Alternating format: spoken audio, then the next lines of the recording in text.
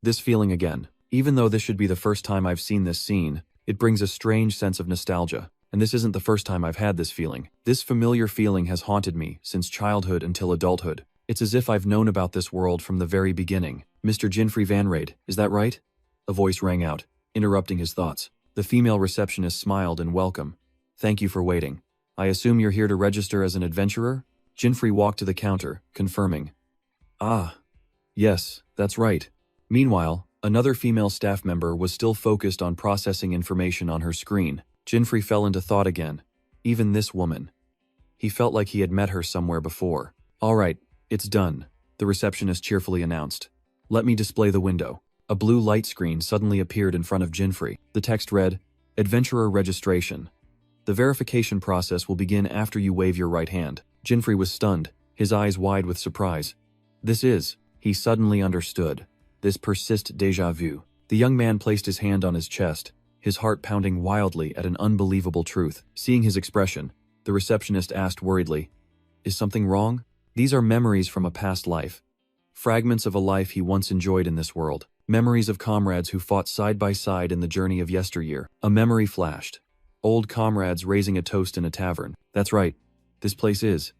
Inside a game I grinded so much I was considered one of the hardcore players. A magnificent world with castles floating amidst the clouds. A world named Grand 7. It was a classic online game where players journeyed through 7 continents to bring peace to the world. Jinfrey was bewildered, asking himself, wait, what are these memories? As fragments of this world suddenly flooded his mind. He was originally just an ordinary person, with the dream of becoming an adventurer so his family could live comfortably. But now, he realized a shocking truth. The world he was living in was the game world from his previous life. A confident smile spread across Jinfrey's lips. This means, I'm practically invincible, the blonde receptionist asked worriedly when she saw him trembling continuously. Jinfrey just smiled faintly, reassuring the girl that there was nothing to worry about. This is just a warrior's excitement, he declared. Things are getting interesting. Standing before the adventurer registration board, he still wondered why his memories returned at this exact moment. But then he decided to fully exploit this advantage, and the name Jinfrey Van Raid appeared on the verification board. The receptionist offered a forced smile, advising him to take care. Jinfrey didn't hesitate, stepping straight into the gate of light to begin his journey. The overwhelming sight of floating islands appeared before his eyes, making him raise a hand to shield against the dazzling light. The system announced that he had entered the starting area, the altar of purification. He exclaimed in astonishment.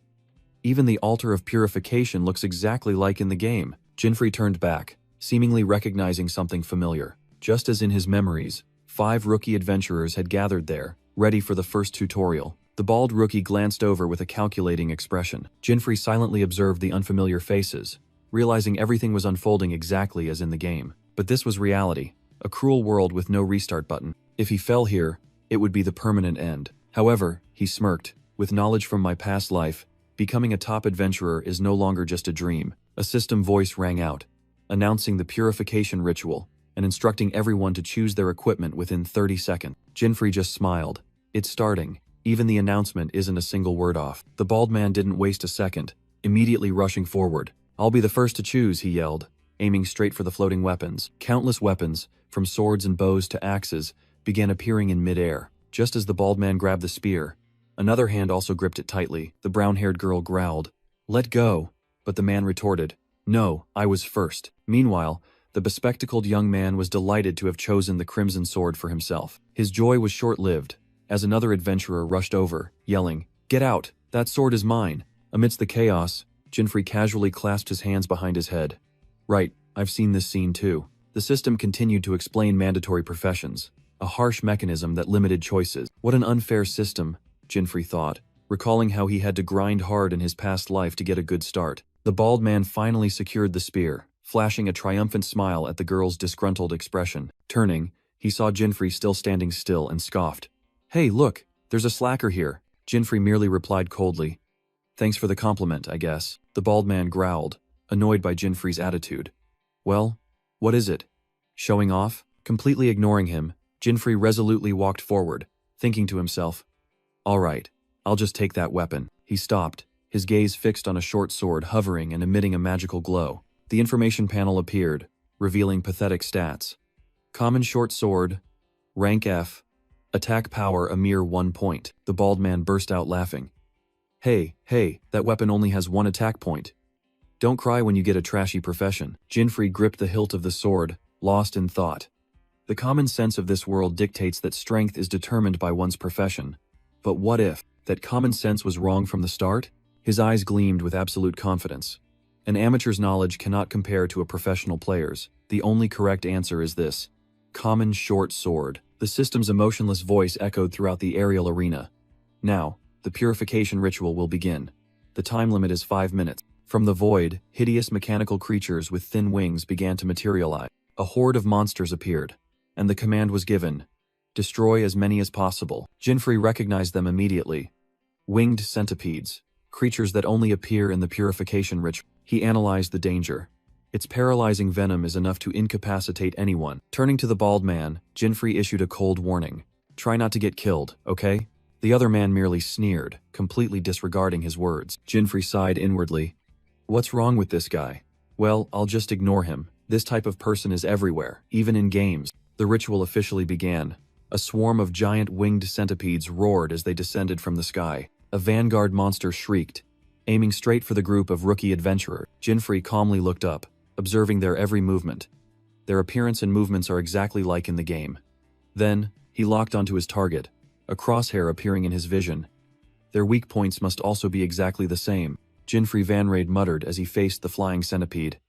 Even if the critical hit system is a bit clunky, he deftly dodged the monster's dive, the short sword in his hand ready. A flash of light, and the flying centipede was torn in half in the blink of an eye. The system notification rang out coldly. Flying centipede has been defeated. The other rookies stood stunned, unable to believe what had just happened. Jinfrey smirked, a satisfied smile on his lips. Perfect. The bald man sneered. Must be a fluke.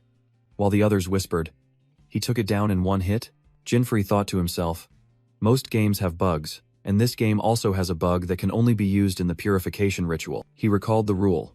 If you attack the flying centipede's weak point with a common short sword, it will become an instant kill. Facing an entire horde of monsters, Jinfrey confidently declared, "Only I know this strategy, and it's truly effective." At the same time, the others were struggling. The girl with the staff struggled to defend herself, while the young man with the splendid sword gritted his teeth in determination. The bald man, however, easily took down 2 monsters at once. He burst into arrogant laughter, shouldering his spear.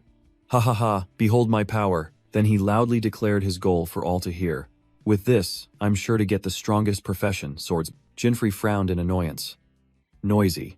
He's even worse than those trolls in games. Another centipede charged forward, its shriek tearing through the air. Oh dear, Jinfrey casually leaned aside, letting the monster glide past him. The centipede braked sharply, stopping right in front of him, ready for a direct confrontation. Jinfrey smiled with interest, getting into position. Perhaps this is even more fun than in the game. Jinfrey Vanrade calmly faced the charging winged centipede. In just a moment, he glided past the monster's side, the blade flashing. The centipede froze, completely unaware of what had just happened. Immediately after, the system announced, "Winged centipede has been defeated." When the time ran out and the purification ritual ended, Jinfrey merely smirked with satisfaction. The profession selection phase began. A girl smiled upon seeing her score of 7 kills, but she still sighed in disappointment. Sigh. With only 7 kills, how can I get a good profession? I wanted to be a summoner. Meanwhile, the young man with glasses collapsed as the notification panel displayed a round 0. Another man burst into maniacal laughter. Ha ha ha, I did it. 15 kills. His joy erupted upon seeing the swordsman profession he had always longed for appear. The bald man nearby also exclaimed in surprise at the impressive achievement. Jinfrey, meanwhile, quietly looked at his own results panel, lost in thought. The bald man swaggered over, patting Jinfrey on the shoulder. Yo Tilda, lucky guy. How about you? Jinfrey indifferently turned around.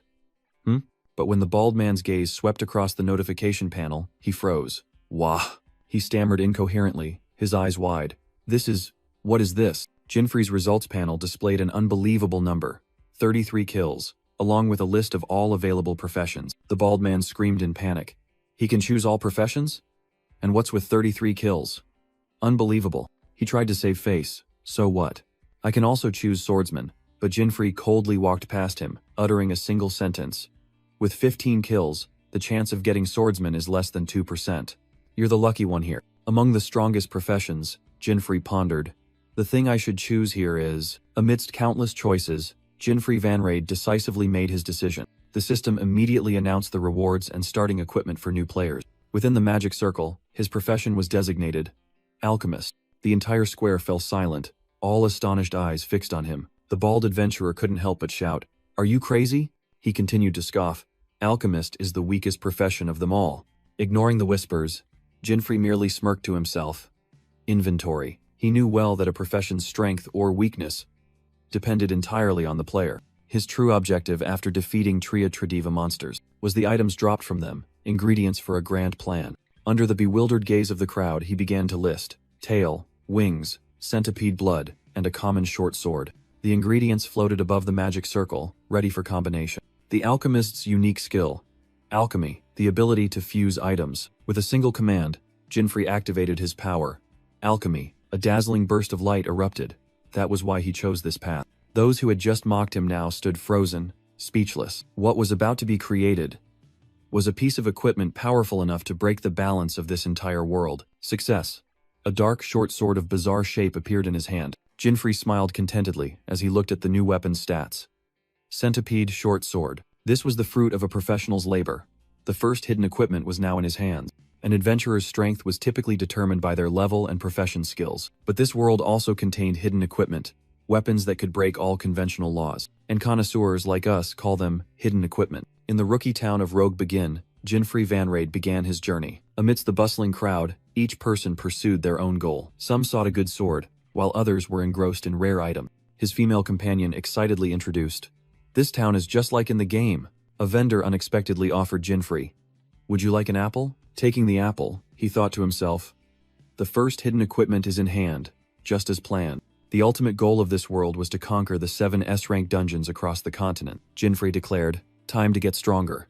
I'll start grinding dungeons now." But instead of starting from F rank, he chose a shortcut, heading straight to the C rank dungeon teleportation gate. Destination: the forest where the guardian god resides. The only condition for escape was to defeat the boss monster. The magic circle lit up, and the dungeon gate closed behind him. The status window appeared, cold and clear.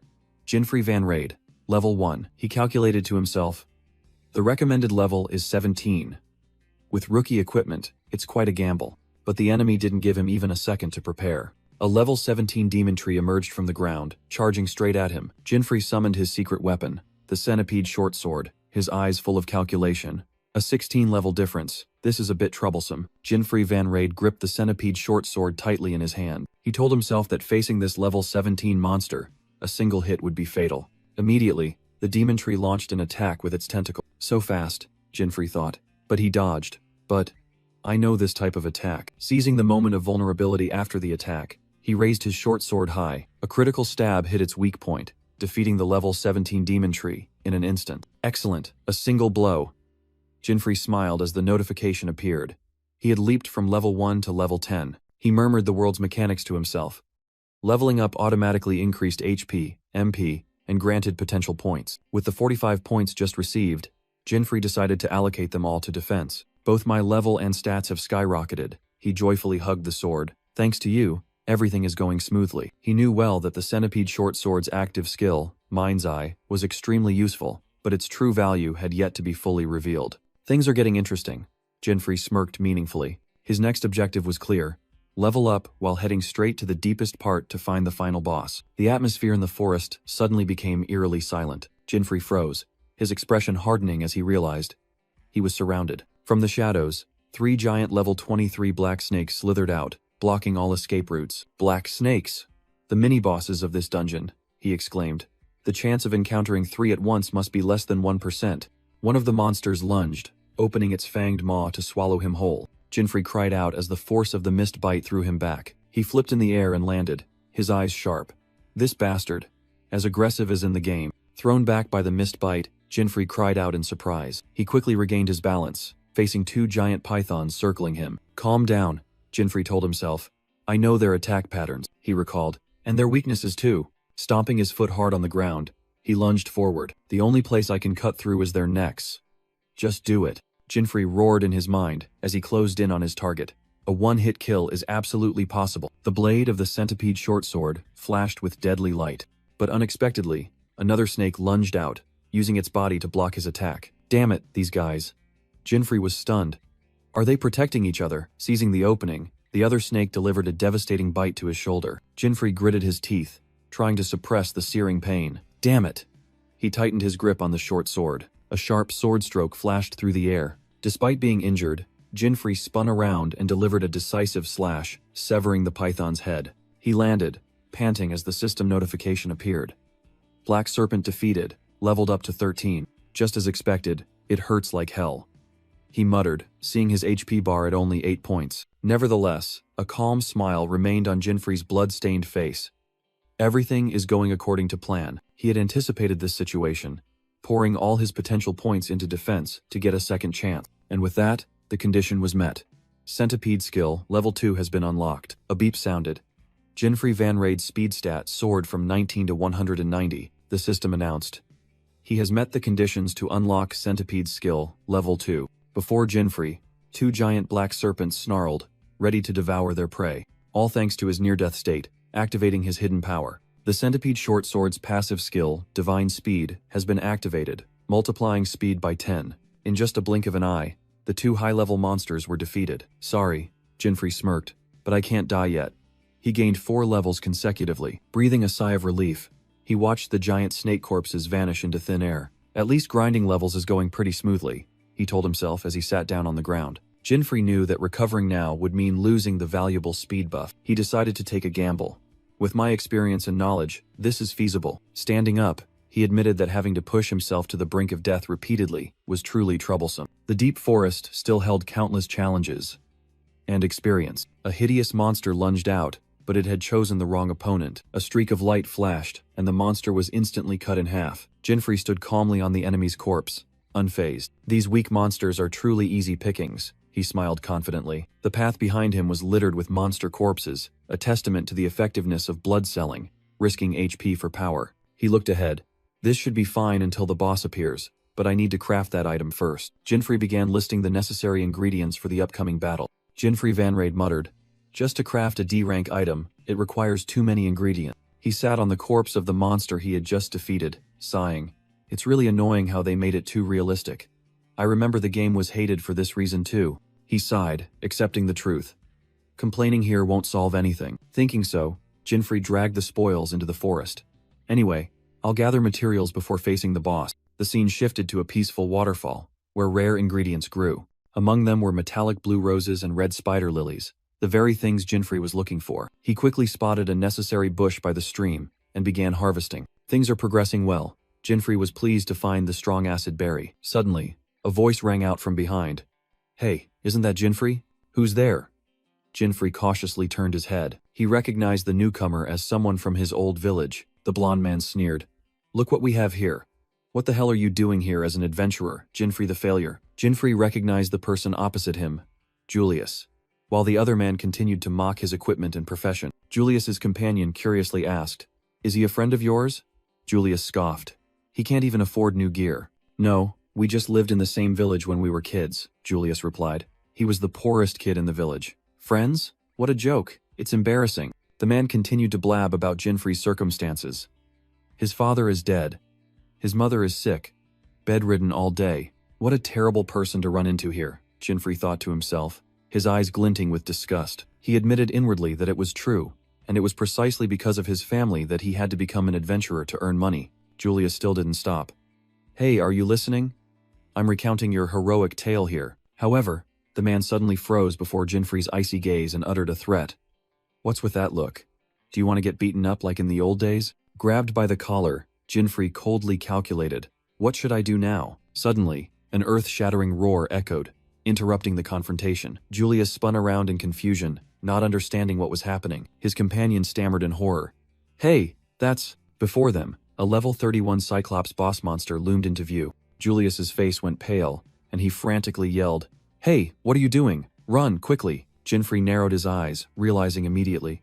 He's being targeted. The giant monster raised its club, aiming directly at Julius's companion. Fresh blood splattered, and Jinfrey could only freeze in shock at the brutal sight. Damn it! Julius collapsed to the ground, screaming in despair as he watched his friend get crushed. System notification. Level 31. Cyclops. Possesses the skill, Monocular Eye. Jinfrey calmly analyzed. This level difference is too dangerous. Its defense is high, my attacks will be hard to penetrate. The giant wooden club was swung by the monster. It took a step that shook the earth. In the blink of an eye, the Cyclops was right behind Jinfrey. Jinfrey realized its new target was him, a cold system notification confirming it. With the effect of the monocular eye skill, he couldn't escape this battle. Looks like there's no other choice, Jinfrey muttered. The centipede short sword appeared in his hand. The Cyclops roared, swinging its club with destructive power. Jinfrey swiftly retreated, narrowly dodging the attack. Jinfrey confidently declared, I know all its moves.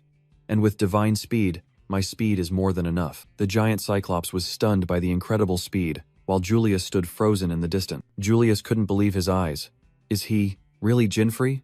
What the hell is going on? Jinfrey's feet glided like the wind, leaving trails of light with every step. But he knew well that just running around wouldn't solve anything. Seizing the opportunity, Jinfrey began to rush up the monster's giant arm. He turned the enemy's massive body into a path leading to its critical weakness. The Cyclops let out a thunderous roar, helpless against such an agile target. He stomped hard on its fist, gaining momentum for a decisive leap. In an instant, Jinfrey was behind the monster's nape, hovering in the air. The weakness was fully exposed.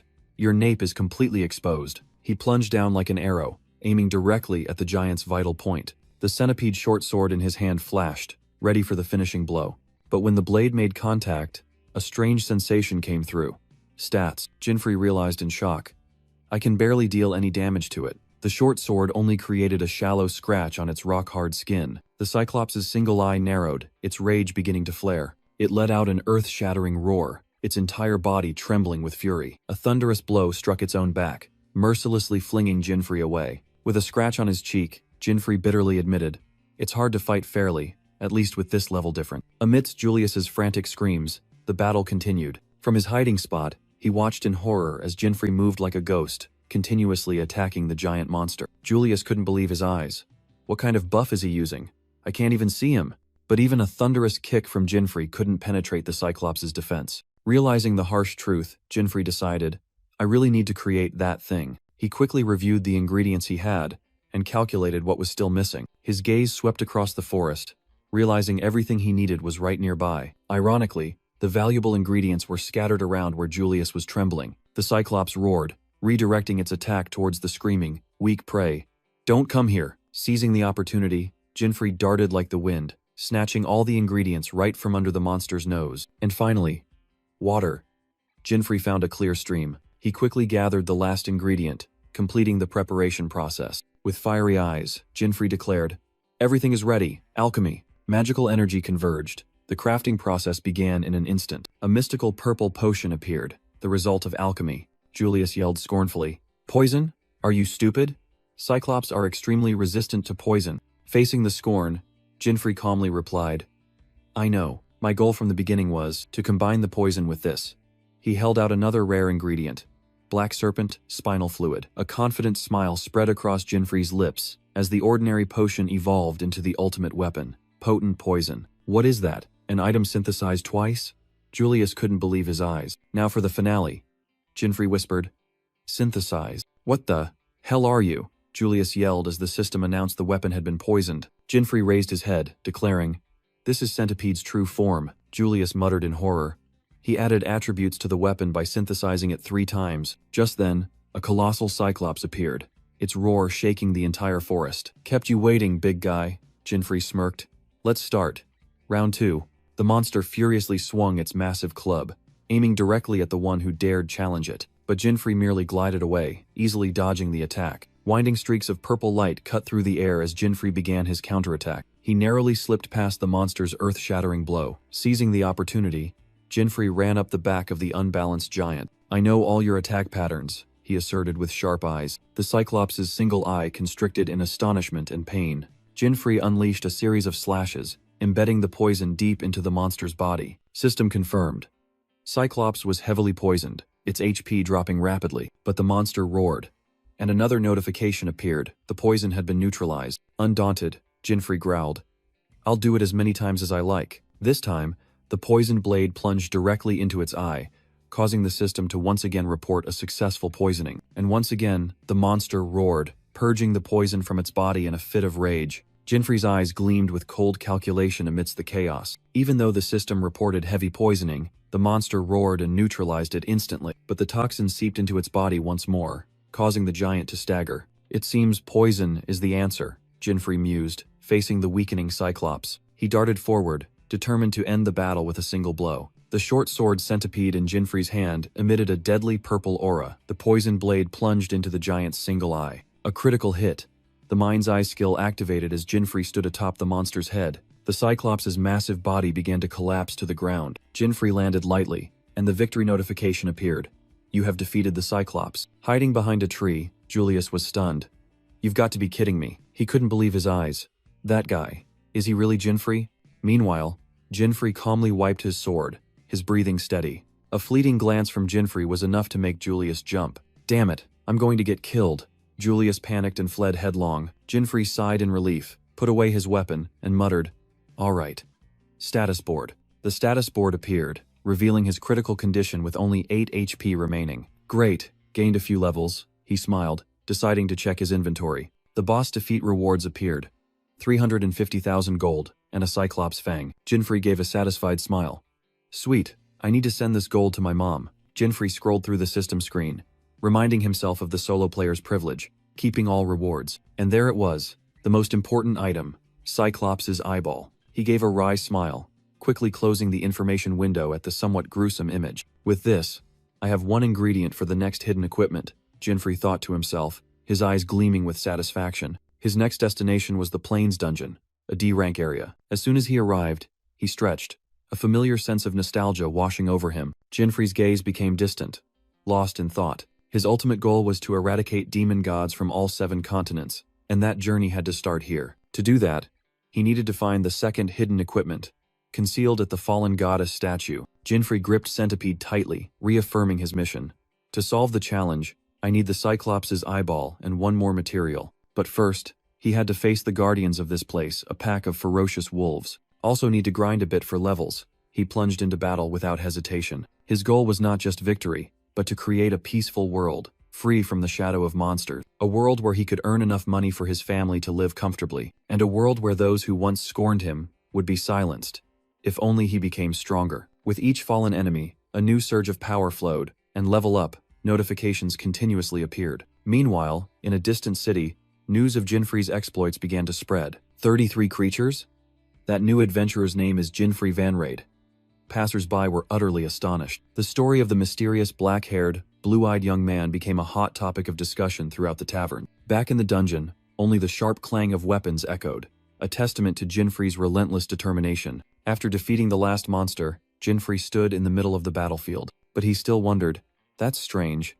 I've searched everywhere, but I haven't found a single one. He had collected all sorts of materials, but the core item, the cobalt bird feather, was still nowhere to be found. There are a total of 7 dungeons on the Sione continent, ranked from F to A, and the D-rank Ping Yuan dungeon, where he was standing, should have the highest spawn rate for cobalt birds. Having no other choice, Jinfrey decided, I guess I'll just head back to the city to find some information. The dark dungeon scenery was quickly replaced by a bustling city. He thought to himself, there must be a general store around here somewhere. There it is. Perhaps asking people here would be helpful. Just as he was about to step inside, a scream rang out from behind the door. A man with a red bandana laughed gleefully, shouting to his comrades, "Ha-ha, brothers, let's scram." The gang of thugs pushed straight into Jinfrey, their leader growling, "Get out of the way, kid." Pushed aside, he silently watched them leave, a doubt arising in his mind. Was this a robbery? Ahead, a mother and her young daughter were strolling, unaware of the danger rushing towards them. The mother was startled to see the aggressive group of people running towards her. Without hesitation, a thug swung his arm and pushed the little girl down. The little girl fell backward, a terrified scream ringing out. But before she hit the ground, a steady arm caught her. Jinfrey had intervened. Holding the child in his arms, he turned around, his sharp, cold gaze fixed directly on the thugs. The leader suddenly froze, a cold sense of unease running down his spine. The mother profusely thanked Jinfrey, but he merely replied coldly, "It's nothing." Meanwhile, in another alley, the thugs had made their escape. An elderly man suddenly gritted his teeth and cursed. Those damn Shan Quan. It turned out to be the shopkeeper, who explained to Jinfrey about the Shan Quan gang that had just swept through the area. Jinfrey suddenly realized, so, the overhunting of cobalt birds was also their doing. Anger flared within him. So it was all their fault. The shopkeeper sighed wearily, telling of their cruelty and how he had to temporarily close his shop. Jinfrey stood silently in the street, his gaze pensive as he looked at the innocent civilians. The Shan Quan gang, he thought to himself, truly troublesome, facing an entire gang alone. Even he didn't want to get involved, but the trouble they caused only accounted for 10% of his anger, while the hunting of cobalt birds accounted for 90%. Jinfrey was absolutely furious. I'll go after them, he decided and dashed off. The small alley was now silent, not a soul in sight. Jinfrey cautiously hid behind a corner, silently observing, and then he found them, the entire gang gathered, celebrating in a courtyard. The leader boasted of his exploits, while a subordinate reminded him of the boss's order to move. They're carrying the stolen goods, Jinfrey muttered. Now then, where are the cobalt bird feathers? His gaze swept over the crates and stolen items. Then he noticed a wooden tray containing glass vials. That's it. Inside those vials was his target.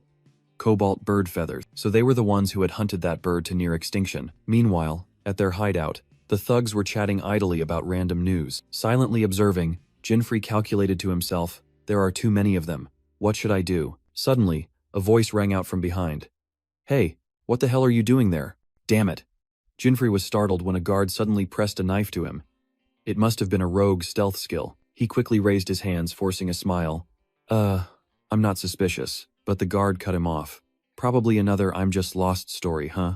Jinfrey coldly listened to the threat. We've already killed a spy from another guild who spouted similar nonsense. Without warning, the guard swung his knife to attack, and Jinfrey swiftly dodged the blow. So sudden, he was momentarily surprised by his opponent's decisiveness. It seems there's no other way, Jinfrey muttered, and his short sword centipede immediately appeared in his hand. With weapon in hand, he calmly faced the guard's incoming blade. A powerful stomp aimed directly at the opponent's instep. Seizing the moment the guard lost his balance, Jinfrey slipped past and swung the hilt of his sword upward. A precise strike to the nape of the neck made the guard collapse unconscious. The strange noise caught the attention of the thugs inside, and the leader asked, "What was that sound?" Oh no. Jinfrey realized he had been discovered as all the thugs turned their gaze towards him. He raised his hands in surrender. Wait.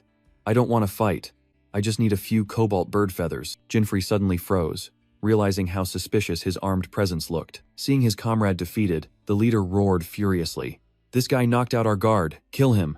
What a nuisance. Jinfrey sighed, his eyes sharpening.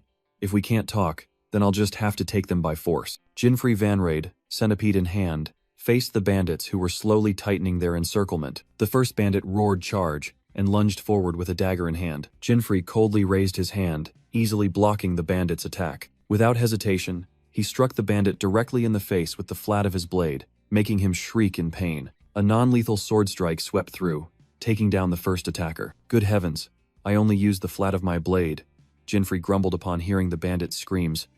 Overreacting will only provoke them further. 3 other bandits, weapons in hand, advanced simultaneously with menacing expression. Dealing with an entire gang is truly troublesome, Jinfrey thought to himself as another bandit yelled, "Die, you brat," and charged. He lightly ducked, neatly dodging the powerful horizontal weapon swing. Seizing the opportunity, Jinfrey delivered a direct kick to the enemy's stomach. The bandit staggered back, his spear flying towards Jinfrey. He calmly reached out and deftly caught his opponent's weapon. Then, using the spear's shaft, Jinfrey thrust it forcefully into the bandit's face, taking down the second one. A system notification appeared.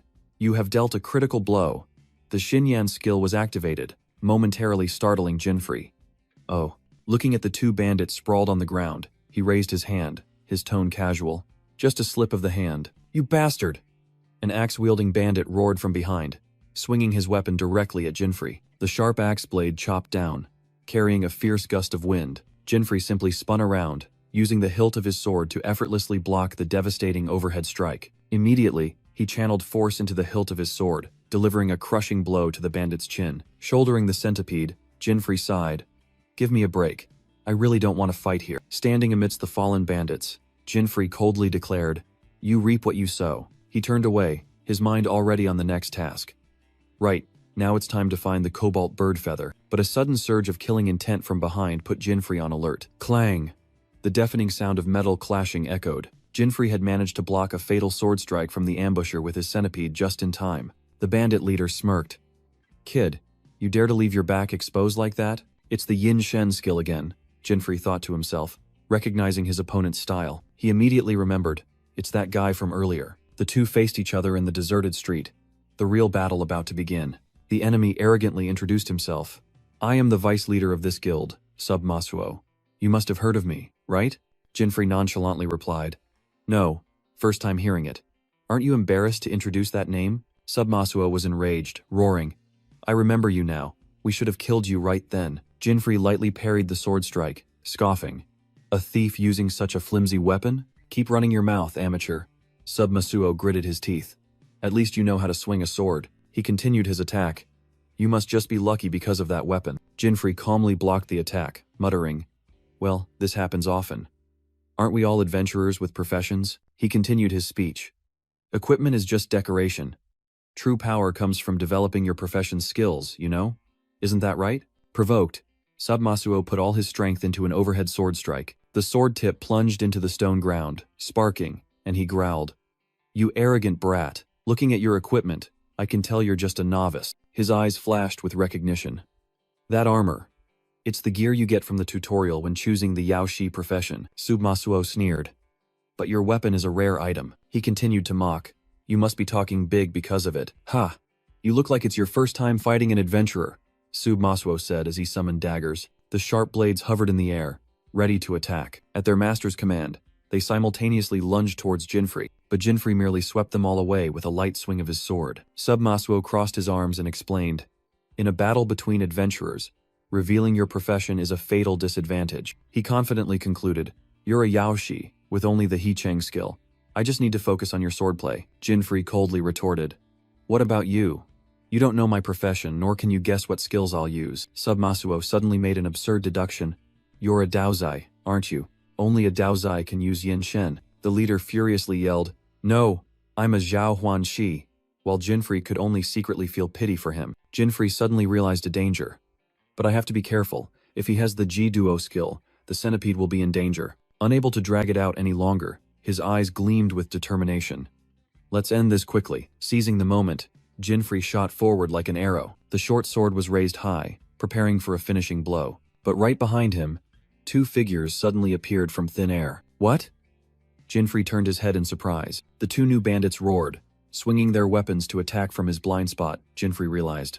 These guys are using Yin Shen too. He immediately flipped backward, narrowly dodging the dangerous sword strike. Jinfrey Van Raid skimmed close to the ground, his eyes blazing after dodging the attack. His centipede short sword swung up, aiming straight at the target. Instead of the blade, the hilt was thrust out with a dangerous jab straight into Sub Masuo's groin. A supercritical hit was registered, activating the Sin Yan skill. The leader only saw stars twinkling before his consciousness plunged into darkness. His horrified scream echoed throughout the ruined street. Sub Masuo collapsed, foaming at the mouth amidst the desperate cries of his comrade. Just a slip of the hand, Jinfrey casually remarked, and a critical hit to boot. He coldly turned to the remaining thugs. Now then, it seems the fight is over, doesn't it? Jinfrey gestured with his chin towards the twitching leader. If you don't want to end up like him. Suddenly, killing intent erupted, and his sword glowed red. Hand over the cobalt bird feather. He stood there, intimidating the two trembling thugs at his feet. Jinfrey repeated his demand, his voice brooking no refusal. The two thugs turned pale, stammering. Sir, did you say cobalt bird feather? One of them pretended to comply, then suddenly yelled, pointing at him. There he is, it's him. Reinforcements swarmed in, unanimously accusing Jinfrey of being an enemy guild member who had taken down their men. Good grief, Jinfrey sighed wearily. These guys are swarming like disturbed bees. The encirclement tightened, with numerous sharp spears pointed directly at him from all sides. The newly arrived Shanquan gang reinforcements immediately put on airs. You've got some nerve messing with us, kid. But then they froze at the sight before them. Wait, deputy leader? The whole group stared in panic at Sub Masuo, sprawled in the street, while Jinfrey stood there nonchalantly. He's completely unconscious. One of them whispered upon seeing their deputy leader foaming at the mouth. Unable to believe it, they started making excuses. He's probably just drunk. This bastard fought dirty. Jinfrey merely chuckled to himself. He is indeed drunk. Drunk on his own paltry strength. Just then, an authoritative voice rang out from the end of the alley. What's all this commotion? Their gang leader, a burly man, strode in with two female members. This man's aura was completely different, his eyes sharp and stern. The thugs cheered as if seeing a savior. Gang leader, you've arrived. One immediately pointed at Jinfrey, tattling with a resentful expression. Jinfrey calmly assessed. So this is the leader of this gang. The gang leader frowned and asked. Someone came here to cause trouble with our gang. Look, even the deputy leader was dealt with by him. A thug pointed at the motionless Sub Masuo. The gang leader's gaze turned icy, and he looked directly at the stranger who had caused this mess. Jinfrey didn't flinch, meeting that gaze with a challenging look. The gang leader questioned, "Hey kid, which gang are you from?" "I'm a solo player, not affiliated with any gang," Jinfrey replied decisively. That answer stunned the gang leader, who pointed at Jinfrey and stammered, "You mean, all of this was done by you alone?" "I did," Jinfrey casually admitted, causing the gang leader to burst into laughter. Surprisingly, the leader seemed intrigued. "I like you. Join my gang." The sudden invitation left Jinfrey dumbfounded, completely bewildered by what was happening. Seeing his subordinate's astonishment, the gang leader crossed his arms and explained, "Normally, I would have made him regret daring to touch our gang members, but he took down Submasuo. This kid isn't bad, so I'll let you join the gang." The gang leader clapped Jinfrey on the shoulder familiarly. "What's wrong, kid? Too happy to speak? Come on, let's go grab a few drinks first, shall we?" "I refuse," Jinfrey replied coldly, his face obscured in shadow. The smile on the gang leader's face vanished, his hand tightening on the young man's shoulder. Jinfrey bluntly declared, "I'm only here for the cobalt bird feather, and to avenge the general store and the little girl. Who would want to join your pathetic excuse for a gang? Hand over the cobalt bird feather now." The insult left the gang leader and his subordinates dumbfounded. "Pathetic?" the leader growled, killing intent beginning to spread. "Kid, did I hear that right?" "That's right," Jinfrey affirmed confidently. "You're a trashy gang that only knows how to bully the weak. A truly pathetic bunch." Enraged, the gang leader swung a colossal battle axe, bringing it down straight onto Jinfrey's head. The centipede short sword flashed, blocking the powerful axe blade just in the nick of time. Jinfrey stood firm, even as the impact shattered the stone ground beneath his feet. The axe blade embedded itself deep into the ground, leaving a massive crack. "Right," the gang leader's eyes blazed. "I've changed my mind. This is the first time I've met such an insolent brat. I'll beat you to a pulp and then make you my slave, kid." Faced with the threat, Jinfrey calmly analyzed. This attack power. He's probably not a Dao Ze. Jinfrey dodged the gang leader's overhead strike. The leader frantically swung his axe, but Jinfrey was a step faster, rolling neatly out of the way. With a skillful leap, he effortlessly created a safe distance. It'll be troublesome if he uses his class skills. I have to take him down before that. Without hesitation, Jinfrey charged straight at the leader who was swinging his axe. He ducked low, the sharp axe blade grazing his hair by a hair's breadth. The leader was stunned. "What?" Seizing the opening, Jinfrey struck the opponent's stomach hard with the flat of his blade. "Ugh! How dare you use the flat of your blade? You insolent brat!" the leader roared, both in pain and enraged. Even so, he had to admit, "He really hits hard. I'll give him that. I need to avoid a direct confrontation." Jinfrey also narrowed his eyes in assessment. This guy is tough. Suddenly, the leader muttered a system command. "Unequip." The giant battle axe in his hand vanished into thin air. Jinfrey was surprised. Why is he putting away his weapon? But then he quickly realized. So that's it. His class is. A surge of crimson aura erupted from the leader's body as he shouted, "Melee." His entire body swelled, muscles bulging under the effect of the fighter skill, doubling physical stats for 3 minutes. The bandits outside cheered wildly. "It's the boss's special move. Melee." Now Jinfrey was certain. He's a fighter. The leader tensed his body, his fists clenched powerfully. He launched a devastating punch straight at Jinfrey, but the punch only grazed past, shattering the wall behind him by a hair's breadth. Jinfrey thought to himself, a fighter's melee. One hit and I'm done for. Giving him no time to think, the leader had already spun around. "Die, brat," he roared, charging like a wild beast. Jinfrey remained calm, his short sword flashing in his hand. The second punch, carrying an overwhelming killing intent, came crashing down. Seizing the opportunity, Jinfrey dodged and stabbed a fatal blow into the opponent's hip. The leader screamed in pain as Jinfrey's mind's eye skill activated. The thugs outside were stunned, silent, unable to believe their eyes. Their leader was sent flying, collapsing unconscious on the ground. He defeated the leader. Wait a minute. Isn't he that rising adventurer? A bandit suddenly remembered the description. That's right. Black hair, blue eyes. All eyes turned to the young man with black hair and piercing blue eyes. They all recognized him at once, their faces pale with terror. There's no mistake. It's the blue-eyed Jinfrey. Jinfrey looked at them in confusion and asked, "Hey you guys," but he was met only by frantic screams and the sight of the entire bandit gang scattering in panic. Jinfrey was still bewildered, wondering why the bandits knew his name and abandoned their leader. Putting aside his questions, he decided to continue his quest, to find the cobalt bird feather and return the treasure. His journey led him to a new, gloomy, and perilous location, Sigrun Falls, a B-rank dungeon. The final boss Baphomet was defeated in the blink of an eye, an overly easy victory compared to the previous Cyclops battle. Venturing deeper inside, Jinfrey stood before an ancient and majestic structure. He silently faced the familiar angel statue, a secret only he knew. "I've missed you greatly," Jinfrey whispered to the fallen goddess statue. He knew well that solving the mechanism on this statue would yield the second hidden equipment. With the Cyclops eye and cobalt bird feather in hand, he declared, "Now is the time for our reunion." Even the most intuitive adventurers only realized the mystery lay in the statue's eye, and only a few of them knew how to insert the Cyclops eye into that empty socket. But Jinfrey knew an even deeper secret, a tiny, feather-sized slit hidden behind the stone wings. The feather fit perfectly into place, and an ancient magic circle immediately lit up. A dazzling light enveloped the space, signaling that the goddess's wish had been fulfilled. From the newly filled stone eye, a shimmering tear began to fall. The fallen goddess statue shed tears of joy, crystallizing into a pure golden chalice. And then, from within the light, the second hidden equipment gradually materialized. Lucifer's halo, a legendary artifact with the abilities of mind-reading and magic sensing. Jinfrey took the halo, thinking with satisfaction. With this kind of power, it was worth the effort to obtain. Jinfrey stood before the fallen goddess statue, the origin of the treasure he had just received. With a confident smile, he whispered, "Lucifer's halo.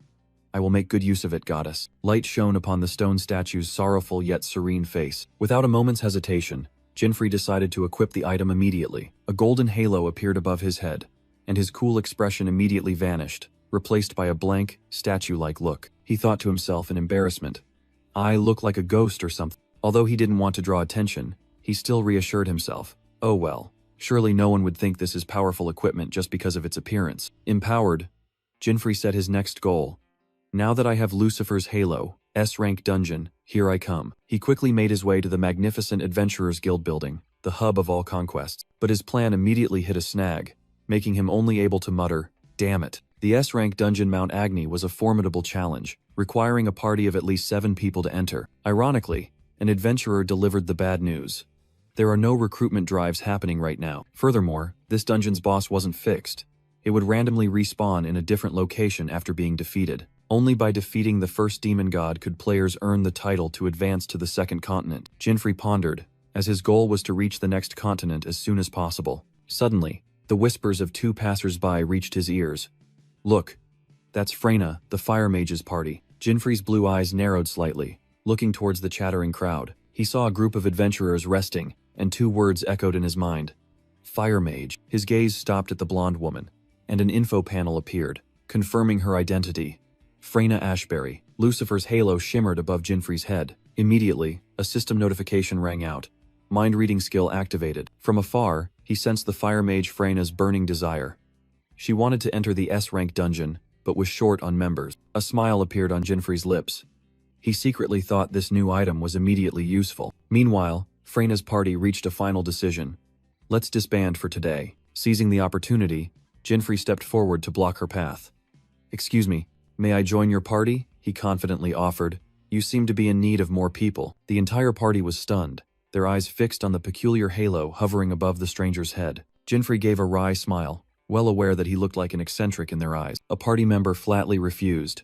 "We've decided to give up. You should look for someone else." But the skill revealed another truth. This man was feeling compassion, thinking about his injured comrade in the hospital. "So that's it," Jinfrey muttered. "They're short-handed because a member is injured." Ignoring the refusal, he turned directly to Freyna. "I want to hear the captain's opinion." He stared into her eyes, probing. "You seem worried. Do you have something urgent in the S-rank dungeon?" Although Freyna coldly replied, "It's none of your business," Jinfrey had already read her worry for her missing father. The female mage's face was heavy with unconcealable sorrow. Suddenly, Jinfrey sensed another wave of anxiety, which left him bewildered. A massive info panel about Freyna's thoughts suddenly appeared, making Jinfrey recoil in everyone's astonishment. Trying to regain his composure, he formally introduced himself. "My name is Jinfrey, and I also want to enter the S-rank dungeon as soon as possible." Arthur suddenly remembered. Jinfrey. Where have I heard that name before? The entire party was shocked. Could it be the person mentioned in the news? The one who annihilated 33 monsters at the Hardis? Mal Alter? Jinfrey could only give a forced laugh. Sigh, so I'm in the news now.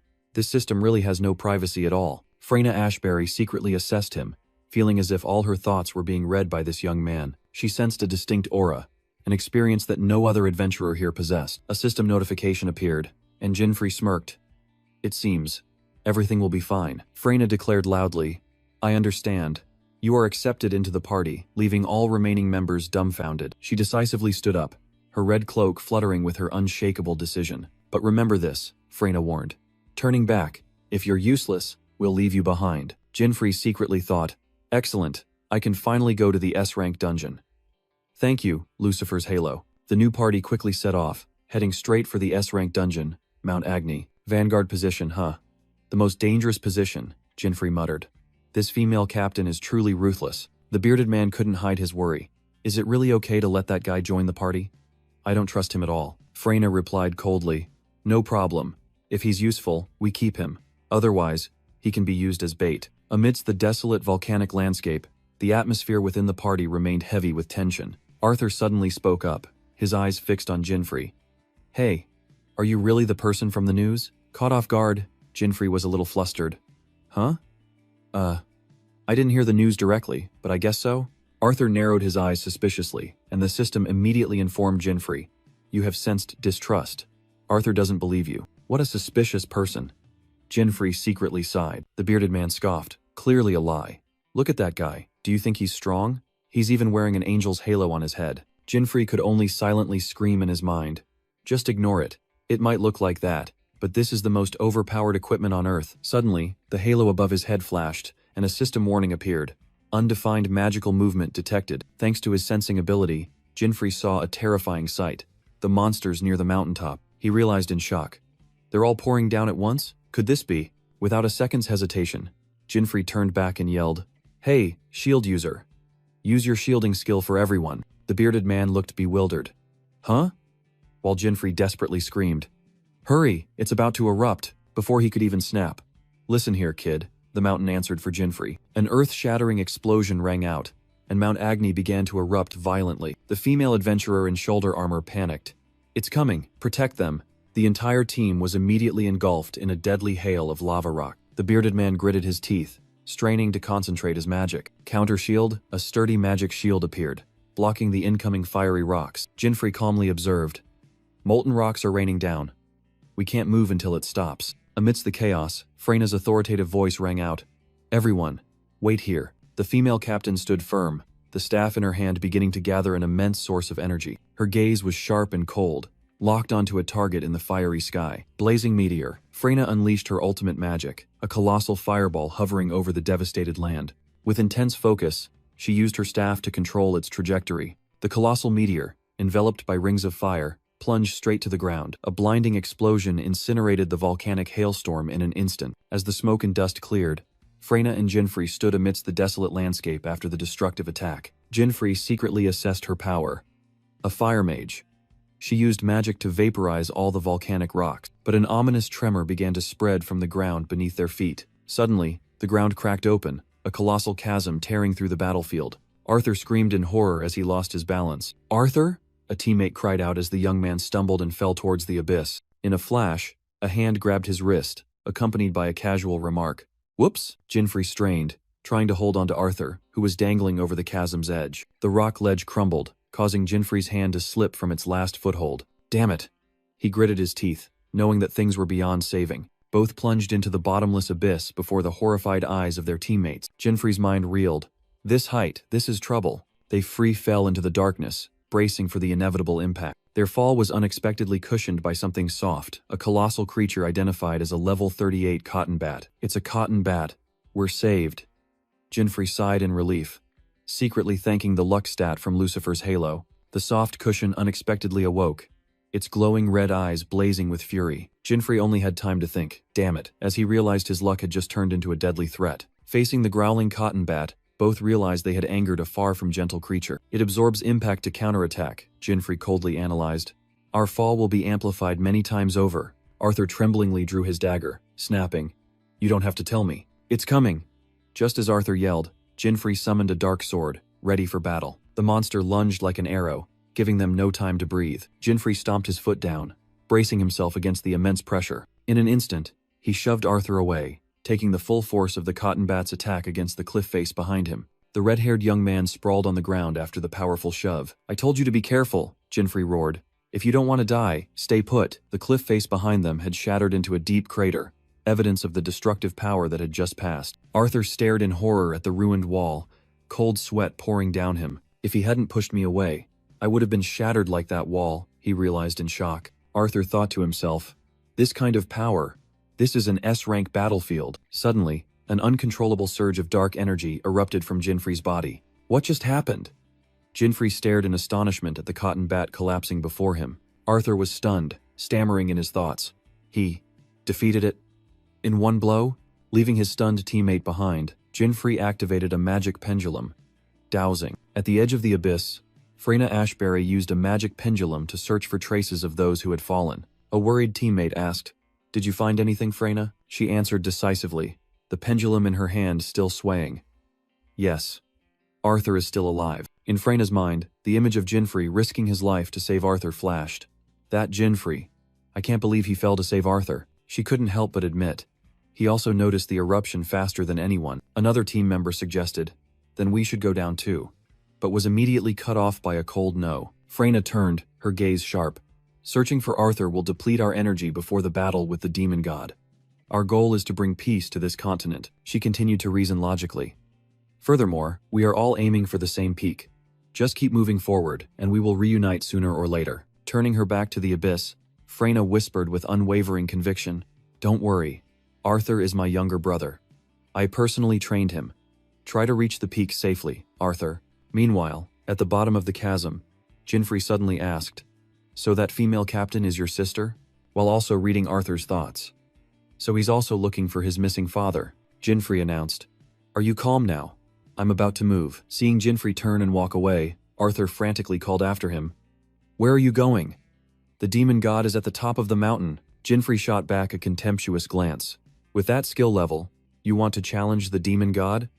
You'll definitely die. Before Arthur's stunned face, Jinfrey calmly declared, I'm going to do a little hunting down here. A system window appeared, revealing Arthur's conflicted inner thoughts. He felt conflicted, but also yearned to become stronger. As if reading his mind, Jinfrey made an offer. Follow me, if you want to become stronger. After a moment of bewilderment, Arthur let out a dry laugh, as if he had just accepted a crazy gamble. But then he screamed when he understood Jinfrey's intention. This is the little hunting you were talking about. Before them was a sea of fire, a horde of flame-bone birds, level 41, 42, waiting. Arthur hid behind the cliff, dodging the flame-bone bird's fiery attack. The flame-bone bird swooped down, determined to devour the intruder alive. Can't let it get close, Arthur muttered, raising his magic bow. He calmly drew his bowstring, aiming straight at the approaching monster. While it's approaching, I'll shoot it down. The arrow tore through the wind, embedding itself straight into the flame-bone bird's head with terrifying force. The fiery creature collapsed. Arthur stood there, bow still in hand, witnessing his victory. He smiled faintly with confidence. Don't underestimate me. In a one-on-one fight, I won't lose. Suddenly remembering his companion, Arthur turned to look for him. Right. What about him? He froze. Jinfrey was meditating amidst a field of scattered flame-bone bird corpses. Jinfrey casually bit into a piece of skewered meat, turning to ask, Done already? Arthur's jaw dropped when he realized Jinfrey was eating items dropped by monsters, even offering him a skewer. Suddenly, a giant salamander monster burst from the shadows, swinging its claws to attack Arthur. Jinfrey immediately rushed to catch Arthur, who was staggering from the sudden blow. Are you okay? Despite being injured, Arthur tried to act tough. I'm fine.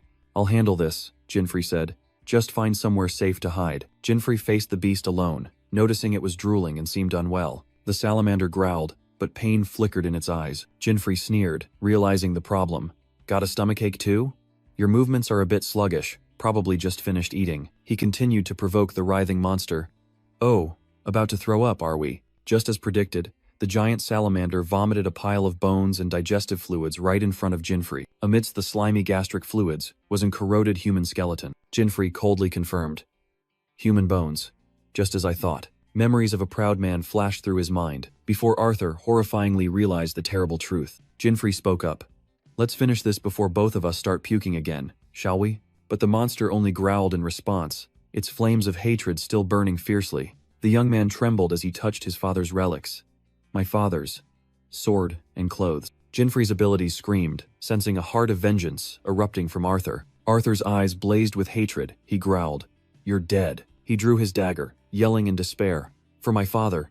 Jinfrey could only watch as Arthur charged at the giant monster. Jinfrey frantically yelled, Hey wait, stop, calm down. But rage had consumed his reason, and Arthur was mercilessly thrown back. He was flung far away. The power disparity was too obvious. Arthur stumbled to his feet, muttering, "I'll tear you apart." He charged forward once more, defying the danger. But this time, Jinfrey seized the opportunity to stop him. Jinfrey yelled, "Are you deaf?" I said, "Wait a minute." Arthur struggled wildly. "Shut up. Let me go. You'll really die. Salamanders aren't something you hunt alone," Jinfrey shouted loudly, trying to awaken him. "Calm down right now. If you die here too, what will happen to the rest of your family?" Arthur's eyes were empty, sinking into despair. Jinfrey coldly spoke. "You know, don't you? That thing isn't something you can defeat on your own." "Of course I know," Arthur cried out in tears. "But what else can I do?" Suppressed grief surged. "That thing, my father," the system chimed, clearly sensing Arthur's extreme rage and helplessness. Jinfrey gently let go, realizing harsh words were no longer effective. After a while, Arthur sat up, his voice hoarse. "Sorry for yelling like that." "Arthur," Jinfrey called his name, breaking the heavy silence. Jinfrey began to outline a plan. "Your profession is hunter, right? Then you can use battle cry. Check your inventory." Arthur looked bewildered, not understanding his new teammate's intention. He was surprised to find a clump of cotton bat fluff in his inventory. "Why is this here?" Jinfrey smirked, explaining, "That's from the hunter's hidden skill. Looks like you've got some good stuff." "A hidden skill?" Arthur wondered, but Jinfrey cut him off. "That's for later. Listen carefully. I have a plan." With a confident smile, Jinfrey declared, "If all goes well, we can defeat it." His eyes sharpened, concluding, "All right, just do as I said." Arthur muttered, still skeptical. "A plan to defeat that salamander. Just the two of us?" He looked at the vast distance between them and the monster, but then the hesitation in Arthur's eyes vanished, replaced by a burning flame of determination. The salamander roared. Sensing the intentions of the two tiny figures before it, Jinfrey commanded decisively, "Buff me." Arthur immediately replied, "Understood." Arthur focused his mind on the incantation, preparing to cast the skill. "Oh, spirit residing in my words, rise with all your might and lead us to victory." A surge of energy erupted, and the skill battle cry was activated. Jinfrey stood firm amidst the swirling lightning, the system announcing that his strength and speed had surged by 30%. The salamander sensed the change, letting out a confused roar. Arthur held out a clump of cotton bat fluff. "Here, this is what you need." Jinfrey took it, smiling mysteriously. "Thanks." Battle cry really made my stomach feel a lot better. "So, sticking to the plan?"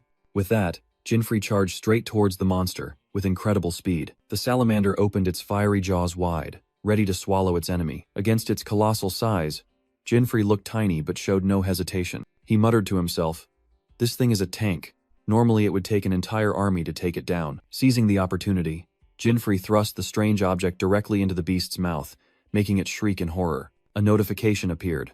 "Salamander, subspecies, has been severely poisoned." Jinfrey calmly explained, "I used centipede venom for this. And there's more," he finished, as a streak of light shot towards them. Arthur's arrow struck precisely between the monster's eyebrows, a critical hit. Jinfrey glanced at his teammate. Arthur still held his bow drawn. He smirked with satisfaction. "Just as planned. The salamander's weak point is right between its eyebrows." Arthur looked at his arrow, still a little amazed by the plan's precision. Jinfrey turned back to face the weakening monster, telling Arthur, "A melee fighter would have a tough time. Good thing you're here." Arthur quickly drew another arrow, ready for the next volley. Meanwhile, Jinfrey closed in, swinging his sword straight at the monster's jaw.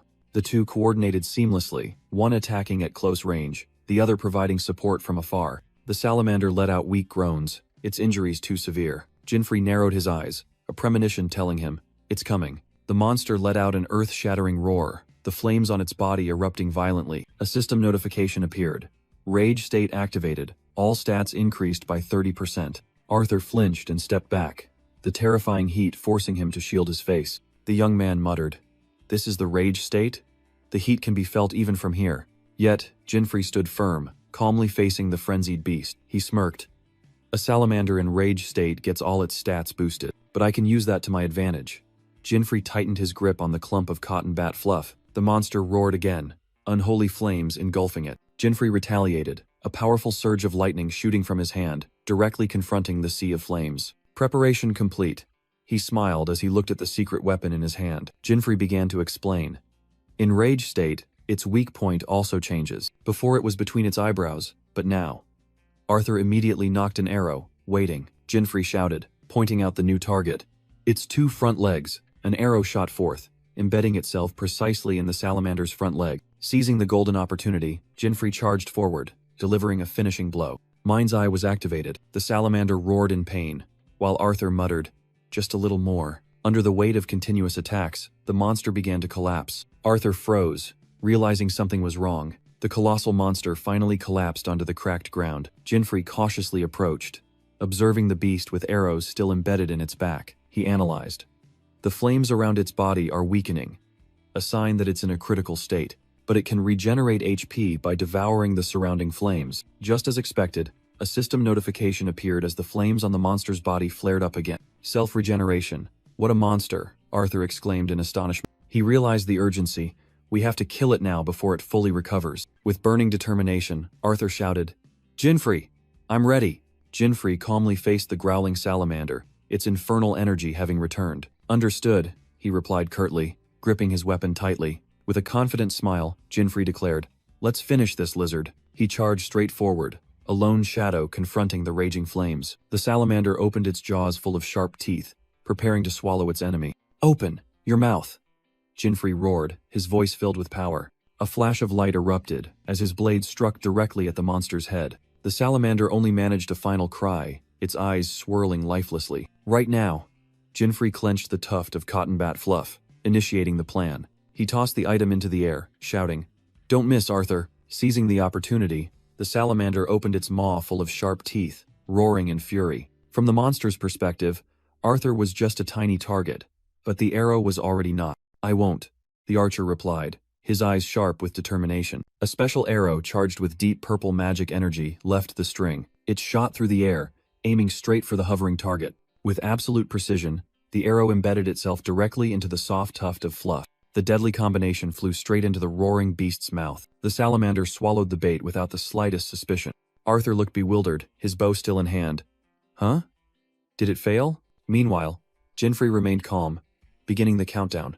3. The monster growled, its furious flames erupting even more fiercely. 2. 1. Jinfrey smirked, a smile signaling the end. Both stood facing the monster, awaiting the fated moment. Jinfrey's eyes flashed with calculation as the final number was uttered. Suddenly, the salamander's body convulsed violently, a blinding light emanating from within. A terrifying explosion echoed, and the monster's head shattered into pieces. The system revealed the secret. The cotton bat fluff absorbed the attack and reflected it with 3 times the power. When everything was over, Jinfrey sighed in relief. The debuffs finally gone. That was close. The salamander's colossal corpse collapsed onto the cracked ground. Jinfrey watched coldly as the monster's body disintegrated into dust. "Conquest complete," he murmured as the notification panel appeared, his face devoid of emotion. On the desolate mountaintop, Arthur stood silently, clutching his father's sword. Jinfrey stood behind him, silently witnessing the burden the young man had just taken on. With a brief command, "Dismiss," he made Lucifer's halo disappear. Suddenly, a voice called out, "Arthur!" His sister and the entire party had arrived. Freyna Ashbury rushed forward, her voice full of worry. "Are you all right?" But her eyes suddenly froze as she recognized the familiar weapon. "Arthur, that sword." Her voice choked with horror and painful realization. "It's father's." Arthur lowered his head, bitterly admitting, "I found it in the salamander's stomach, along with father's clothes." Unable to hold back her emotions, Freyna hugged her brother tightly, burying her face in his shoulder. She whispered words of comfort. "I'm glad you're safe, Arthur. You did everything you could." Tears finally fell, and Arthur sobbed. "It wasn't me. It was Jinfrey who—" "Jinfrey?" Freyna looked up, hastily glancing around for her brother's benefactor. But Jinfrey had vanished. Instead, he was kneeling on the ground in the distance. The entire party froze, staring blankly at Jinfrey as he braced his hands on the cracked earth. "Hey, he just—" A confused party member spoke up, completely ignoring everyone's attention. Jinfrey focused on urgently searching for something. A long-haired man from the group stepped forward, approached Jinfrey, and offered, "I'll help." With a sorrowful expression, Freyna Ashbury whispered, "The grave." His deceased father's sword was plunged into the stone marker, and Arthur quietly bid farewell. "Rest in peace, father." The 2 siblings knelt together, clasping their hands in prayer in a silent and solemn moment. In the distance, Jinfrey Van Raid stood silently with his arms crossed, his gaze fixed on them. He watched in silence, a complex emotion flickering in his blue eyes. After the memorial, Arthur and Freyna stood up, looking at the grave one last time. Suddenly, a memory flooded Jinfrey's mind, revealing an image of 2 children. "Children!" The mother's voice rang out, frantically throwing open the door. Young Jinfrey fearfully reached out to his mother, while his sister sat motionless beside him. The memory faded, and Jinfrey's eyes in the present grew cold. Freyna turned, bowing sincerely. "Allow me to express my gratitude for Arthur and my father." "Thank you. I didn't do much," Jinfrey replied. "Arthur's safety is thanks to his own abilities." But Arthur immediately retorted. "From defeating the salamander to my survival, it's all thanks to you, Jinfrey." The rumors had underestimated his strength. He was much stronger. A member of Freyna's party thought in astonishment. "So he really is." "My business here is done," Jinfrey interrupted, his expression turning serious. "The mastermind behind all of this is up there." He pointed towards the smoldering volcano. "The demon god Helmberos, who controls the monsters on this continent." Freyna's eyes blazed with anger, and she declared through gritted teeth, "I will burn it to ashes." Without a moment's hesitation, Freyna led the entire party, resolutely moving forward towards the fated battle. A warrior with a scarred face bravely confronted the ferocious hellhounds. Freyna Ashbury unleashed a fireball, incinerating the incoming firebats while Arthur provided cover from behind. Jinfrey Van Raid calmly blocked a monster's attack with just a single punch. Finally, the team reached the summit of Volcano Agni, a desolate and deadly land. "Where is it?" a team member asked, the atmosphere extremely tense. Suddenly, a violent tremor startled Arthur and his scarred teammate. The ground cracked open, and a colossal pillar of energy shot straight into the sky, astonishing the entire team. "So that's," the bearded warrior stammered, unable to believe the sight before his eyes. From within the pillar of fire, the level 50 demon god Helmberos materialized, a towering three-headed monster. It let out an earth-shattering roar, causing the entire mountain to tremble violently. The deafening sound waves forced the team members to clutch their heads, writhing in pain. "What a roar!" the scarred man exclaimed, trying to endure it. Even Freyna winced at the terrifying pressure emanating from the demon god. Helmberos scoffed. "Are you humans here to die?" Amidst the chaos, Jinfrey calmly ordered, "Everyone, fall back. Its first attack will be a breath attack." As if to prove his words, the demon god began to gather destructive energy in all three of its mouths. Freyna didn't hesitate for a second, shouting, "Do as he says! Get out of its attack range!" Trusting Jinfrey's judgment, the entire team quickly retreated to a safe position. But Freyna was horrified to realize Jinfrey was still standing there, and she yelled, "What are you doing? Move!" Facing the demon god alone, Jinfrey merely smirked, completely unfazed by the impending attack. Demon god Helmberos roared, unleashing a destructive torrent of hellfire. From a distance, Freyna hastily erected a shield, yet the entire team could still feel the terrifying heat. Arthur desperately shouted his friend's name when he saw him standing still. "Jinfrey!" Ignoring everything, Jinfrey alone endured the sea of flames. Helmberos sneered, "Foolish human, with this heat, not even your ashes will remain." Looking at the scorched land, Freyna's entire party was stunned. They stared at each other in shock, believing Jinfrey had truly perished. But then, the demon god suddenly paused, as if sensing something was amiss. Amidst the dissipating smoke, a figure stood tall and unharmed. Jinfrey faced the colossal monster, thinking, "Is that all you've got?" He smirked, "Just a warm bath." As his fire resistance effect activated, the three-headed monster fell silent. Then a thought flashed. "Interesting. You gave it your all just to make me break a sweat?" Jinfrey continued to provoke. Witnessing the unbelievable sight, Arthur and Freyna were dumbfounded. Calling his name in astonishment, Freyna couldn't believe it. "How is that possible? That attack is strong enough to melt anyone." Jinfrey recalled that it was by eating 50 pieces of flame-bone bird meat that he gained 7 minutes of fire resistance. However, the price was that his HP bar had fallen into a critical state. "It's time to activate Godspeed," Jinfrey thought. As the Godspeed sword appeared in his hand and his speed surged, Helmberos growled, finally acknowledging its opponent. "It seems I'm about to have a fun fight." Jinfrey took a stance, his eyes sharp, ready for the battle to the death. Helmberos roared, activating Scorching Heatwave, engulfing the battlefield in a sea of flames. From a distance, Freyna's party members immediately felt the terrifying heat. Arthur braced himself. "Ugh. What the hell is this?" A system message appeared. They had been afflicted with the burn status, continuously losing HP every second. Freyna Ashbury shouted, ordering everyone, "Everyone, hide behind the rocks. The heat wave will penetrate that equipment." Despite their thorough preparations, their equipment became useless against a single skill. Yet Jinfrey still stood firm. Arthur couldn't believe his eyes. How is he completely unharmed? Jinfrey smirked. "Are you done warming up, you useless dog?" While the system confirmed his fire resistance had nullified the burn effect, Helmberos growled, "It seems you're different from those other humans. But don't get cocky just because you can withstand a little heat. Let me show you that arrogance is just foolish recklessness." The demon god erupted with energy. Immediately after, the colossal monster plunged straight into the molten lava lake. It dove into the lava. Freyna's entire team watched with bated breath, unsure of what was about to happen. The Godspeed sword in Jinfrey's hand gleamed with a deadly aura. He took a stance, concentrating his entire mind, ready for the next attack. Jinfrey calmly analyzed.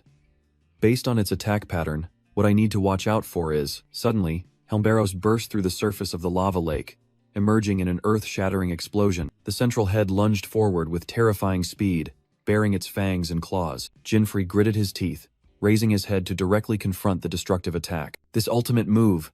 He swung his sword, parrying the demon god's thunderous strike. The shockwave from the impact spread, throwing back the adventurer team observing from afar. Freyna Ashbury exclaimed in horror, "They're too fast." Helmberos growled, "Ho, you blocked that attack. Interesting." Jinfrey's gaze remained unchanged, and the demon god continued, "Human, you have piqued my interest." Before the colossal monster, Jinfrey was but a tiny speck, yet his aura was no less imposing. "Be honored." All three of Helmberos's heads said in unison, "I shall play with you." With that, the colossal monster plunged into the sea of lava, vanishing without a trace. Its voice echoed from deep underground. "Human, can you block this attack?" A voice from underground? Freyna was astonished, while Arthur frantically yelled, "Jinfrey, what are you doing?" Despite the warning, Jinfrey stood still, his hand gripping the black sword tightly. Arthur couldn't believe it. Is he closing his eyes? Immediately, the ground beneath Jinfrey's feet cracked open, and a colossal shadow emerged. Helmberos's claw swung down, aimed directly at the motionless Jinfrey. From afar, Arthur and Freyna could only scream in despair. In Jinfrey's mind, a skill activated, magic sense. He subtly tilted his body, and the demon god's claw grazed past him by a hair's breadth. Freyna's entire party was stunned, unable to utter a word. Even Helmberos was dumbfounded by the unbelievable dodge. Jinfrey opened his eyes. The magic sense skill from Lucifer's halo allowed him to perceive everything within a 5 kilometers radius. The demon god growled in admiration. "You have quite good senses." "Senses? Not at all," Jinfrey smirked. "It's just that I know your every move." Helmberos roared, believing Jinfrey's recent victory was merely luck. The ground shook violently as the demon god launched an attack from the sea of lava below. "How many more times do I have to play this whack-a-mole game?" Jinfrey smirked. "Stop babbling and show yourself." He planned. Use magic sense to pinpoint its location, then leverage the speed of the black sword to counterattack. Jinfrey closed his eyes, a self-reassurance echoing in his mind. "Remember, I've done this a million times." Suddenly, a treacherous attack lunged from his blind spot directly behind him. From afar, Arthur screamed in despair, "Behind you!" But Jinfrey had vanished, leaving Helmberos stunned. He disappeared? In the crimson sky, Jinfrey appeared, diving straight towards the monster's 3 heads. The black sword was swung high, gathering power for a devastating downward strike. A perfect slash, the blade plunged deep into one of Helmberos's heads. The monster roared in pain and disbelief. "What?" With the cold blade pressed close, Jinfrey challenged. "Answer me, puppy." With a confident smile, he asked, "Do you still think I can't counterattack now?" The demon god could only roar in silence, while Freyna's party watched in stunned silence from afar. Freyna Ashbury couldn't contain her astonishment. She could only exclaim, "Truly incredible." "Just one hit, and you're getting cocky," Helmberos roared. "You puny humans, we won't let you hinder our mission any longer." "Their mission?" Jinfrey muttered. This wasn't in the game. His gaze turned to the unusually bubbling lava lake. "Great. Here we go again." Dismissing all doubts, he decided, now's not the time to think about it. Focus on landing another blow. Jinfrey delivered a perfect sword strike, tearing through the demon god's defenses. He stood calmly, his gaze unwavering before the colossal enemy. Helmberos roared in pain as the system announced a critical hit had been successfully landed. The demon god wondered in horror. This human, how can it foresee my attacks? Jinfrey merely smirked. Excellent, not just a critical hit. Another effect appeared. Helmberos was severely poisoned, its health draining with every second. "Poison? Your dirty tricks again?" The demon god roared in fury. "Why bother? Your lack of poison resistance is a weakness everyone knows. Besides, targeting an enemy's weakness. Isn't that the essence of battle?" From afar, a member of Freyna's party exclaimed in awe, "He's too strong." Freyna also couldn't believe it. So many parties have been annihilated by this demon god, yet he can solo it. "Hey, you stupid dog," Jinfrey provoked, making Helmberos freeze. "What?" "Keep inhaling the fumes. With the poison taking effect, you'll die in 5 minutes." The atmosphere suddenly grew heavy. A terrifying pressure began to spread. "I'll tear you apart, you damned human," Helmberos roared, unleashing its full power. Intense heat waves surged, throwing Freyna's party back and forcing them to seek cover. I can't get any closer. Arthur strained to resist, while Freyna yelled, Arthur, retreat! The heat waves are getting stronger. Freyna ordered decisively.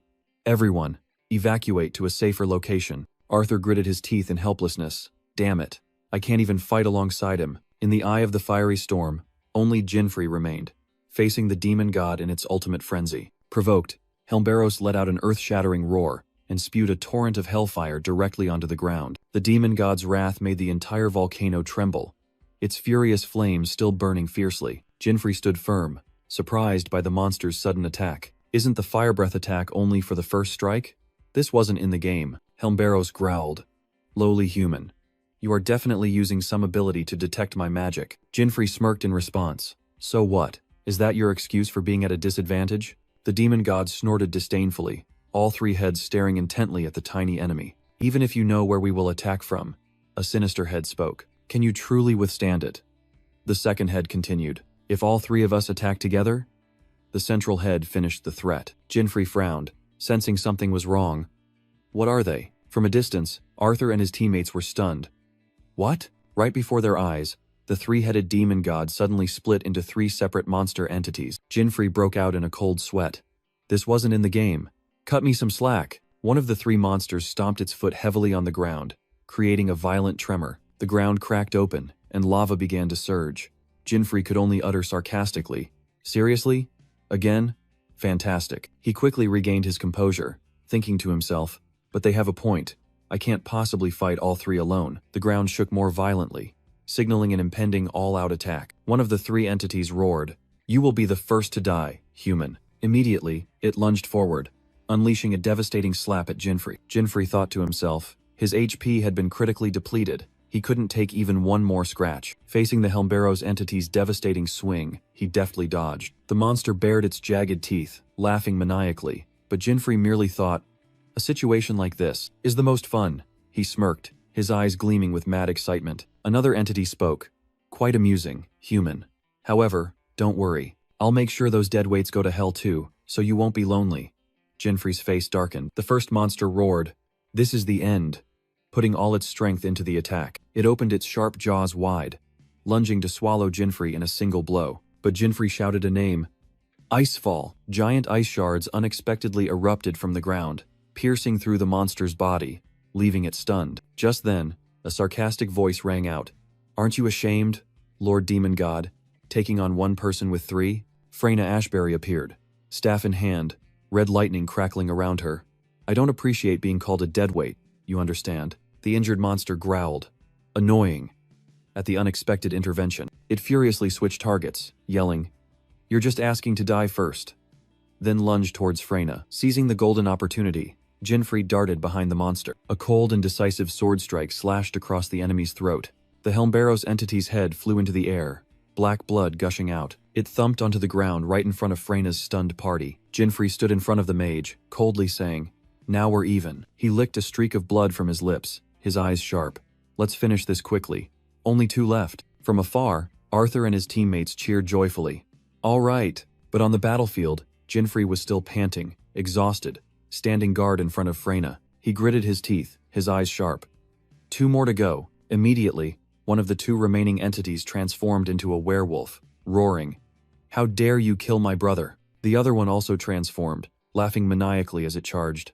I'll tear you to shreds. Jinfrey swung his sword to parry while Freyna began chanting behind him. You can use ice magic too? Yes, but I'm more proficient in fire magic. The compatibility isn't very high. What about heatwave then? Is it okay this close? I'm using support charms to nullify the burn effect, but they won't last long, Jinfrey ordered.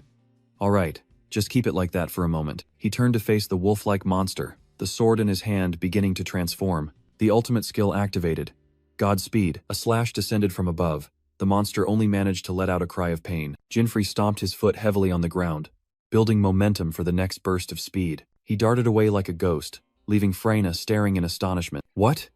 The monster was stunned as its attack sliced through empty air, while the system announced, Mind's Eye skill activated. In a flash, Jinfrey stood on the fallen body of the enemy, a notification appearing.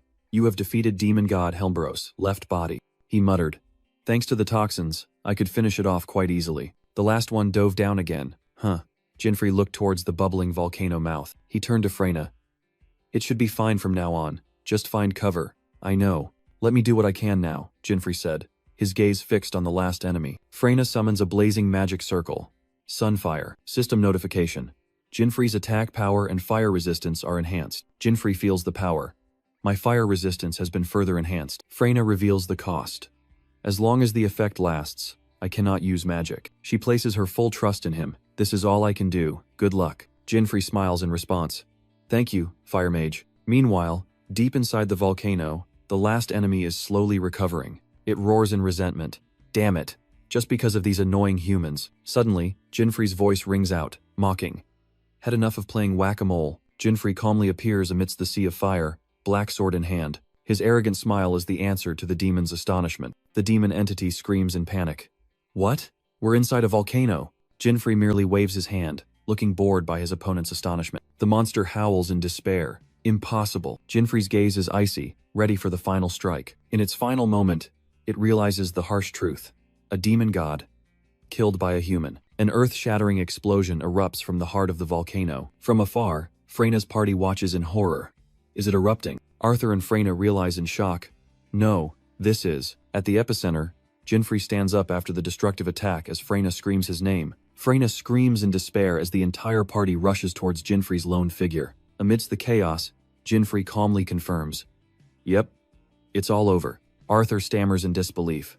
So you killed a demon god, and receives a firm nod. The young man turns to his sister with overwhelming joy, the burden finally lifted. Freyna's eyes well up with tears, silently telling herself that her father's soul can now rest in peace. Suddenly, a series of system notifications appear, confirming the glorious feat. Demon god Helmberos has been defeated. Jinfrey cheers excitedly at the 800,000 gold reward, thinking of his mother's astonished face. But amidst the S and A rank items, his eyes are still searching for something else. Freyna approaches, her voice sincere. Jinfrey, I truly don't know how to thank you. Arthur adds, on behalf of the whole party. Without you, we wouldn't even have made it here safely. The other party members also bow their heads, their eyes filled with respect and gratitude. Jinfrey merely scratches his head modestly, considering that he also benefited from this joint raid. He smiles, acknowledging everyone's efforts. Well, I think you all worked hard enough to earn them. Freyna thanks him for the compliment, but deep down she knows that even without the support charm, Jinfrey would still have won. She awkwardly presents the best item she has. I only got this B-rank scorching rock. Hearing that name, Jinfrey's eyes suddenly light up with terrifying focus. That's it, he shouts, startling Freyna, who doesn't understand what's happening. Without hesitation, Jinfrey holds out his item card. Trade this hard claw for that scorching rock, okay? The whole party is stunned, unable to believe their ears. An S-rank item for a B-rank item? To Freyna's confusion, Jinfrey just smiles and explains. To me, that scorching rock is far more valuable. To Freyna's astonishment, Jinfrey smiles and decides to give her the item for free. I got the scorching rock, Jinfrey exclaims, while Freyna just freezes, bewildered by his inexplicable action. Surprised by his kindness, Freyna looks at Jinfrey with eyes full of goodwill. A system notification appears. Jinfrey is dumbfounded to learn that Freyna has fallen for him. At the same time, the system reports someone is jealous. Jinfrey realizes he's caused trouble and should probably make a quick exit. He looks at the item card, confirming the most important objective has been completed. Next destination, the second continent. Jinfrey resolves, heading towards a land of desire and new challenges. The scene shifts to the central city of the first continent, where a farewell is about to take place. Freyna announces that she and Arthur will return to their hometown, both bidding Jinfrey farewell. Arthur points at Jinfrey, promising a rematch someday when he has become much stronger. Jinfrey smiles, accepting the challenge, his eyes full of anticipation. He waves goodbye to the siblings, silently grateful for the valuable encounters on this journey. After sending money home, Jinfrey muses about his next destination. It is the Intercontinental Teleportation Gate, a portal leading to an entirely new world. Two passers-by whisper, unable to believe that the person in beginner gear was the one who defeated a demon god. That's right, Jinfrey mutters, confirming his title Demon Godslayer to be allowed to proceed to the second continent. He steps into the center of the teleportation gate, magical light beginning to envelop his body. Those who had just been gossiping could only watch in stunned silence as he vanished in the teleportation light. Jinfrey sets foot in the central city of the second continent, Prison of Desire. As soon as he arrives, a missed call notification from Amelia suddenly appears. Jinfrey called his sister back, but Amelia immediately questioned him in a stern tone. She pressed him about the huge sum of money he sent back, worried about what her brother was doing in a strange place. Caught off guard, Jinfrey could only evade, secretly thinking he had to hide the secret of his adventurer life. Standing in the luxurious city, he tried to reassure his sister that he wasn't doing anything illegal. But then, Amelia's voice dropped, carrying bad news. "Mom, her condition has worsened." The news hit Jinfrey like a lightning bolt. He froze, collapsing onto a public bench. Only one thought remained in his mind. He had to earn more money, as quickly as possible. The image of his kind, smiling mother appeared in his mind, fueling his resolve. Just then, a conversation between two men nearby caught his ear. They mentioned an auctioned item. High Elf's Tear? Jinfrey was startled when he heard the name. A glimmer of hope appeared. That was the core ingredient to create the elixir, the miracle cure that could save his mother. The image of the legendary potion appeared, becoming his ultimate goal. Although he knew its price would be astronomical, Jinfrey was determined to obtain it at all costs, starting by accumulating capital. His money-making journey began in Eternity Snow Abyss, a seemingly worthless E-rank dungeon. He traversed the snowfield, ignoring ordinary monsters because his target was a very special one. And then, it appeared a level 66 Kate Sith, the key to Jinfrey's plan. Found it, he smiled contentedly, reaching out to pat the small creature. Jinfrey took out the prepared items, the bait he knew it couldn't refuse. The Kate Sith's eyes lit up, and it let out an excited cry. He knelt down, laying out a lavish feast before it. Shui Yu silver vine, warm grass, and cold fish. Jinfrey gently invited. "Look, a soft bed made of warm grass. You like it, don't you?" The Kate Sith's eyes shone brightly, and it chirped excitedly. "You're giving it to me, really?" As a reward, the mischievous cat tossed up a sparkling gold coin. The system notification appeared. Kate Sith's gold coin, an A-rank item that doubles earned gold. Jinfrey took the gift, thinking, "Great, I have Kate Sith's coin." Meanwhile, the Kate Sith lay contentedly on the warm grass, gnawing on a branch of Shui Yu silver vine. "With this, I can double the gold I earn," Jinfrey asserted. "I should probably start hunting monsters immediately." Immediately after, he swung his sword, decapitating a winged monster, and the gold reward instantly doubled. Without stopping, he charged into a giant saber-toothed tiger, continuing to increase his wealth. After defeating the dungeon's final boss, Jinfrey muttered, "I think I've collected enough." The system panel confirmed the impressive figure, over 12 million gold. "Good, this is enough to start," he smiled. Back to the city to earn a little more. Jinfrey's next destination was a dark alley, leading to a place called Seconds Club. Inside was an underground casino, the air thick with the smell of money and despair. "This place has no rules," Jinfrey observed coldly, "so I don't need to hold back either." Amidst the noisy atmosphere, a particularly arrogant laugh caught his attention. A bald man was gloating after a big win. "Too bad. Looks like I won again." He continued to brag, but Jinfrey's system exposed the truth. Detecting deception, Entei has earned 10.22 million gold through cheating. There he is, the cheater. Jinfrey identified his target. "Now, how do I trick him?" As if sensing his gaze, the man named Entei turned around. Another opponent?" Jinfrey approached his target, and Entei smugly invited. "Come on, buddy. Don't run away when you start losing, okay?" "This is my first time here," Jinfrey replied, hiding his identity as a seasoned player with an innocent expression. Entei and the dealer exchanged meaningful glances, convinced their prey had taken the bait.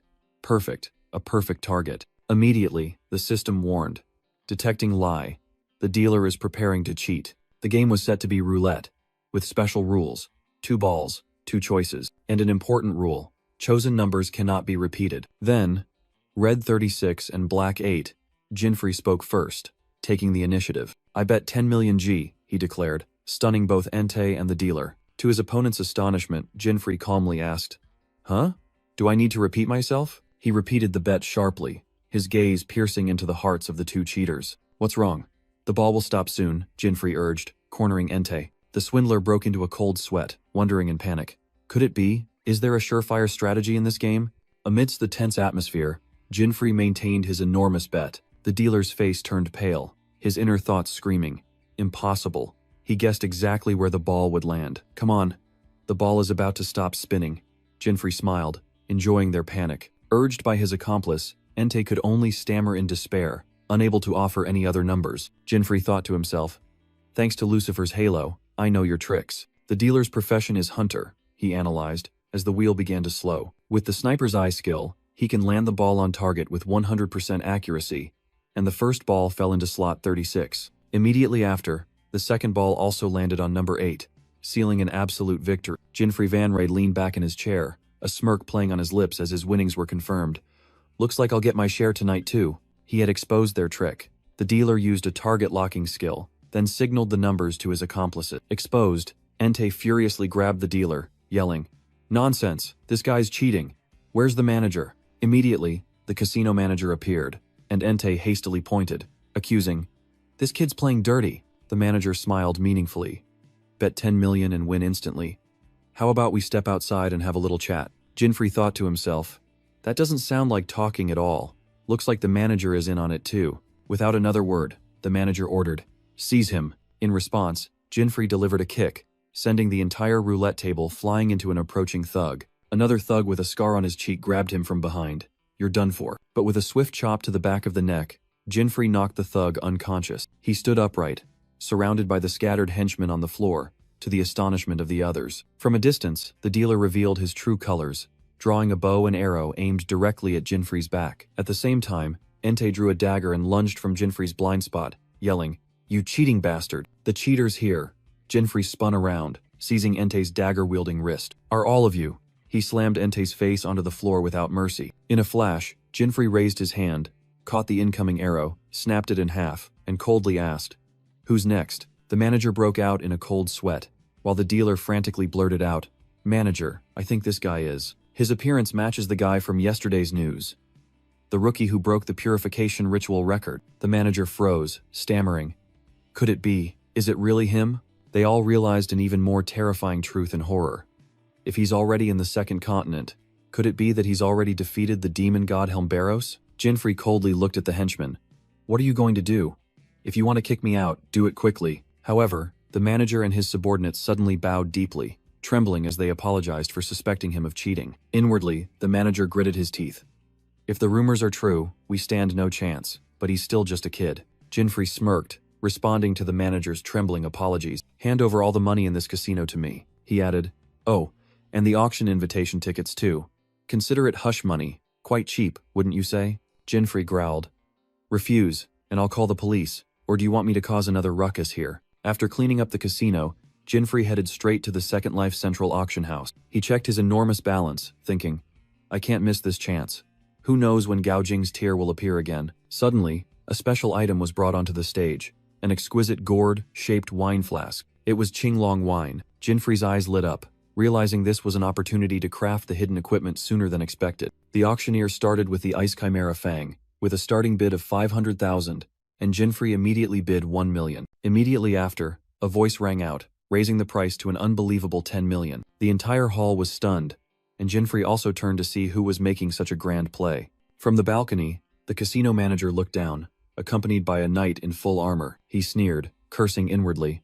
"Having fun, kid? Did you think I'd let things go after what you did?" Jinfrey's face darkened, a demon title appearing above his head as he realized that Bastard hadn't handed over all the asset. He looked towards the balcony, determined. Gao Jing's tear is probably the last item. I need to build up my capital here first. Jinfrey Vanraid was stunned when the Ice Chimera Fang fell into the hands of the Fengsh gang for 10 million. Those around whispered about the power of this colossal guild, one that could seize anything they desired. He thought to himself, I knew the manager belonged to this gang, but I didn't realize they were this large scale. Meanwhile, the casino manager was pointing Jinfrey out to a powerful man. Guildmaster, that's the brat. He continued to fan the flames. He even stole our invitation tickets. We can't let him get away with this. The guildmaster sneered, ordering, teach him a lesson, grind him to dust. Back on the auction floor, Jinfrey ignored the danger, confidently bidding 50 million for a mysterious item. Another attendee gasped in astonishment at the enormous sum. However, the Fengshe gang immediately countered with an unbelievable price. 200 million. Jinfrey was stunned by his opponent's wealth, as the item once again slipped from his grasp. The manager grinned sinisterly, and the system warned Jinfrey about their dirty intentions for revenge. He gritted his teeth, worried that his ultimate goal would also be snatched away. Realizing he couldn't confront them directly with money, Jinfrey began to devise a new plan. The Fengshe gang continued to win another item for 40 million. One by one, from the bloodthirsty dagger to Qinglong wine, all were acquired by this guild. The auctioneer had to exclaim that the auction had turned into a solo performance by the Fengshe gang. The manager burst into arrogant laughter. How can a mere brat contend with an entire guild? We'll take everything you want. Facing the provocation, Jinfrey merely smirked coldly. The fool here is you. On stage, the auctioneer solemnly announced. And now, we move on to the final item. The auctioneer solemnly introduced the final item. Gaojing's Tear, a treasure that could move anyone's heart. With a radiant smile, he announced the starting bid of 50 million. Immediately, Jinfrey bid 500 million, a sum that silenced the entire hall. The other attendees were stunned, one muttering, "Damn it. Maybe I should sit this one out too." Jinfrey smirked, confident that his prey was about to fall into the trap. "Finally, I won't let it slip away." From above, the casino manager roared, Getting serious now, are we? We'll double it this time too." A bid of 1 billion G was made, but the auctioneer suddenly announced, "We have received a red flag. Representatives from the Feng Shi gang are not permitted to bid on this item." The manager was dumbfounded by the announcement. Jinfrey merely chuckled to himself, savoring the moment of victory. Serves them right. The Feng Shi gang leader yelled in confusion, "Bidding limit? What do you mean?" The auctioneer calmly explained, "Sir, each buyer is only allowed to win a maximum of 5 items. The Feng Shi gang has reached its limit." The casino manager stammered in a fit of rage. "What kind of rule is this? This isn't your usual auction, you fool," Jinfrey thought to himself. Because this was a special event, sponsored by the Adventurers Guild itself, the auctioneer emphatically stated, "The rule preventing monopolistic behavior is absolute." Jinfrey thought scornfully. This amateur doesn't even realize this is a special auction. Faced with the explanation, the manager could only grind his teeth, choking with rage. "You dare!" Meanwhile, the Feng Shi gang's branch leader merely watched silently, his expression cold and unreadable. "And sold! Congratulations to the esteemed guest with the halo. You have won the High Elf's tier for 500 million. Jinfrey sat there, a smug look on his face amidst the hall's forced applause. "Don't call me that." At the same time, the casino manager exploded in a fit of rage. "You brat! You knew everything from the start, didn't you? How dare you? I let you off at my casino, but not this time." His resentment reaching its peak, the manager gathered a dark magic orb, ready to attack. "Idiot," Jinfrey scoffed, startling his opponent. He stood up abruptly, declaring loudly, "Let's take this outside. Don't drag innocent people into this." Facing the magic orb, Jinfrey remained calm. "If you know what's good for you, drop that act, old man." His sharp gaze made the manager falter, screaming internally, "This kid! Damn it!" Nevertheless, the intent to kill still crept into his mind. "If I just fire this orb, I can easily kill him." But a powerful voice cut him off. "Enough!" The Feng Shi gang's branch leader suddenly appeared. "But Guildmaster, he's insulting us." "Don't make me repeat myself. We're wasting time." Faced with the undeniable command, the manager could only bow his head in obedience, reluctantly leaving. Now alone, Jinfrey breathed a sigh of relief, holding the High Elf's tier. "At least I got the most important thing," he mused. "But that Qinglongju flask. Losing it really stings a bit. If he had gotten that flask, he could have crafted the next hidden equipment much sooner. Damn it. Looks like I'll have to hunt those guys down again." Jinfrey muttered, his eyes flashing with determination. "Hey, you look pretty special, you know?" A female voice unexpectedly rang out from behind him. A strange white-haired girl approached, her crimson eyes fixed on the halo above Jinfrey's head. "Who is she?" Jinfrey wondered, as the girl cut straight to the chase. "What's your relationship with the Feng Shi gang?" The silver-haired girl revealed the identity of the person who had just left. The Feng Shi gang's second continent branch leader. Jinfrey silently committed that powerful face to memory. He admitted to having a grudge against the Feng Shi gang, then asked directly, "Who are you?" and received the concise reply, "An adventurer." Mira coldly admitted she was tracking them, and the system immediately revealed her true identity. Jinfrey was stunned. A quest from the guild. It could only be one of the legendary 8 Great Guardians. The 8 Great Guardians, a title given to 8 S-rank adventurers officially recognized by the guild. They were those who stood at the pinnacle, possessing everything: power, honor, and endless wealth. Jinfrey smirked, the name 8 Great Guardians bringing back memories of his glory days in the game. Mira interrupted his thoughts, asking why he didn't pursue them, but Jinfrey had another question. The silver-haired girl pointed directly at the halo above his head. "That thing, where did you get it?" Jinfrey thought to himself, this was hidden equipment, something the Adventurers Guild shouldn't know about. He scratched his head, trying to find a vague explanation. "Ah, you mean this?" Suddenly, the system announced that his equipment had triggered Mira's item obsession, as she secretly screamed, "An angelic halo. So cute. I want it." Seeing Jinfrey freeze, Mira innocently asked, "What's wrong? Is something amiss?" Jinfrey quickly waved his hand, awkwardly replying that it was a very long story. An indescribably awkward atmosphere enveloped them both. Mira waved her hand, deciding decisively, "Never mind, I'll find out myself." With that, she thanked him and turned to walk away. leaving Jinfrey with a wry smile. Jinfrey broke out in a cold sweat, realizing he had just been marked by an equipment fanatic, one of the strongest of the 8 great guardians. Mira couldn't stop thinking about Jinfrey's unique equipment, something she had never seen even after traveling to the 7th continent. She wondered who that guy really was, while Jinfrey realized he was being drawn into events unprecedented in the game. Meanwhile, in the A-rank dungeon Moonlight Wasteland, a fierce battle had just concluded. Jinfrey stood before the corpse of the level 80 giant goblin boss he had just defeated, and the loot had dropped. Goblin Snatcher gloves, an A-rank equipment with the ability to steal items from a disabled opponent. He smiled with satisfaction. His leveling progress was going very smoothly. Jinfrey decided to change his plan. Instead of getting the Ice Chimera Fang, he would acquire a hidden equipment first, which meant snatching a few things from the Wind Serpent gang. The main target was the Azure Dragon Wine, a crucial ingredient for crafting the next hidden equipment. Using his detection magic, Jinfrey trailed 2 high-ranking members of the Wind Serpent gang, waiting for the perfect moment to strike. But he quickly realized he wasn't the only one here. Mira was also watching them. From behind a tree, Mira glanced over. She had also spotted Jinfrey and wondered if he shared the same objective. Jinfrey frowned slightly. The presence of one of the 8 great guardians complicated his plan further. Leaving the 2 observers behind, the Wind Serpent gang members entered a secret passage directly within the cliff face. They stepped into a private biotope, a magnificent artificial space hidden from the outside world. The subordinate respectfully asked the branch guildmaster about the quality of this year's harvest, secretly fearing for his life. Fortunately, the guildmaster seemed satisfied, making the subordinate sigh in relief and begin to dream of immense profits. As he was gleefully discussing production, an unexpected voice rang out.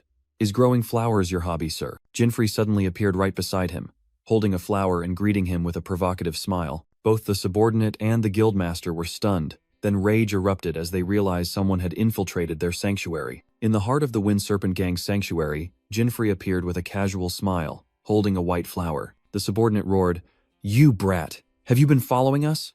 But Jinfrey merely revealed their dark secret coldly. He exposed their cultivation of ingredients for magic doping, an act strictly forbidden by the association. Faced with the damning accusation, the subordinate could only stammer, while the guildmaster remained eerily silent. "So you're an association spy?" "No, I'm not." Jinfrey got straight to the point. "Hand over the Azure Dragon Wine, and I'll pretend I saw nothing." He smirked provocatively. "What do you say?" Humiliated, the subordinate exploded in rage, dark magic swirling around him. He lunged to attack, but only saw a dark blur flash past, and Jinfrey was already behind him. Meanwhile, from a distance, Mira watched the confrontation with bated breath, unable to clearly hear what was happening. "Don't misunderstand," Jinfrey whispered, his hand on the subordinate's shoulder. "I'm just trying to negotiate." The subordinate sneered, deciding to fight to the death. "You want the Azure Dragon Wine? Dream on." He drew a dagger, ready to finish off the intruder. "There's no other way," Jinfrey sighed, summoning his Godspeed sword as the subordinate frantically charged. In a flash, Jinfrey effortlessly blocked his opponent's attack. "You asked for this." An icy voice rang out before the blade swung. The subordinate fell, and the guildmaster merely stared coldly at the corpse of his henchman. Witnessing the scene from afar, Mira was utterly speechless. "1 hit? What kind of blade is that?" Jinfrey turned to the guildmaster, scoffing.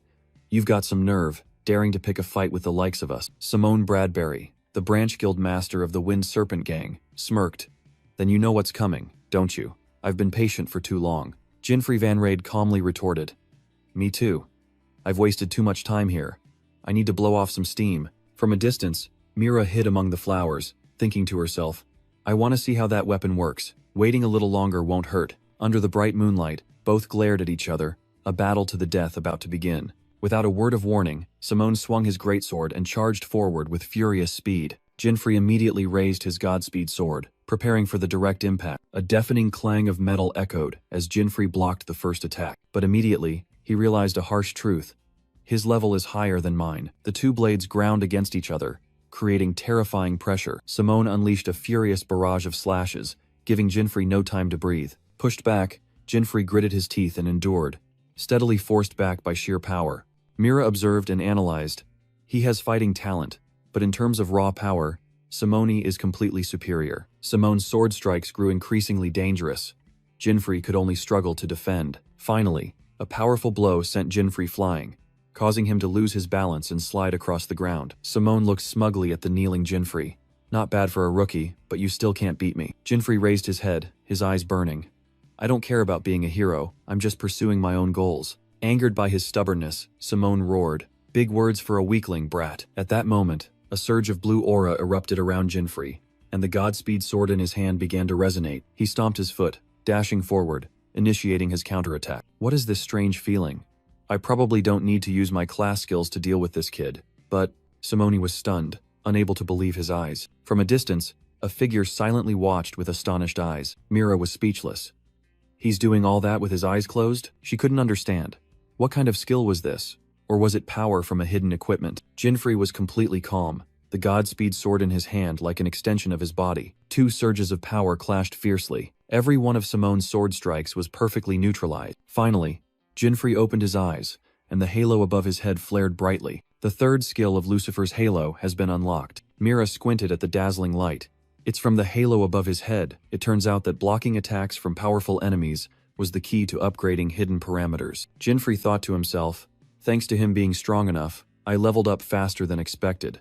Lucky me. But just 1 second of carelessness. Simone seized the opportunity, and his greatsword pierced straight through Jinfrey. Fool. Losing focus in the middle of a fight. Simone sneered.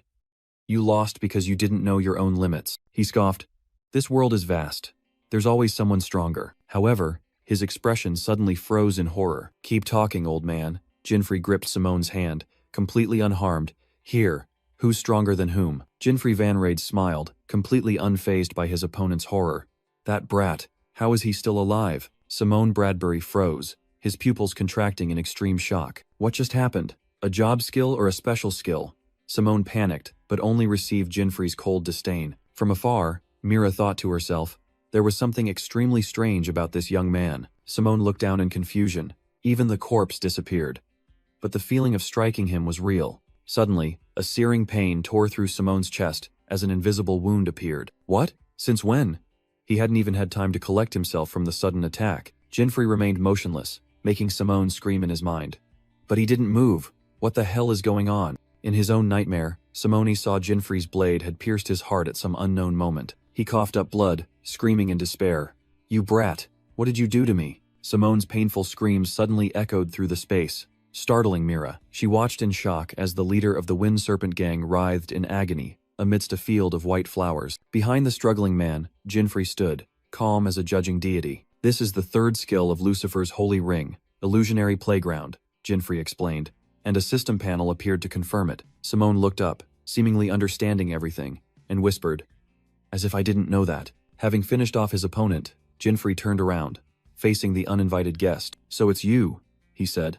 His gaze locked on Mira. Enjoying the show? Jinfrey asked mockingly, and Mira could only admit, so you knew. She explained she was here for Simone, but Jinfrey cut her off, correctly guessing she was on a mission for the association. Good for you. Then I'll leave the cleanup to you, Jinfrey said, turning his back and walking away, leaving Mira stunned. Jinfrey suddenly remembered. Oh, right. I almost forgot the most important thing. Under Mira's confused gaze, he flashed a mysterious smile. Item summoned. Goblin Robber Gloves, allowing one to seize an item from a neutralized enemy. Sorry, but I'll be taking this, Jinfrey said, activating the gloves on the unconscious guildmaster. And the spoils of war were in his hands. Green dragon wine, an extremely rare S-rank item. With this, the battle against the second demon god will be as easy as flipping a hand, he muttered to himself, his gaze turning towards his waiting mother. Mira narrowed her eyes, her dagger-sharp gaze scrutinizing Jinfrey's every action. Caught. Jinfrey flinched and clarified. What's wrong? Is there a problem? I'm just using legal items. Mira sighed, reluctantly accepting. Yes, I have no complaints. Well then, I'm really leaving now, Jinfrey waved, decisively turning his back. As his figure faded, Mira began to recall the course of the battle. She was certain that no items or job skills were used to withstand that attack. Then the only logical conclusion was the pure power from his equipment. But that equipment wasn't on the forbidden list, Mira mused. Jinfrey Van Rade is certainly no ordinary adventurer. Meanwhile, Jinfrey had arrived at the second continent, standing before Tobar's workshop. Finally here, he clutched the green dragon wine flask and a wooden cutting board, ready to craft the next hidden equipment. Suddenly, two men were thrown out of the workshop yelling, "Stubborn old man, to hell with your legendary blacksmith title." Jinfrey just smiled empathetically. I understand that feeling. If you don't bring the right gift, he won't even talk to you. He confidently pushed the door open and cheerfully greeted. Excuse me. Then Jinfrey solemnly held up his gifts. A wooden cutting board and a carving tool set. Inside the workshop, the legendary blacksmith Tobar grumbled irritably. Another brat? Don't disturb my work. He threw tools, yelling to chase Jinfrey away while the boy calmly walked in, thinking to himself, he hasn't changed at all. Jinfrey grinned, blocking the door. Why don't you listen to me for a bit, Mr. Tobar? Which only made the old man even angrier. He feigned disappointment, pulling out his trump card. What a pity. Even though I brought an excellent wine. Tobar's eyes were immediately drawn to it. He froze, exclaiming in surprise. How does a brat like you have green dragon wine? Tobar yelled, trying to snatch the flask. Just leave the wine here and get out. The old blacksmith even stomped hard on Jinfrey's foot to snatch it. Jinfrey winced in pain but held tightly to the flask, thinking to himself, that hurts, old man. In the game, just giving green dragon wine would grant an S-rank item, but if you add this too, that was melting stone, a B-rank item. Look, I also have melting stone. Jinfrey held it out, leaving Tobar completely speechless. After a while, the two were sitting opposite each other inside the blacksmith's workshop, a spectacular change in attitude. Jinfrey used the melting stone to warm the wine and respectfully poured it. Here you go, sir. After a sip, Tobar's eyes welled up. My late wife also loved this wine, he continued to lament. Especially the kind warmed with this stone, while Jinfrey could only sigh inwardly. He continued to refill the blacksmith's cup, having confirmed in his mind. With this, I've entered the hidden event. Jinfrey calculated. Green dragon wine alone would grant an S-rank item, but combining both would yield a rank item. Meanwhile, Tobar was completely drunk, collapsing onto the table and weeping miserably. It's all my fault, while Jinfrey just listened in silence. After an all-nighter with the blacksmith immersed in alcohol and memories, Jinfrey collapsed from exhaustion. The next morning, he woke up, ready for the legendary equipment crafting process. The next morning, Jinfrey woke up tired after an all-nighter with the blacksmith. Tobar, with a cheerful expression, declared, in return for the precious sake, I shall give you a gift. Take it, Jinfrey. Jinfrey smiled confidently. Thank you, sir. Truly worthy of the legendary blacksmith title. He proudly showed off his achievement. The third hidden equipment was now in his hands. It was the Eidolon boots, a mythical item that increases speed and grants instant teleportation. The third item is complete, Jinfrey asserted. I have nothing left to do here. The next objective was clear. The S-rank dungeon at Grace Castle on the second continent. With his new equipment, Jinfrey was confident that all preparations were complete. Just as he was about to leave, Tobar threw him an item. Here's an extra gift. Catch. Jinfrey received a flask of non-alcoholic hot sake, an A-rank item personally brewed by the legendary blacksmith. Tobar confirmed his destination, and Jinfrey bowed in thanks one last time. The ice demon god is very cunning, the blacksmith warned as Jinfrey set off. Before long, Jinfrey stood before the entrance to Grace Castle, a frozen fortress amidst a blizzard. Other adventurers in thick winter attire were entering the dungeon one by one. Jinfrey shivered as his first step sank deep into the biting cold snow. It's really cold, he muttered, then suddenly remembered the gift Tobar had given him. He immediately took the metal flask out of his inventory. Amidst curious glances, Jinfrey tilted his head back and drank it all in one gulp. A wave of warmth spread throughout his body, and he exclaimed refreshingly, that hits the spot. Now, the frigid cold of this land was no longer an obstacle. He was completely ready. Amidst the white snow, Jinfrey Vanrade became the center of discussion. Look at his clothes. Is he serious? Derisive comments continued, suggesting he was just a foolish rookie. Jinfrey irritably brushed aside the whispers. Shut up, I don't need to hear all that. A cold system notification appeared, the countdown clock showing less than 2 hours remaining. He told himself he had to hurry. Exceeding the time limit would not only result in expulsion but also the loss of half his assets, an excessively harsh penalty. Memories of his arduous rookie days flooded back, and he gritted his teeth, hating this damned system. But now was not the time for nostalgia. He focused on sensing his surroundings. Inside the castle, powerful magical energies had begun to stir. Another group of adventurers, fully equipped, strode past him with confident expressions. He had to reach the demon god's hall before them to claim the ice chimera fang. Meanwhile, the group of adventurers from earlier was struggling through the blizzard. Every step sinking deep into the thick snow seemed to drain their strength. One person lamented, "At this rate, we'll run out of time." Suddenly, a roar tore through the air, and a giant monster appeared. System identified, Kunikurus, level Delapandua. Facing the monster, the adventurer despaired. Damn it, we'll never reach the castle. Their formation was in disarray, one person frantically yelling, "Where's the support?" Just then, a dark silhouette gracefully glided over their heads amidst the falling snow. Jinfrey landed, facing the beast alone, standing between it and those who had just mocked him. Jinfrey Vanrade delightedly glided through the air, feeling as if he were strolling in a dream. Suddenly, a growl echoed. making him look back. Before him were two level 82 Kunikurus, giant rabbit monsters with glowing red eyes. "Sorry, I'm in a hurry," Jinfrey said coldly, then swung his black sword, tearing through the pack of monsters. From a distance, the group of adventurers and the surviving Kunikurus stared in stunned horror at the scene. They began to whisper about the strangely dressed guy, who could run in the sky and wore a holy halo. Both humans and monsters came to a horrified conclusion. It was an unredeemed spirit. Jinfrey, his sword vanishing in his hand, muttered a sarcastic, "Rest in peace." Behind him, the group of adventurers and the monster suddenly became friendly, clasping their hands together in prayer. Overhearing everything, Jinfrey turned back and glared fiercely.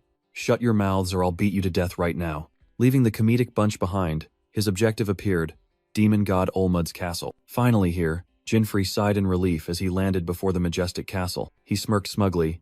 "Only took 5 minutes to get here, not bad." But then, his smile vanished, as an unexpected sight caught his eye. A white-haired woman was striding confidently towards the castle gate, while Jinfrey could only watch from above. "It's that woman from the 8 Great Guardians again," he thought to himself.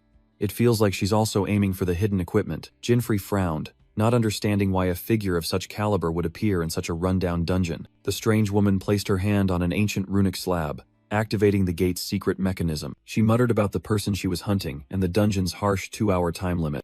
The colossal gate glowed and slowly opened. Jinfrey could only watch in astonishment as his rival entered first. Jinfrey hovered in midair, stunned as he watched the white-haired girl standing below after she shattered the city gate. Truly worthy of an 8 Great Guardian, he thought to himself as her silhouette faded into the darkness. Thanks to the Idaten boots, Jinfrey gently landed on the snow-covered ground. He clicked his tongue. She even destroyed the gate mechanism. Guess I'm lucky to get a shortcut. Jinfrey's eyes gleamed with calculation. A formidable opponent had appeared. As soon as he stepped inside, a pack of ferocious Kunikurus rushed out to block his path. Persistent, aren't they? The monsters roared, baring their sharp fangs, ready to tear their prey apart. But Jinfrey calmly activated his new skill, Tempest Teleportation. In a flash, he vanished, leaving behind streaks of electricity that sent the monsters into a frenzy. A second later, Jinfrey appeared in the level 9 corridor, in front of the frozen secret chamber. "Excellent," he smirked. "Taking a shortcut with teleportation is truly sweet." He looked at the large door in front of him. The condition to enter the demon god's chamber is to defeat the mid-boss here. But, he thought to himself, this is my first time challenging this place with the Idaten boot. A confident smile spread across his face. Looks like I'm about to set a new personal record. At the same time, in the frozen secret chamber on level 7, a desperate scream echoed throughout the hall. A group of adventurers knelt, desperately pleading with the man standing before them. "Guildmaster." "Why?" The man glared, the countdown timer above his head making him even more impatient. "Why?" Garuda Gastom, Guildmaster of the Windsword Guild, coldly replied, "Because you are too slow. You dare make me wait," he growled, the sword in his hand blazing with murderous intent. A sword slash swept out, fresh blood staining the floor amidst the horrified screams of the remaining ones. Garuda Gastom gritted his teeth, furious at the delay. "If my treasure diminishes, can you bear the consequences?" A subordinate collapsed at his feet, stammering apologies in terror. He coldly pronounced, "To live uselessly is a sin. Die and repent." With a maniacal grin, Garuda swung his greatsword down upon his subordinate. Fresh blood splattered, and his countdown timer gained more time. Desperate pleas rang out. "Master, please stop," but he merely sneered. "Your lives are only worth a few hours anyway." Garuda turned and yelled at another subordinate. "Is this all the people there are?" "Not enough." The subordinate trembled, explaining that it would take time to bring more people. "Or perhaps I'll use you instead." Garuda's threat made the subordinate frantically promise. As he fled, the subordinate thought in horror. He steals time by killing people. Looking back at the scattered corpses, he wondered how many more would have to die. Garuda clicked his tongue in annoyance, seemingly still unsatisfied. He mused about a high-ranking subordinate who had been captured by the 8 Great Guardians, but then he confidently looked out the snowy window. "Here, time is on my side. A magnificent place, this Grace Castle," he concluded, looking at the icy fortress. Meanwhile, on level 9, Jinfrey Vanrade swooped down from above, attacking a pack of monsters. He smashed a beast with a smug smile, blood staining the icy floor. Surrounded by enemies, Jinfrey moved as lightly as the wind, without a single scratch. "This feeling of fighting freely is amazing," he thought to himself. "This equipment is truly top tier." In the silent expanse of the castle, Jinfrey Vanrade suddenly paused, sensing a strange magical aura. He analyzed. Besides the demon god's magic, there was another source of energy, even stronger. But for now, he still needed to clear out the monsters blocking his path. After dealing with the minions, Jinfrey smiled confidently. Great. Next up must be the mid-boss. Suddenly, a large door in the hall slowly opened. A white-haired girl stepped in, her demeanor full of caution. From above, Jinfrey immediately realized, so she's the other source of magic. While the girl also felt something was amiss, she wondered why there was no sign of any monsters. An eerie silence. Right behind her, two colossal figures began to rise from the icy ground. The system confirmed the appearance of two level 92 snow golem. Surrounded, the girl muttered, "Why did the mid-bosses suddenly appear?" Without hesitation, she began to chant. Summon. Sylphid, a beautiful wind spirit, appeared behind her. Witnessing the scene, Jinfrey thought to himself, spirit summoning. A high-level skill. Along with her spirit, the girl prepared to unleash an attack, uttering a meaningful remark. Sorry, but I don't have time to interfere here. An emerald energy orb was fired directly at the two golems. The powerful magical surge enveloped the colossal enemies. Jinfrey unconsciously clenched his fist, feeling the terrifying power of the attack. In just a flash, the two snow golems shattered into fragments of ice. From above, Jinfrey was utterly stunned. Damn, she took down both mid-bosses with a single blow. Jinfrey thought, she's on a different level. After defeating the mid-boss, the crystal door leading to the next floor slowly opened before the white-haired girl. From above, Jinfrey muttered, going in there will lead straight to the demon god's chamber. Once the girl was out of sight, he gently landed on the floor. I'll have to search more thoroughly, the girl decided. Next, the annex. So she's looking for someone. Jinfrey sighed in relief. Good thing she's not after the demon god. But then, the girl suddenly froze, sharply turning her head backward. Her gaze swept across the ceiling, where Jinfrey had just been hiding. It feels like someone is watching, she whispered. Or am I just imagining things? Shaking off the suspicion, she told herself to focus on the task at hand. Now, Jinfrey stood before the final boss room on the 10th floor of the demon god's castle. Without a moment's hesitation, he pushed open the massive door. Inside was a hellish sight. Adventurers impaled on ice spikes, and a figure seated on a throne. Jinfrey smirked. Long time no see, second demon god Olmud. The system displayed the enemy's information. Demon god Olmud, level 100, with the ability to weaken all enemies in the room. Heh. Another livestock has arrived, Olmud sneered. Jinfrey's status window appeared, ready for the fated battle. The demon god's savage laughter echoed throughout the icy room filled with corpses. You'll soon join them, human, Olmud declared. Among the victims was also the blonde adventurer who had entered earlier, dead in a horrifying posture. A terrifying scene unfolded, adventurers impaled on sharp ice spikes. Jinfrey Van Raid's eyes swept across the scene, thinking that no one could have survived as he felt no trace of magic. No, he asserted. His gaze stopped on one person. There's still one struggling. The dying adventurer tried to gasp out a final warning. Run. Away. Immediately, ice spikes shot forth, extinguishing the last glimmer of hope. Jinfrey simply stood still, hands in his pockets, letting the deadly ice shards pass through him. The first attack is exactly like in the game, he thought. But I can't let my guard down. An arrogant voice rang out from the throne. You humans are truly useless, but your flesh is delicious. Olmud cackled, dark energy swirling. Quite a crowd today. You're the 10th one. The demon god stuck out his tongue, licking his lips gruesomely. Looks like I'll have a feast tonight. He stood there, a brutal demon amidst a trophy of human corpses. In his final moments, the adventurer felt only a terrifying pressure. Amidst Olmud's savage laughter and the despair of the fallen, Jinfrey remained steadfast. Time to carve you up, Olmud roared, charging straight at him. But Jinfrey activated his skill. Tempest teleportation. In a flash, he appeared right behind Olmud, a blue lightning bolt flashing. The demon god froze, fresh blood gushing from the wound on his head, his eyes wide with shock. At the same time, the last adventurer took his final breath, his eyes lifeless. Olmud let out an unbelievable shriek, pain and humiliation erupting. Jinfrey Van Raid coldly watched Olmud writhe. Stop screaming. You're not in that much pain anyway. The second demon god sneered, blood oozing from his wound. Oh, so you know? Quite a smart livestock you are. Jinfrey casually replied. Whatever. Consider it a warm-up before dinner. Immediately, Olmud summoned a barrage of gigantic ice spears from the ceiling. The spears plunged down with terrifying speed, aiming straight for Jinfrey Van Raid. They converged into a massive ice crystal, trapping and crushing the target. Olmud leaned back on his throne, a smug smile on his face. He was certain.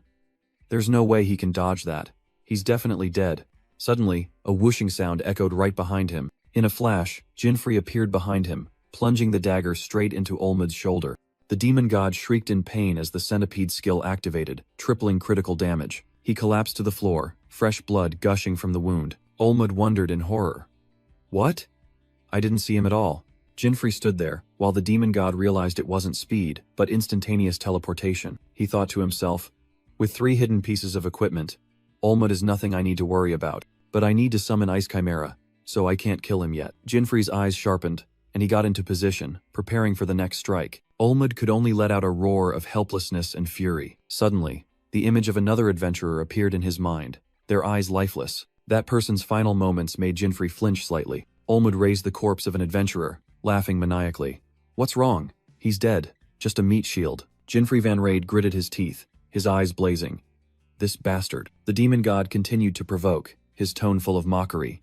Where's your power from before? Suddenly, Olmud raised his hand, and a surge of icy magic began to gather. He roared the skill name, Ice Puppet. The impaled corpses on the ice stakes began to twitch gruesomely. Before everyone's eyes, Olmud had turned the deceased into his own army of the undead. Another adventurer screamed in horror. Damn it, the corpses! With blank, white eyes, the soulless puppets staggered forward. Olmud pointed at Jinfrey, giving a cruel command.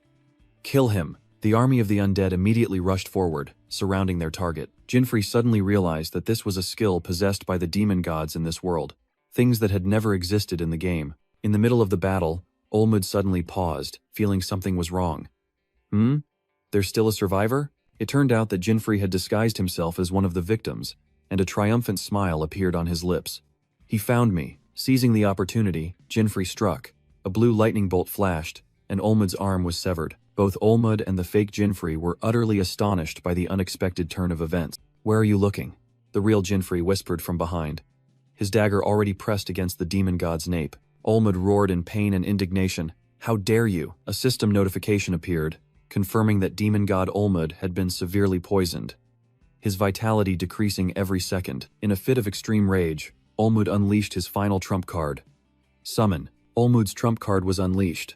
The multi-headed ice monster, Ice Chimera. Jinfrey Van Raid's eyes flashed, completely unfazed. He swung his greatsword, nonchalantly, finally decided to show up. Olmud laughed maniacally, certain of his impending victory. But in the blink of an eye, all 3 ice chimeras collapsed, shattering into ice fragments. Excellent, Jinfrey smiled. With this, I finally have the Ice Chimera Fang, and more importantly, the durability of the centipede blade finally dropped below the required threshold. A triumphant smile appeared on the young man's lips. He turned his back on the stunned demon god.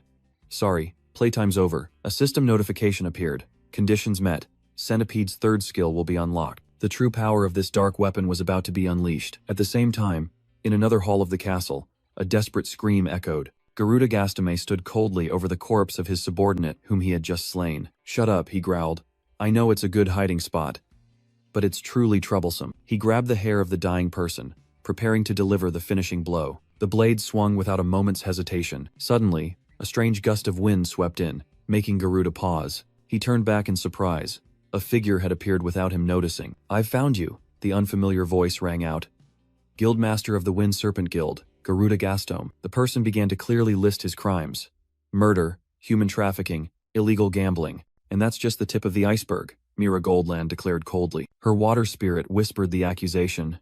Now you're even killing your own guild members to extend your time limit? Truly despicable. The white-haired girl began to cast magic. Summon elemental spirits. Water spirit, Undine. Fire spirit, Ifrit. Wind spirit, Sylphid. The 3 most powerful elemental spirits appeared simultaneously, standing behind their master. The commander of the Wind Serpent Guild was stunned. Among summoned beasts, elemental spirits are the highest tier, yet she summoned all 3 without expending any effort. He tried to remain calm. Hey, where are your manners? Who are you? Are you from the association? Mira replied concisely. Mira Goldland. In the name of the 8 guardians, she declared boldly, I will apprehend you and escort you to the Adventurers Association. At the same time, elsewhere in the dungeon, a system notification rang out. Centipede's 3rd skill will be unlocked. Jinfrey Van Raid smirked contentedly. This is exactly what I've been waiting for. Olmud roared in despair. Don't mess with me, you low-class livestock. Fine, I won't eat you anymore, he screamed. I'll crush you into dust. The demon god tensed, concentrating all his icy magic power into his body. Sharp ice crystals began to protrude, tearing through the cloak on his back. A pair of colossal ice wings gradually took shape. Ha ha ha ha ha. Olmud let out a mad laugh. He now possessed a majestic pair of ice wings, ready to dominate the sky. Soaring high, he looked down at Jinfrey with arrogance. This is true power, just stay down there. This really is your specialty, isn't it? a voice echoed from above. It's quite fun up here. Jinfrey's voice echoes from above, dripping with condescension. Especially when I'm looking down on you like this. Provoked by the taunt, Olmud roared and charged straight at Jinfrey. How long do you think you can keep that calm demeanor? Olmud growled, his face contorted with rage. A sphere of icy energy formed in the demon god's palm, radiating deadly cold. A barrage of gigantic ice spears was summoned, ready to tear apart everything in their path. Despia, I'll kill anyone who gets in the way of my mission, Olmud screamed, unleashing the entire barrage towards his enemy. Yet, Jinfrey stood still, the deadly spears barely grazing him. Centipede, third skill. Jinfrey muttered, a plan forming in his mind. Meltdown. The dark sword began to transform, the system announcing a terrifying ability. Turning the blade into a liquid form, a skill that allows the user to freely shape their weapon. The only limit is imagination. Still unaware of the change, Olmud cackled. Running away won't get you anywhere. But then his smile vanished, replaced by utter horror. Above him, Centipede had transformed into a gigantic, pitch-black greatsword, obscuring the sky. Olmud frantically raised his hands to block, trying to resist the unimaginable weight crashing down. Jinfrey unleashed the finishing blow, a slash that tore through space. Poison Gate Heaven. So, the second one, he calmly remarked. Another new personal record. Swallowed by the destructive energy, Olmud's body began to disintegrate. The power of Poison Gate Heaven was absolute. In his final moments, all the demon god could do was die in stunned disbelief. A notification rang out, confirming the victory. The second demon god, Olmud, had been defeated. Demon god Olmud fell, his body beginning to disintegrate in the silence of victory. Jinfrey Van Raid smiled contentedly, the notification board confirming he had broken the dungeon conquest record. The rescued adventurers were still in shock, unable to believe that one person could defeat that monster. He quickly checked the status of Richard, another comrade, and saw his completion time was a perfect 0. The body of the last adventurer who had warned him also disintegrated into shards of ice. He's back in the city, Jinfrey thought to himself.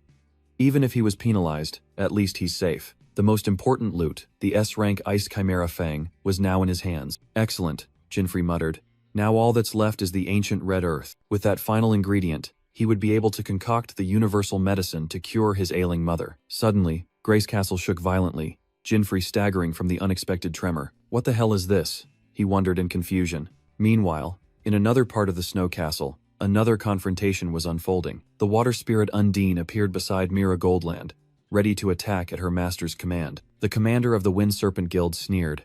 Oh, the little girl is quite energetic, Mira coldly retorted with an incantation, her eyes sharp.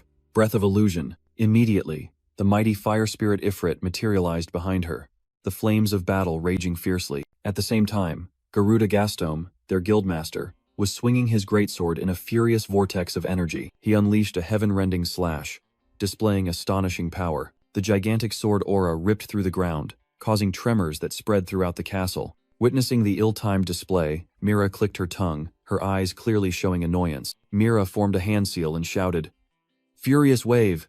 The spirit Undine charged forward, creating a colossal wave of water. But Undine's attack was easily blocked. A mysterious swordsman appeared, swinging his sword to shatter her magic. From a distance, Jinfrey hid behind a pillar, silently observing the entire situation. He thought to himself, so the tremors earlier were caused by this battle. That guy is strong too.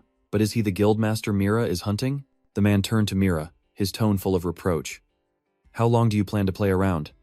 The honor of the 8 guardians is at stake. He raised his greatsword, declaring, when it comes to attacking, you do it like this. Golden sword aura began to gather around the blade. A vortex of energy erupted, engulfing the swordsman and his greatsword. Mira could only stare in awe at the display of overwhelming power. The swordsman stomped his foot, and the ground beneath him cracked. With sharp eyes, he charged straight towards the enemy. Whirlwind slash. The slash tore through the air, severing one of the commander's arms. The commander coughed up blood, collapsing after taking a single blow. Jinfrey continued to observe silently, not missing a single detail. The swordsman glanced over, sneering. Is that all? Truly the excuse of someone who doesn't understand the difference in class. Hearing that, Mira could only let out an exasperated sigh. Garuda Gaston was stunned, unable to believe what was happening. From above, a cold voice rang out, revealing his identity. Former Bahu Jing, Garuda Gastame. What? He exclaimed, his whole body trembling. Realizing it was just an illusion, Garuda lunged forward in vain. Is it an afterimage? Mira Goldland suddenly appeared right beside him, sneering. Let me teach you, the one who fell after being expelled. She held out her hand, her eyes sharp. This is a real attack. A deadly aura suddenly appeared behind him, sending chills down Garuda's spine. This aura is, at Mira's command, the Leijing Karen materialized amidst resounding thunder. Garuda was stunned, thinking, even a fourth spirit? He panicked as he realized the floor was flooded. This is bad. Water on the floor. Fear enveloped him, and he stammered a plea. Wait, but Mira gave him no chance, coldly pronouncing judgment with the skill name, Ming Shen. Horrifying bolts of lightning struck down, engulfing Garuda's body. His desperate screams echoed throughout the great hall as he was tormented by the electric current. From afar, Jinfrey Van Raid witnessed everything, thinking, terrifying. It's best not to be her enemy. Suddenly, Mira glanced towards where he was hiding. She called his name directly, her tone calm.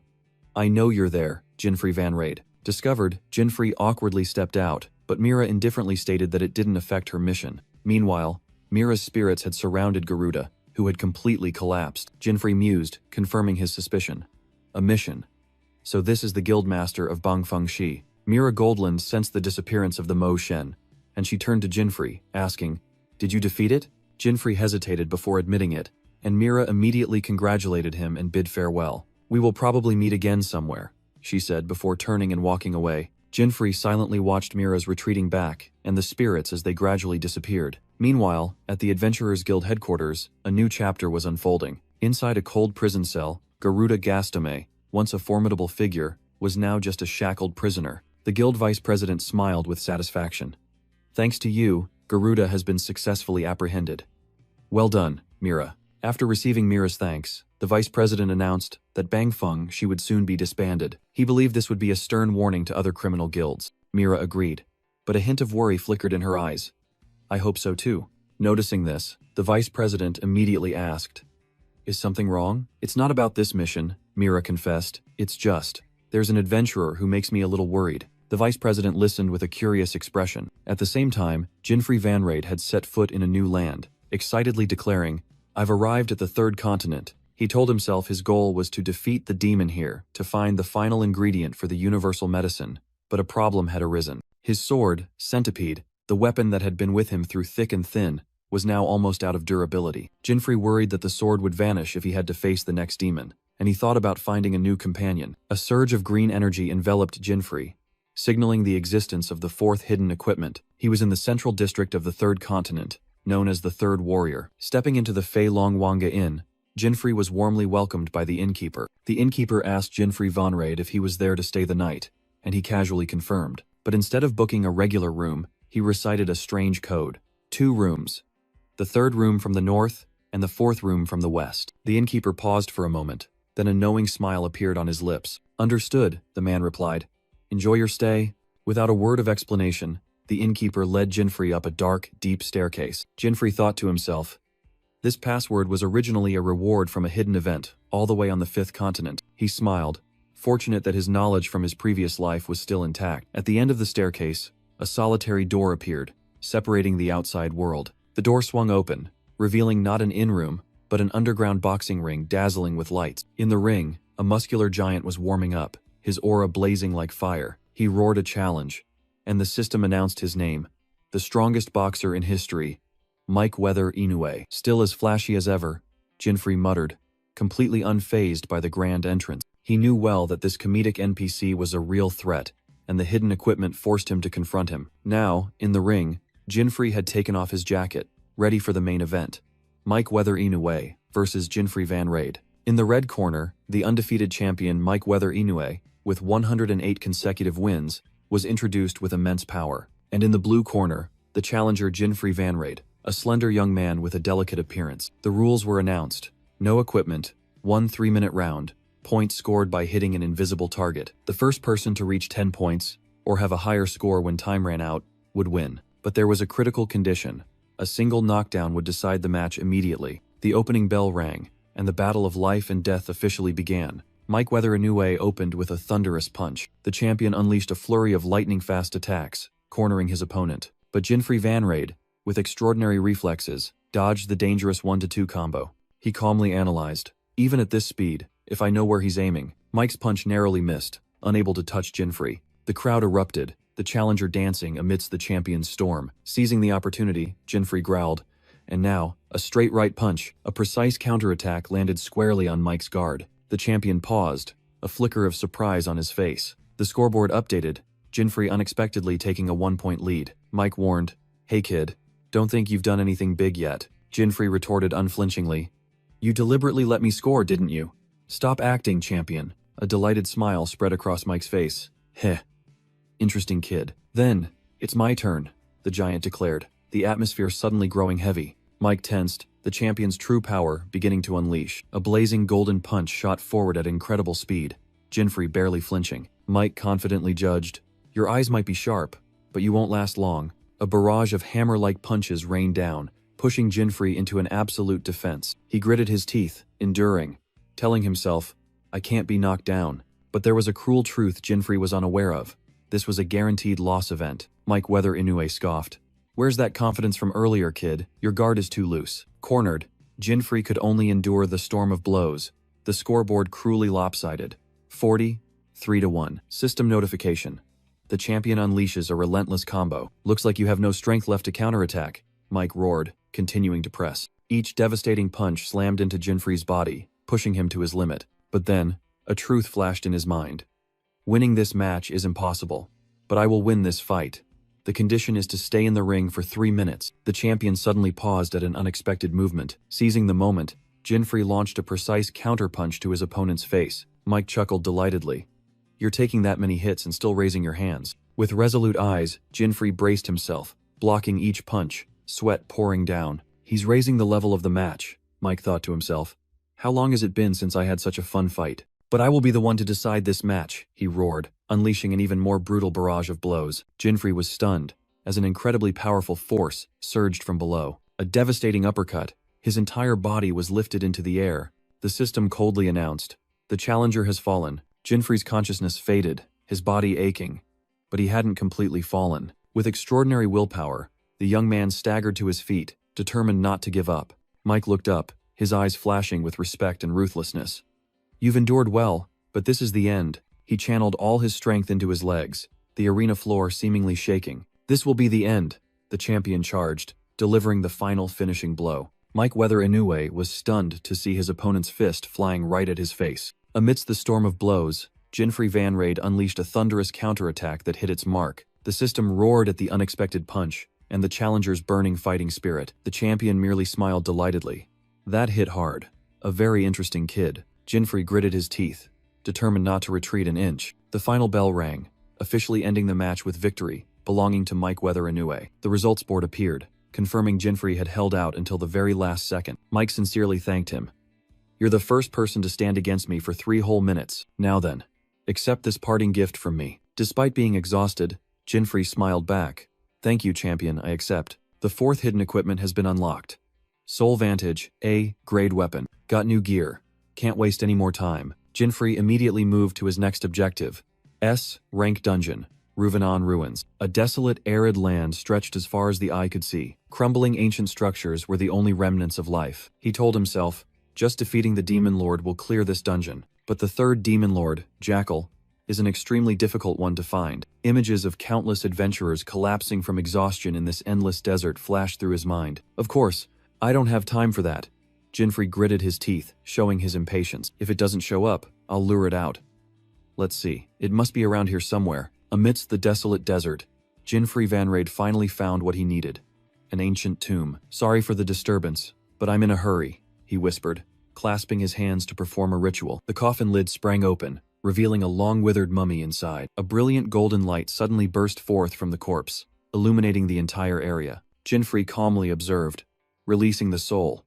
And then, the orb of light, the embodiment of the soul, began to ascend. It soared straight into the blue sky, fulfilling its final wish. Immediately, Jinfrey's halo glowed, signaling an extremely powerful magical energy approaching. He stood firm, feet planted firmly on the ground, ready to face it. "It's here," Jinfrey smirked, his plan a complete success. The ground before him shook violently, and a colossal mound of earth began to rise. From within the earth, a massive, murderous shadow slowly emerged. The 3rd Demon Lord, Jackal. Jinfrey recalled that the Ruvenon Ruins were originally the graveyard of souls. The Demon Lord revealed his true form, resembling the Jackal god, and questioned, "Have you desecrated the dead?" "I am the guardian of souls," Jackal growled, "and anyone who disrespects them will pay with their very life," he declared, sentencing Jinfrey to death. Jackal boldly proclaimed, "I am the Demon Lord, the enforcer of justice for trespassers." In response to the threat, Jinfrey merely smiled faintly, his soul vantage equipment flashing in his hand. Jackal raised his hand, activating his unique ability. The law, judgment scales, an orb of light was pulled from Jinfrey's chest, and the system announced, "Your soul will be placed on the scales." In the space of judgment, Jinfrey's soul was placed on a colossal scale. Jackal delivered his verdict, "Your defiled soul. I shall purify it and guide it to heaven." Facing the spiritual trial, Jinfrey remained strangely calm. The scales began to move, slowly tilting to one side. The verdict was clear. The scale holding his soul was heavy with sin. The system's pronouncement echoed, "The judgment scales have rendered their verdict upon you." Back in reality, a wave of judgmental energy enveloped Jinfrey. A cold notification appeared. "Due to the sin of desecrating souls, all your stats have been reduced by 30%. Jackal pointed, accusing, "Atone for your sins with your life." But Jinfrey merely smirked. "I figured it would play out like this." He had calculated in advance, considering the power reduction an acceptable disadvantage to lure the Demon Lord out. "Now, take him down before he pulls any tricks." Jinfrey charged, activating Dark Bullet. Streams of dark energy swirled around him as he dodged the attack. He unleashed a series of high-speed illusions to probe his opponent. But Jackal was unaffected, and Jinfrey realized, the illusion skill Heaven's Wheel has no effect on living beings. Then this will be a pure power struggle. He clenched his fist. Without hesitation, Jinfrey charged straight at the Demon Lord. He leaped into the air, shouting the name of the move.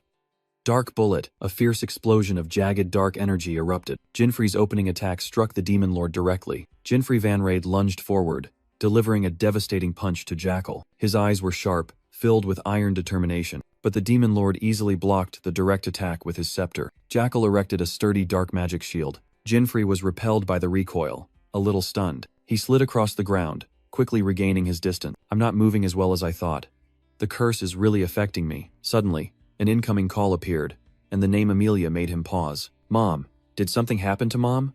A fleeting worry made him lose focus. Seizing the opportunity, Jackal unleashed a dark attack. Jinfrey was sent flying, but managed to twist his body and dodge by a hair's breadth. Now is not the time to answer. He gritted his teeth, pushing away his worry. "But I have to hurry." Jinfrey concentrated his power, creating an illusion to accelerate. Facing the Demon Lord's dark spiral, Jinfrey knew there was no more time for hesitation. The skill of Soul Vantage was activated. His fist erupted with furious flames. Jackal was stunned.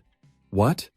My fist is on fire?" Attack power doubled, in exchange for HP decreasing every second. Fire Fist. With his new power, Jinfrey was ready for a battle to the death. Jinfrey's fiery punch landed straight on the Demon Lord's face. The force of Fire Fist sent Jackal flying, leaving him no time to react. The Demon Lord landed, staggering for a moment from the unexpected shock. "Just a trick," Jackal muttered, unable to believe such mediocre power. Facing the contempt, Jinfrey hovered in the air, challenging the desert god. "Let me shut you up permanently!" Jackal roared, summoning a dark orb. Jinfrey froze, feeling the terrifying magical power from that attack. A gigantic pitch-black meteor fist formed, eclipsing the entire sky. The Demon Lord's judgment blow shot straight down, aimed at the one who dared to challenge him. Jinfrey was engulfed by the absolute power, and the ground shattered into pieces. "How's that?" "That's the power of the invisible fist," Jackal smirked smugly. The smoke and dust cleared, leaving a gaping crater on the battlefield. Amidst the rubble, Jinfrey sat up, admitting this was an unprecedented attack. He stood up, full of doubt. Why are the demons here so different from the game? Just then, a call from Amelia unexpectedly popped up. "Calling again." "Not now." Jinfrey brushed off the annoyance. He dusted himself off, his casual attitude further enraging Jackal. "Just bluffing." The Demon Lord once again gathered dark energy. Jinfrey clenched his fiery fist, telling himself to end the fight before his stamina ran out. But then, the phone rang again, breaking his concentration at the critical moment. In the middle of a life-or-death battle, the phone rang again, and Jinfrey, annoyed, wondered, what now? He had just been sent flying to the ground by a devastating blow. Getting up with difficulty, Jinfrey thought to himself, "I have a bad feeling." Facing Jackal's dark orb, he decided, no choice. Jinfrey quickly formed hand seals, preparing for a bold move. A new skill was activated, Wind Transfer. In the blink of an eye, he disappeared amid streaks of lightning, leaving Jackal stunned. The Demon Lord looked around in confusion, roaring, "Where is he?" Jinfrey reappeared at a safe distance, successfully widening the gap. But just then, Amelia's call popped up again, and he couldn't help but answer. "What is it, Amelia? Why do you keep calling me?" Jinfrey asked irritably, but on the other end was a panicked voice. Big brother, where are you? He tried to reassure her. Calm down, what's wrong? I'm a bit busy, but only received a single word that made his heart clench. Mom. Through the screen, Amelia, sobbing, reported. Mom's condition suddenly worsened.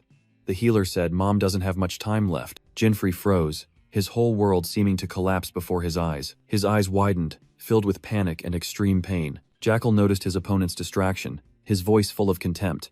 Are you trying to pull this trick? Jinfrey was startled, bitterly realizing.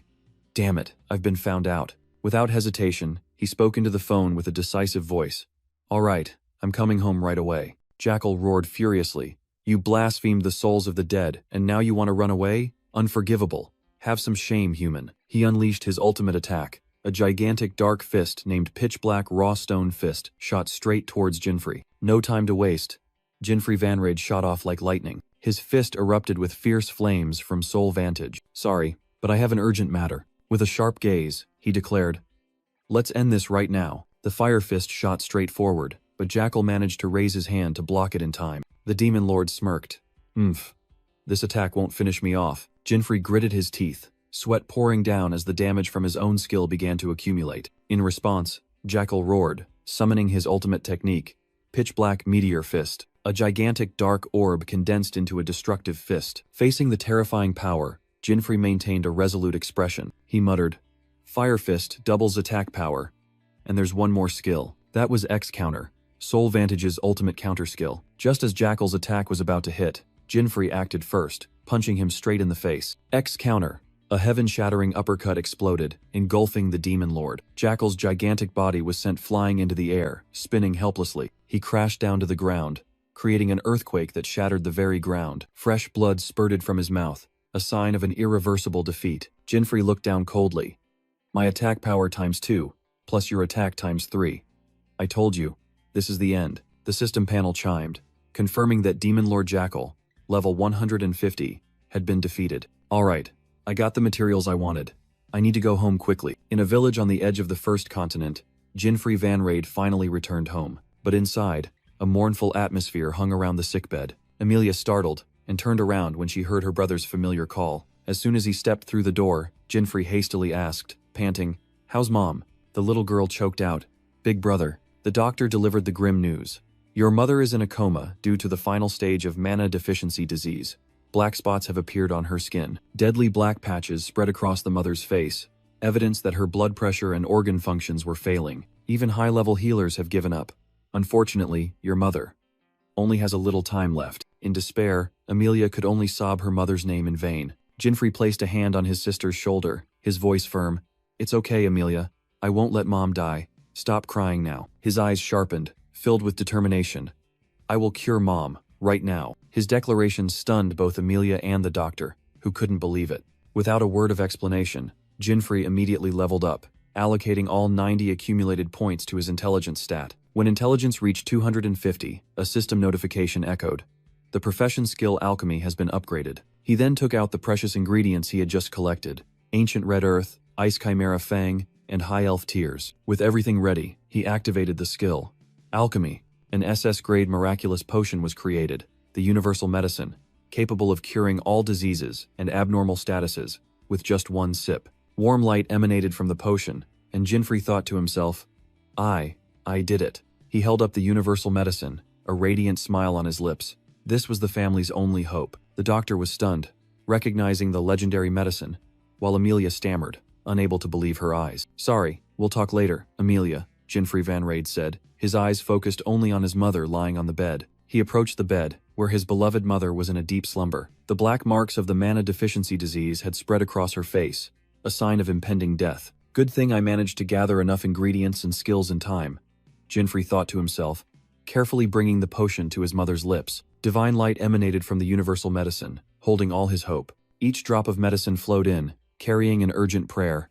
Please, Mom, wake up. Jinfrey embraced his mother as she sat up, while Amelia watched breathlessly from behind. A miracle occurred. The deadly black marks on her face shattered into countless particles of light. Her eyes slowly opened, carrying an indescribable haziness. Jinfrey and Amelia watched intently, their hearts pounding in their chests. The mother had fully recovered, but her eyes were bewildered as she asked, Who am I? Mom! Amelia cried out, both overjoyed and bewildered by her condition. She hugged her daughter, gently calling Amelia, but still asked in confusion, "What happened so suddenly?" As her gaze turned towards her son, Jinfrey couldn't hold back his emotions, softly calling, "Mom." She was surprised by Jinfrey's inquiry, innocently replying, "My health? Mom!" Amelia burst into happiness. "We were so worried." As her mother tried to recall the time she was bedridden, hearing that Jinfrey himself had cured her, she was utterly stunned. "Jinfrey? My illness? What is this about?" The doctor standing nearby confirmed, his voice full of astonishment. "That's right, your son's universal medicine truly worked. The symptoms have completely vanished." Still confused, Jinfrey's mother began to question him about the universal medicine and his path as an adventurer. Jinfrey smiled, trying to deflect. "My matters aren't important, as long as you're healthy again." But that answer only ignited an unexpected outburst of fury. "No, I am not okay." Jinfrey, Amelia, and the doctor were all speechless at her fierce reaction. With renewed strength, the mother sprang from the bed, emitting a terrifying aura of killing intent. She pointed directly at Jinfrey's face, her voice sharp.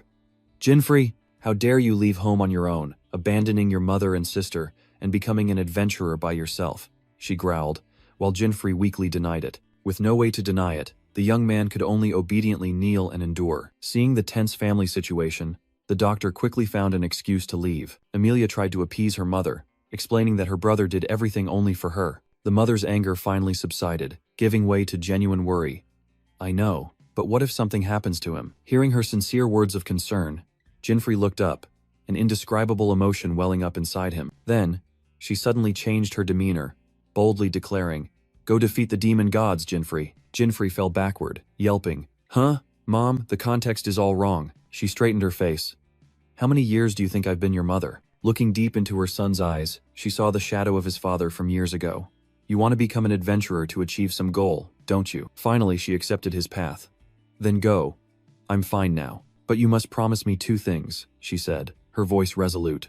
"First, contact me every day so I know you're alive. And the final promise, a vow as heavy as 1,000 pounds. Second, you absolutely must not die." Jinfrey looked gently at his mother, preparing to say his final goodbyes before setting off. In the warm embrace, his mother whispered words of heartfelt thanks. "Take care, Mom," Jinfrey replied, a smile concealing absolute confidence. "I will return," he promised, then turned and walked away, leaving behind the figures of his mother and sister. In his mind, the image of his healthy family was proof of the universal medicine's power. But he knew, out there, countless others were despairing from this demonic illness. Only when all demon gods were annihilated would the world truly be freed from the curse. Nevertheless, memories from his past life told him that the 7 demon gods were not the end of the problem. The key must lie in the existence of the 8th demon god, one he had never encountered. His journey for answers led Jinfrey to the 3rd continent, to the magnificent warrior Colosseum. Inside, warriors from all corners gathered, their spirits ablaze for the Battle Olympia tournament. Amidst the crowd, Jinfrey quietly observed, a faint holy aura gently shining above his head. The declaration opening the tournament echoed, seeking the strongest adventurer in all realms. The crowd erupted in fervent cheers. Still as lively as ever, Jinfrey mused, a hint of amusement in his smile at the familiar scene. The rules were announced. Levels and stats were capped, a seemingly fair playing field. But most importantly, there were no limits on skills or equipment, an absolute advantage for him. The massive prize money was secondary. The true goal was to become stronger to confront the gods. Beneath the sky of the new continent, Jinfrey's eyes gleamed with iron determination. A female contestant mused, what everyone truly craved was not 1 billion G, but the bonus reward that could only be won here. A higher path to tread, an old man confidently thought, his eyes full of knowing. That reward was the SS rank job change scroll, and the qualifiers for the fiercest tournament officially began, the announcer explained. "In the qualifiers, we will measure your magical power and attack strength. Total scores will be ranked, and the top 8 will advance to the main tournament." Jinfrey Van Raid listened with confidence. The first test began. Contestants were asked to place their hands on the magic circle to measure their magical power. After a moment of silence, the results of the magical power test were announced. The leaderboard appeared, with all leading names possessing scores over 1,000. Jinfrey was stunned when he saw his result. Rank 2,189, dead last with a mere 72 points. He gritted his teeth. "I knew it. As an alchemist, my magical power is inherently low, and my level isn't even 150 yet." Next, the attack power test. The announcer declared the second challenge. Jinfrey faced the force measuring machine, instructed to unleash his strongest punch. He thought to himself, no need to panic. Even if his magical power was last, he could make up for it here. Amidst the shouts of other contestants, Jinfrey calmly raised his fist. He activated a skill from his new equipment. Fire Fist, doubling his attack power but costing him HP every second. First, double it, Jinfrey smirked, his fist erupting in furious flames. Then, X counter multiplies it by 3 more times, a counterattack skill he creatively adapted. Jinfrey roared, unleashing a combined ultimate technique. Pitch black meteor fist with 6 times the power. An earth-shattering explosion echoed throughout the arena, signaling an unimaginable result. A terrifying explosion echoed throughout the arena, leaving the audience stunned in astonishment. Even the other contestants were taken aback. A blond man stammered, "Huh?" All eyes turned to Jinfrey Vanrade, who had just shattered the measuring machine, as they whispered, "Is that him? What the hell did he do?" The announcer's voice boomed, "Thank you for waiting. The results of the attack power test are in." On the big screen, Jinfrey Vanrade's name proudly sat at the top of the leaderboard, dispelling all doubts and causing a wave of shock. Jinfrey let out a sigh of relief, thinking to himself, "I was a bit worried about coming last in the magic test, but it seems I'm fine now." Based on the combined results, the 8 best warriors will advance to the main tournament round. Among the list of names advancing, Jinfrey merely smirked at the envious gazes of his opponents. Suddenly, a cold voice rang out from behind. "Hey," Jinfrey turned around and met a silver-haired girl, who spoke with sarcasm. "Jinfrey, could it be that you're a stalker?" He flinched and stepped back, recognizing the familiar face. "It's you again." "That's my line." The two faced each other. Jinfrey crossed his arms and retorted, "Why do you keep showing up wherever I go?" "I'll return that question to you word for word." The silver-haired girl narrowed her eyes, muttering in thought, "That punch in the qualifiers. He must have used some strange equipment again." She recalled the burst of firepower from Jinfrey's fist, her heart filled with curiosity about his secret. Suddenly, Jinfrey grinned. "You're also aiming for the class change scroll, aren't you?" He had heard all her thoughts. The girl was stunned, not expecting her secret to be exposed so easily. Regaining her composure, she admitted, "That's right. You can't ignore class change if you want to get stronger, can you?" Jinfrey exposed her. "You're using the alias Rami alias to hide your identity as one of the 8 Great Guardians, Mira Goldland, aren't you?" Just then, the announcer declared, "Now, let the main tournament begin." The tournament bracket appeared, promising the ultimate prize for the winner. 1 billion G, and the precious class change scroll. Jinfrey Vanrade smirked with interest, while Mira Goldland warned, "If you win this round, you'll..." The announcer's voice boomed, calling out the names of the 2 fighters for the first match of the finals. Mira merely offered a strained good luck. "Even if you don't mean it," Jinfrey muttered, his cold gaze unwavering. In the arena, his opponent, a warrior clad in full armor, secretly assessed. "Is this scrawny guy an alchemist? What were his qualifying results?" In the stands, a spectator yelled scornfully, "There must be a mistake. And what's with that halo above his head?" Jinfrey turned, facing his opponent directly, Gringy Mistal, who stood imposing in his golden armor. The information panel appeared, confirming the opponent's identity. Gringy Mistal, alchemist, guildmaster of the Silver Demon Guild. The crowd buzzed about Gringy's reputation, rumored to possess an impenetrable defense, and lively bets began. A bettor declared confidently, "Foolish, this isn't even a bet. Of course everyone's betting on Gringy." Once both were in position, the announcer loudly declared, "The match begins." Jinfrey thought to himself, "I didn't expect my first opponent to be an alchemist with such a ridiculous appearance. What luck." Gringy was no less smug. "But this match, it's too anticlimactic." "Huh?" Before Gringy could even react, Jinfrey vanished and reappeared right in front of him in a flash. Jinfrey's fist erupted with blazing flames from his Fire Fist skill. An explosive uppercut slammed directly into Gringy's chin, leaving the seasoned warrior dazed. Jinfrey gave his opponent no time to breathe, unleashing a storm of relentless blows, completely overwhelming Gringy. The sturdy helmet cracked and shattered, revealing Gringy's horrified face as he screamed in pain, blood beginning to gush. A full-power finishing blow struck Gringy, the immense force sending him flying backward. Gringy's massive body slammed hard into the arena wall, creating a terrifying explosion of debris. The guildmaster of the Silver Demon Guild collapsed in the rubble, unconscious, the match ending in mere seconds. The entire stands fell silent. All jaws dropped in astonishment at the scene that had just unfolded. Jinfrey stood there, calm amidst the shouts. "Wah! Who was that guy?" Looking down from above, the scene was clear.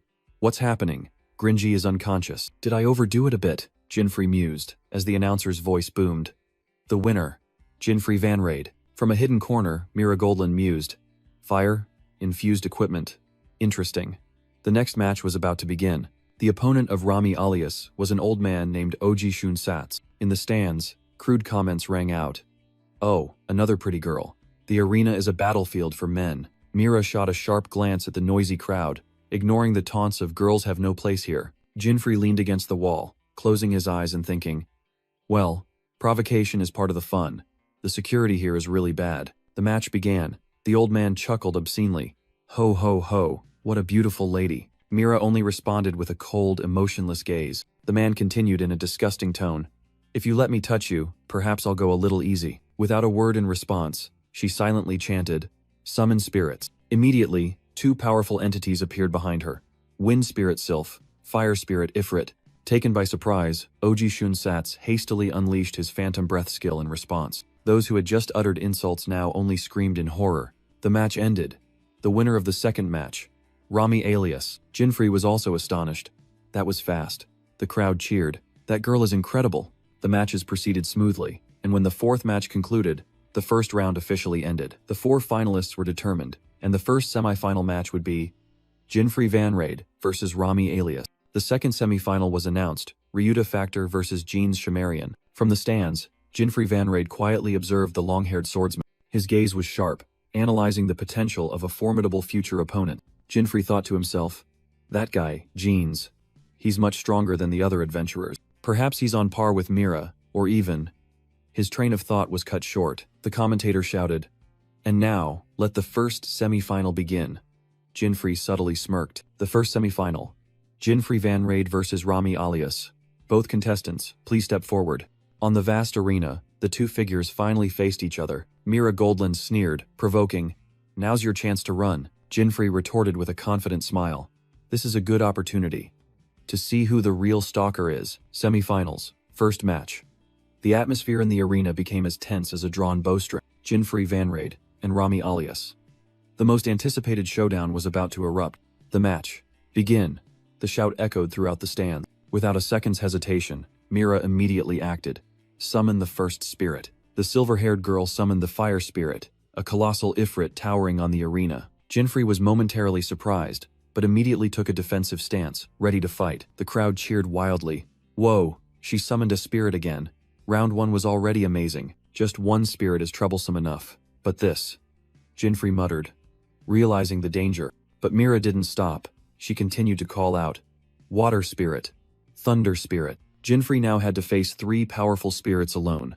Fire, water, and lightning. Jinfrey thought to himself, summoning three spirits at once. The pressure from this hostility is truly beyond imagination. The entire stands erupted. Never seen anyone summon all three spirits at once. "Go, girl." Mira pointed directly at her opponent, smiling confidently. "I know your strength, so I won't hold back." "Oh, how scary," Jinfrey retorted with a smirk, taking a ready-to-fight stance. Without another word, Undine immediately unleashed Water Dragon Wave for a preemptive strike. A colossal water dragon roared and lunged, forcing Jinfrey to immediately move to dodge. He quickly landed, his eyes not showing the slightest distraction. Just as the aftershocks of the attack faded, another danger arrived. Mira commanded decisively, "Thunder strike." The thunder spirit appeared right in front of Jinfrey, its entire body flashing with destructive lightning bolts. What? So fast. Jinfrey couldn't help but be astonished by this terrifying speed. The audience in the stands also fell silent at the sight. With a thunderous explosion, Jinfrey barely managed to kneel in the deep crater just created by the lightning strike. "Almost done for," he muttered. "Just a graze would be enough to wipe me out." But a fireball was already hurtling towards him. Facing the raging fire advancing towards him, Jinfrey maintained a calm expression. He clenched his hand, activating his own skill, and flames erupted from his Soul Vantage gauntlet. Fire Fist. Jinfrey threw a punch directly at the opponent's fireball. Amidst the embers, Mira stood silently, witnessing her attack being completely neutralized. Her face hardened, her eyes becoming extremely serious. Jinfrey panted, sweat pouring down. Is she really trying to kill me? Jinfrey thought to himself.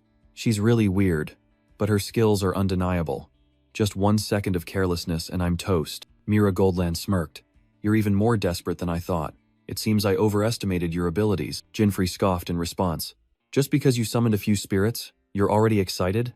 I completely underestimated your skills too." "Lucky for me, you aim terribly," Mira scoffed. From the stands, the crowd roared, "That's right, take him down, young lady." Meanwhile, the bettors were buzzing. "Damn it. I forgot to place a bet again. Come on everyone, where's your money? No need to ask. This entire arena is betting on the young lady. Right, brothers? Shouts were aimed directly at Jinfrey. Get out of the arena, you good for nothing. How much did they pay you to throw this match, huh? The young man gritted his teeth, veins popping on his forehead. Truly annoying. Who's the one throwing the match here? Mira also looked annoyed. This arena is known for its unruly crowd, but this is truly pathetic. Her eyes sharpened, a calculating smile on her face. Jinfrey couldn't take it anymore either, his anger flaring. How dare they? Let's end this quickly, Mira declared, then shouted, Chiron. A powerful thunder spirit appeared. The thunder beast Chiron roared, lightning converging on its single horn. A destructive lightning bolt named Thunder God struck directly at Jinfrey's position. The arena floor shattered with a sky-shattering explosion. Jinfrey was thrown back by the shockwave. He quickly regained his balance, starting to move as Chiron circled behind him. But Mira gave him no time to breathe. Undine. The water spirit materialized, facing multiple spirits at once. Jinfrey realized, it's harder than I thought. There's almost no opening to counterattack. He charged frantically amidst the coordinated attacks, admitting in his mind, annoying, but I can't deny it. Mira is overwhelmingly strong. Jinfrey faced Mira and the fire spirit Ifrit, who were waiting in position. Mira smirked, completely confident in the trap she had set. He quickly analyzed. She knows her fire fist counters fire, so she's temporarily keeping Ifrit out. Realizing he was being held back by the other two spirits, Jinfrey understood this was a trap to lure him into attacking. If that's the case, he roared, then I'll launch a preemptive strike. In a flash, Jinfrey vanished in a streak of lightning, surprising both Mira and Ifrit. He's gone, Mira exclaimed in astonishment, unable to keep up with his speed. Immediately, Jinfrey appeared right in front of her, his fiery fist ready to strike. The fire fist shot forward, carrying terrifying heat. The dangerous attack landed squarely on Mira's shoulder, but she showed no sign of flinching. Got her. Jinfrey silently cheered in triumph, but a cold system notification appeared. Tactics detected. Mira has trapped you. With a triumphant smile, Mira shouted, Instant Windblade. From above, a giant wind spirit, Sylphid, appeared, leaving Jinfrey stunned. He realized in horror. A fourth spirit. Mira sacrificed herself to summon it. Sylphid unleashed a jade-colored energy vortex, sweeping across the entire arena. The audience gasped in horror at the destructive power they had just witnessed. Mira coldly gazed at the epicenter, certain that her opponent could never get back up. But then, she froze, eyes wide as she sensed a familiar surge of killing intent. Amidst the ruins, Jinfrey still stood firm, injured and coughing up blood, but his gaze remained unwavering. In the devastated arena, Jinfrey still stood tall, astonishing Mira and her fire spirit. That was dangerous, he thought to himself. If not for Stormshift, I would have definitely lost this round. The system coldly announced that his teleportation skill only had 3 uses left. Mira was stunned, unable to comprehend how Jinfrey had dodged her destructive attack. It's not over yet, Jinfrey smirked, the flames of his fighting spirit flaring up behind him. He charged like an arrow, his gauntlets ablaze, while Mira was still bewildered by her opponent's abilities. Ifrit! Mira shouted, ordering her giant fire spirit to engage. Jinfrey didn't flinch, aiming his fiery punch directly at the giant blocking his path. The two fire element warriors faced each other, a moment of stillness before the firestorm. A resounding explosion erupted as the two fists collided, their heat canceling each other out. Jinfrey's punch was blocked, his power completely nullified by Ifrit. What a pity, Mira said from a distance. Your fire fist can't defeat a fire spirit. Jinfrey merely smiled faintly, a knowing smile.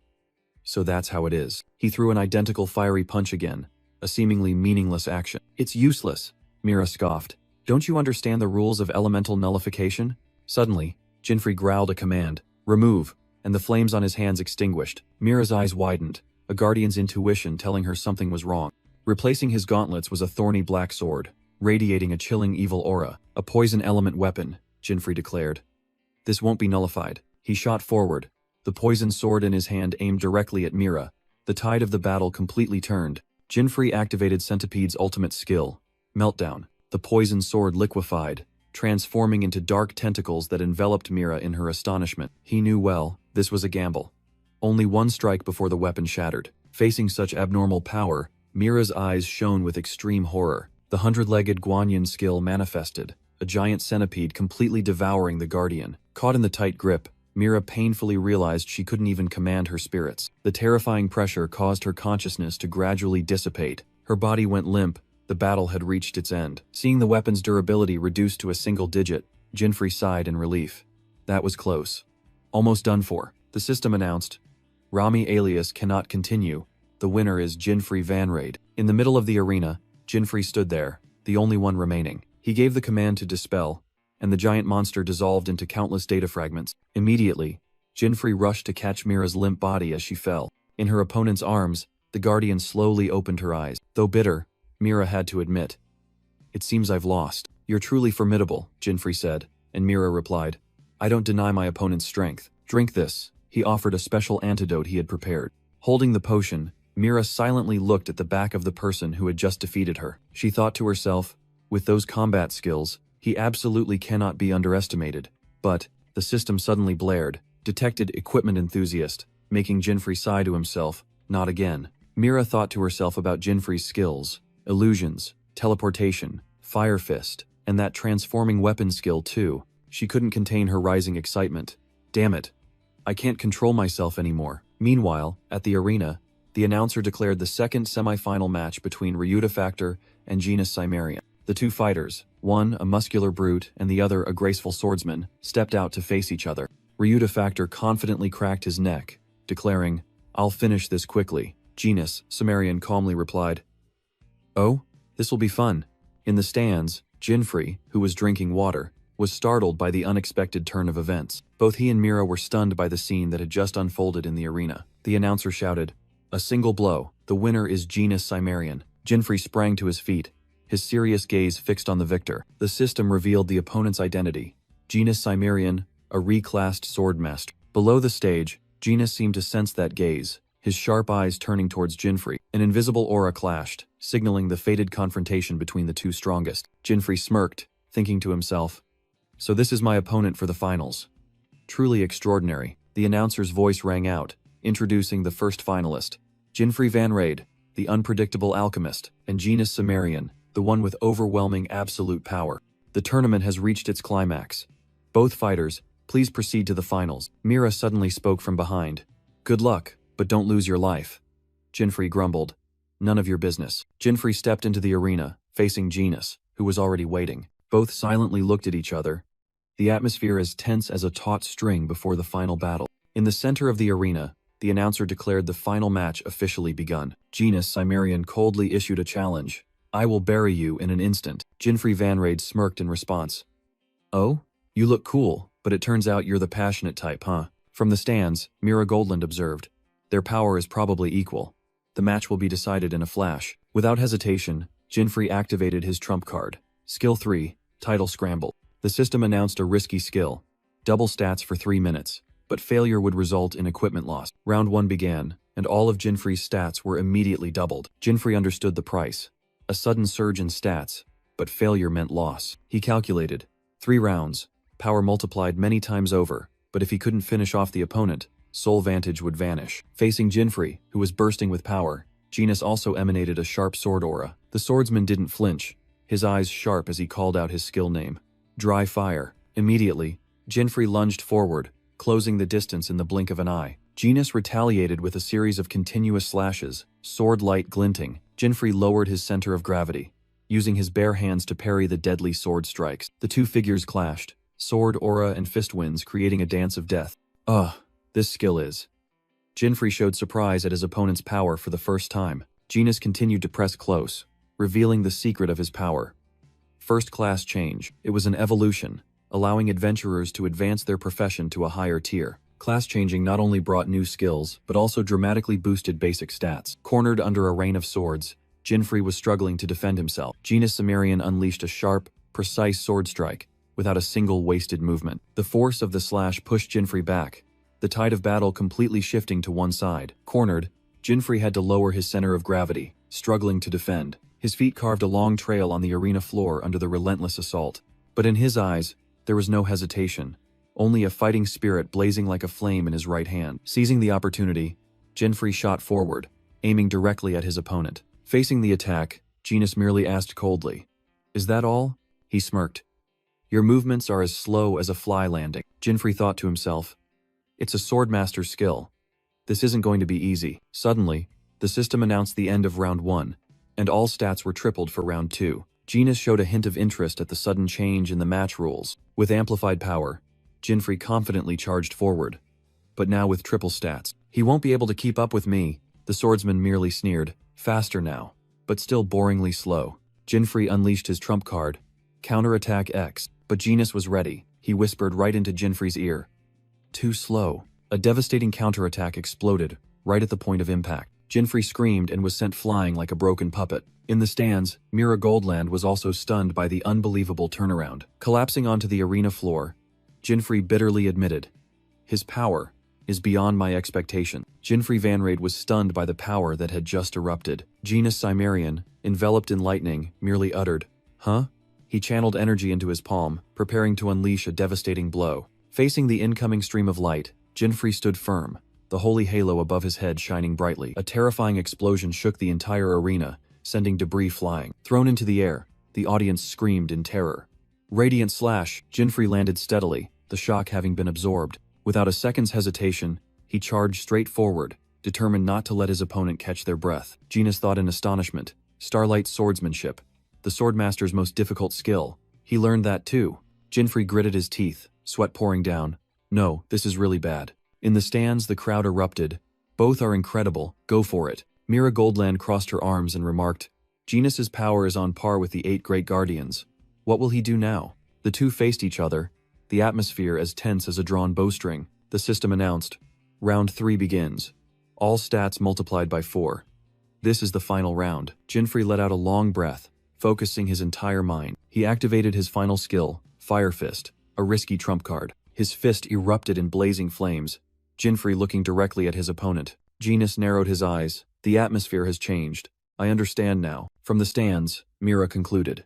The next attack will decide the match. Jinfrey put strength into his legs, building momentum for the fateful punch. Jinfrey poured all his strength, and the ground beneath his feet cracked. Genis Cimmerian coldly swung his sword, shouting, Lightstorm! Suddenly, Jinfrey changed direction, soaring into the air with a fiery kick. His eyes were sharp, his fist ablaze, determined to end the match. But Genis was even faster, his crimson slashes retaliating, pushing back the flames. The swordsman's blade movements were both elegant and deadly, leaving no opening. On the brink of life and death, Jinfrey unexpectedly changed equipment, and a dark dagger appeared. He changed equipment? Genis couldn't hide his astonishment. Jinfrey roared a single word. Disintegrate. The weapon in his hand transformed into poisonous energy. Deadly purple crystals surrounded Genis, blocking all escape routes. This is poison? The swordsman realized he had fallen into a trap. A moment of panic flashed across his usually calm face. Seizing the opportunity, Jinfrey roared Fire Fist, delivering a decisive punch to the opponent's chest. Genis doubled over, spitting out a mouthful of blood after taking the full force of the attack. It's over. Jinfrey smiled, confident in his victory. But no. Genis gritted his teeth and stood up, the sword in his hand crackling with furious lightning bolts. He looked around, bewildered. Gone again. Where did he go? In the sky, Jinfrey reappeared, his entire body enveloped in lightning. I didn't expect to unlock it so quickly, he murmured as a new skill activated. All energy converged. Jinfrey roared the name of his ultimate move. Dragon God Storm. Genis Cimmerian was engulfed in a furious lightning storm. From above, Jinfrey controlled a colossal lightning dragon god, plunging straight down towards his opponent. Thrown back by an irresistible force, Genis only managed a desperate scream. What? What kind of monstrous attack is this? He thought in a daze. The entire arena shook as Genis's body slammed into the wall, leaving a shattered crater. Amidst the rubble, the sword genius was completely unconscious, and the match came to an end. The system's declaration echoed. Genis Cimmerian cannot continue the match. Match over. The fierce battle concludes with a spectacular victory for Jinfrey Vanrade. Jinfrey breathed a sigh of relief. That was close. My equipment almost disappeared. From a corner of the stands, Mira Goldland silently observed the victor. She turned away, a holy halo also shimmering on her platinum hair. I must also become stronger, Mira resolved. The champion's rewards were announced, 10 billion G and a class change scroll. Soon after, Jinfrey was at the altar of the Ruvenon Ruins, an S-rank dungeon. Finally got it. He smiled contentedly, holding the class change scroll in his hand. Without hesitation, Jinfrey decided, all right, let's use it now. A system window appeared, presenting the familiar option. Do you want to use the class change scroll? Normally, I'd press yes to change class. Jinfrey smirked, but it has another use. His finger slid past the yes option and stopped on the opposite side. Decisively, he pressed the NO button. Jinfrey Vanrade smiled, because this scroll had another use that no one knew about. The system displayed the familiar question. Do you want to use class change scroll? First, choose no here, he muttered to himself, his finger gliding over the obvious option. A warning appeared, confirming that the scroll would be consumed whether the class was changed or not. Then, choose yes, to confirm not changing class. He decisively pressed the button. An unexpected question appeared. A hidden command activated. Do you want to equip this scroll? Without a moment's hesitation, Jinfrey chose yes. The scroll in his hand suddenly emitted a dazzling light. This was the secret of the Ruvenan Ruins altar, transforming items into equipment. The system confirmed. Class change scroll has been equipped, beginning the transformation process. Before his eyes, a hidden equipment with unimaginable power formed. The Memoria necklace. Excellent. I have my 5th hidden equipment, Jinfrey said, satisfied, as he put the new item around his neck. Now, he could freely switch to the class of any enemy that had fallen by his hand. The necklace is acquired. The demon god has been defeated, he whispered.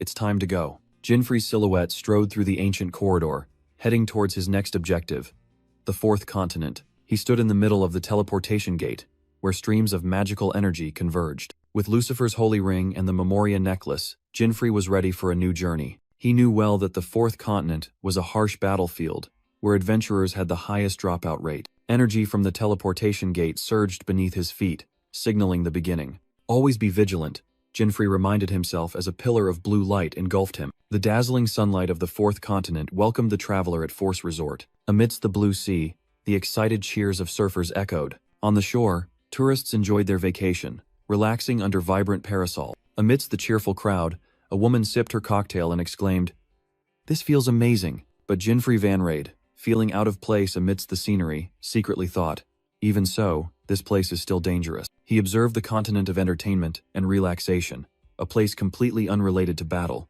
This was a paradise for adventurers seeking rest, but also a sweet trap leading to downfall. Suddenly, a clear voice rang out from behind. "Hey, are you traveling alone, buddy?" Jinfrey cautiously turned around, his eyes scrutinizing. "Huh?"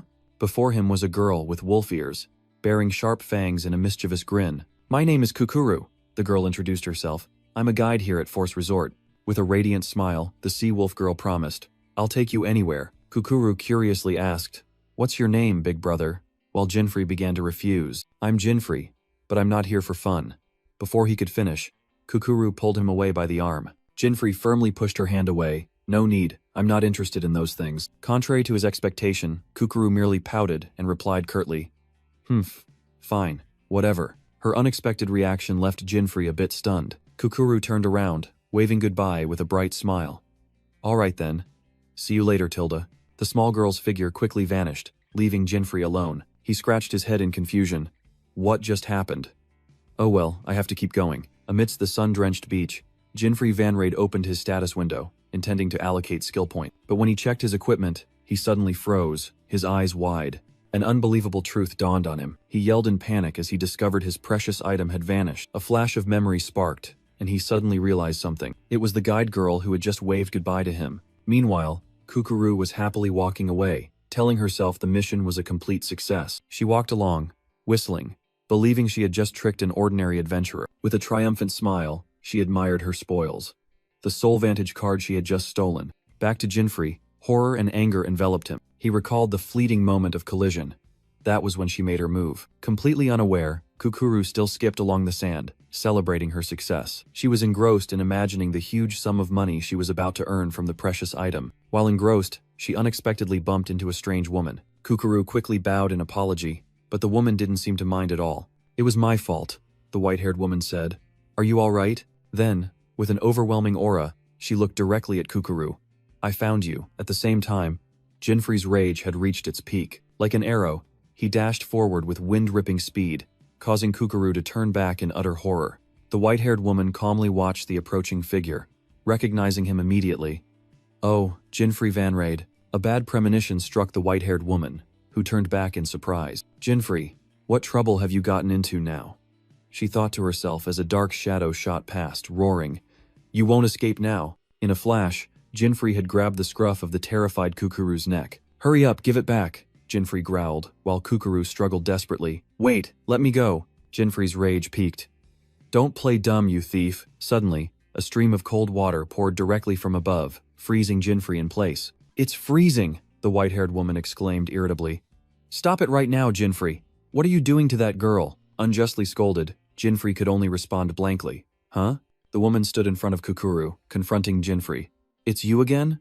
I should be asking you that. Let her go. I'll arrest you for threatening others. This has nothing to do with you. Kukuru could only stare blankly as the two argued. Jinfrey tried to explain in vain.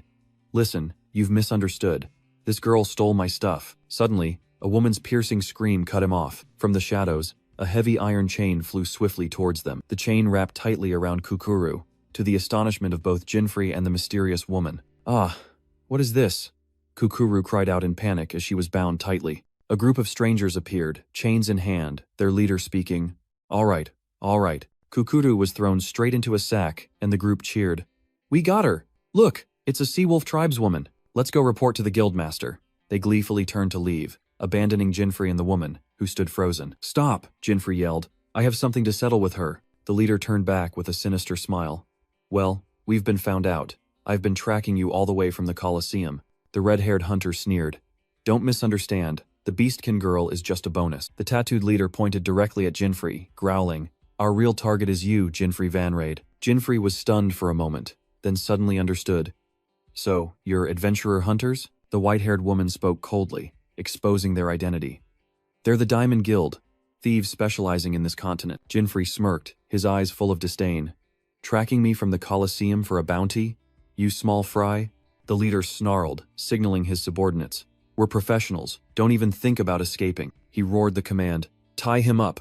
Loot all his inventory for me. Magical chains carrying the chain pursuit skill simultaneously lunged towards Jinfrey, but in a flash, Jinfrey vanished, leaving the bald man staring blankly into thin air. The leader was furious. Damn it, too fast. Grab that girl too. Lami aliases from the semifinal. The white-haired woman became the new target. But she remained unusually calm. You're quite famous, aren't you? A voice echoed from the palm branch where Jinfrey was hanging upside down. Her eyes sharpened. A notorious guild. This might be the perfect time. Without a moment's hesitation, she took a stance, ready to face the leader. Meanwhile, an accomplice carrying the sack containing the screaming Kukuru tried to escape. Not so fast. Jinfrey suddenly appeared, blocking the bald man's retreat. He grabbed the hunter's head, radiating killing intent. Blocking my way, but fighting these guys barehanded is a bit troublesome. Suddenly, the red-haired man burst into flames, hoisting his own leader upside down.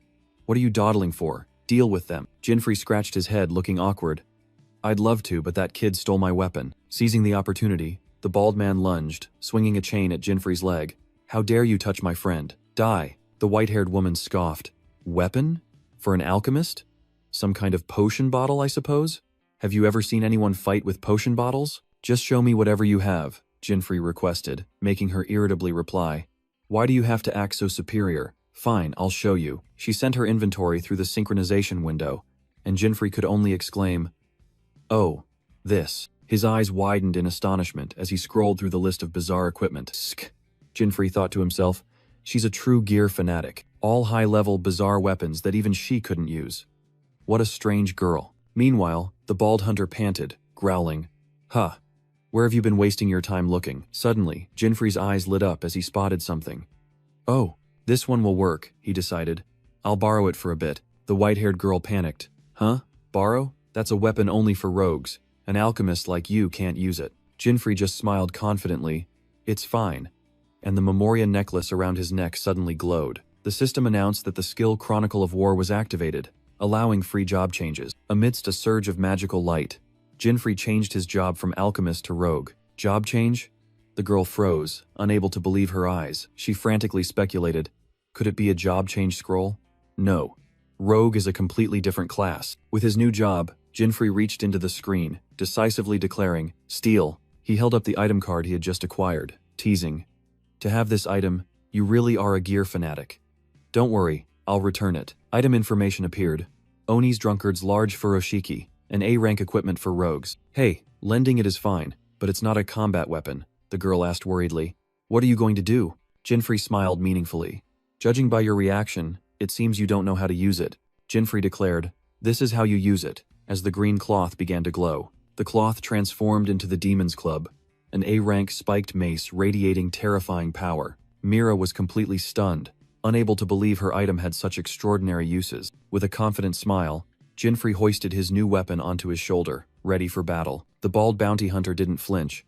swinging his chain and charging straight to attack. But with just one swing of the mace, his face was disfigured by the absolute power. Jinfrey coldly watched his enemy fall, their weapon shattered. "I've wasted too much time," he muttered, realizing the others had escaped. Standing on the beach, he quickly spotted their direction.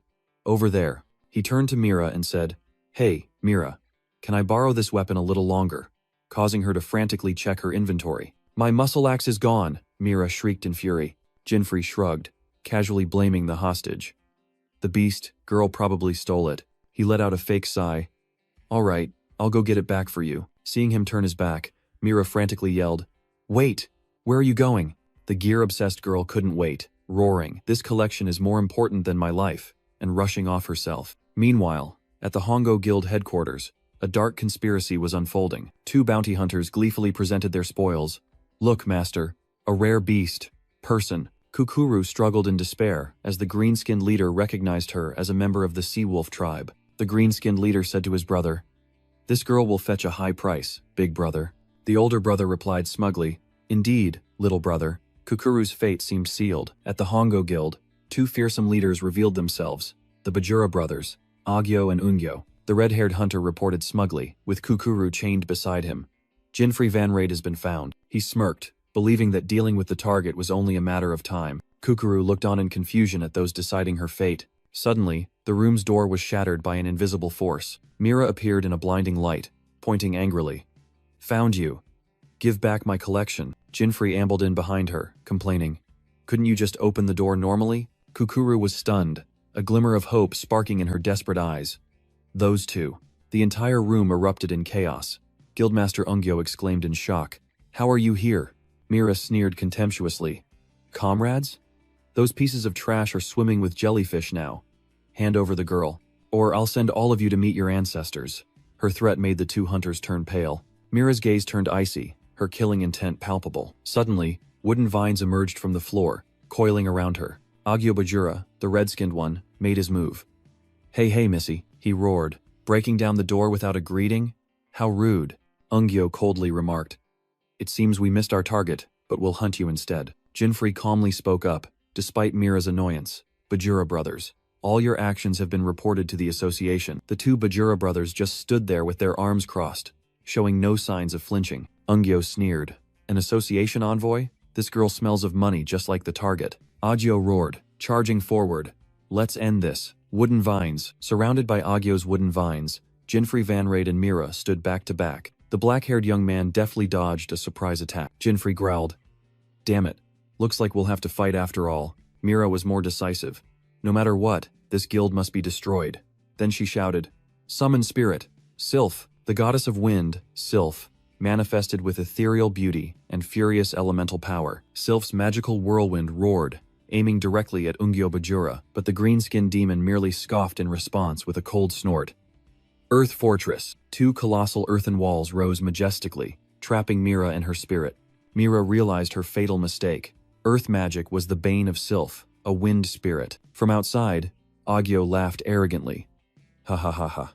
How could such a puny attack break my brother's fortress?" Suddenly, Jinfrey had closed in behind Ungyo, the demon's club ready in his hand. He coldly warned, "I have no quarrel with you, but if you stand in my way, we'll have a problem." The demon's club was raised high, brimming with killing intent, ready to deliver a finishing blow. Just then, Agyo made his move, unleashing dancing tree tail from underground. Jinfrey was flung away by the tree roots, his attack completely foiled. The Bajura brothers burst into delighted laughter, scoffing, "Is that all the Olympian arena champion amounts to?" Faced with overwhelming power, Jinfrey and Mira could only pause momentarily, their expressions grim. For a moment, the image of Kukuru in chains, being led away by two bounty hunters, flashed before them. Kukuru's horror returned as she recalled the Bajura brothers' brutal reputation. Human trafficking, cruel punishments, murder. Back in reality, Jinfrey gritted his teeth. A troublesome combination, while Mira snapped, "It's all your fault. Why did you rush in so carelessly?" Mira snapped at Jinfrey. "What are you talking about? Your attacks are too weak. You need to keep up with me." The two glared at each other, sparks flying. Jinfrey asked in confusion, "What's wrong with you?" In a flashback, a terrifying explosion shook the entire building. Inside, only a massive charred streak remained on the floor. Kukuru was chained, trembling as she was escorted by two bounty hunters. The Bajura brothers looked at the scene triumphantly. Agyo sneered. Humph. They're dead. The redhead excitedly ran off. Just check and collect the money, Kukuru despaired. Both of them are dead. It's my fault. But the redhead stopped, looking at the charred streak in confusion. Wait. There are no bodies. Back in reality, Jinfrey yelled in helplessness. Damn it, I told you so. He turned to Mira.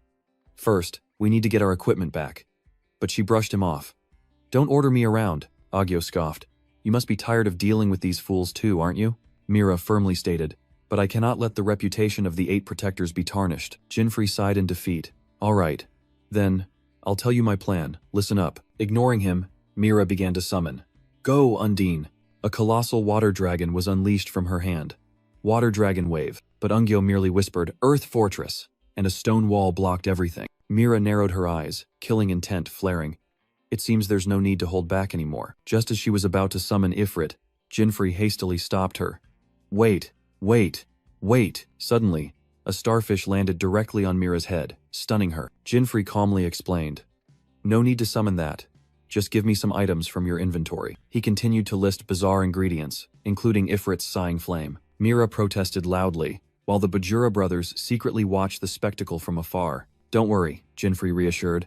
I'll make you a special piece of equipment. The word special equipment immediately won Mira over, her cheeks flushing. Though still skeptical, she opened her inventory and warned, If you're lying, I won't forgive you. With a flick of his hand, the valuable items were transferred. The Memoria necklace around Jinfrey's neck began to glow brightly. He smirked confidently.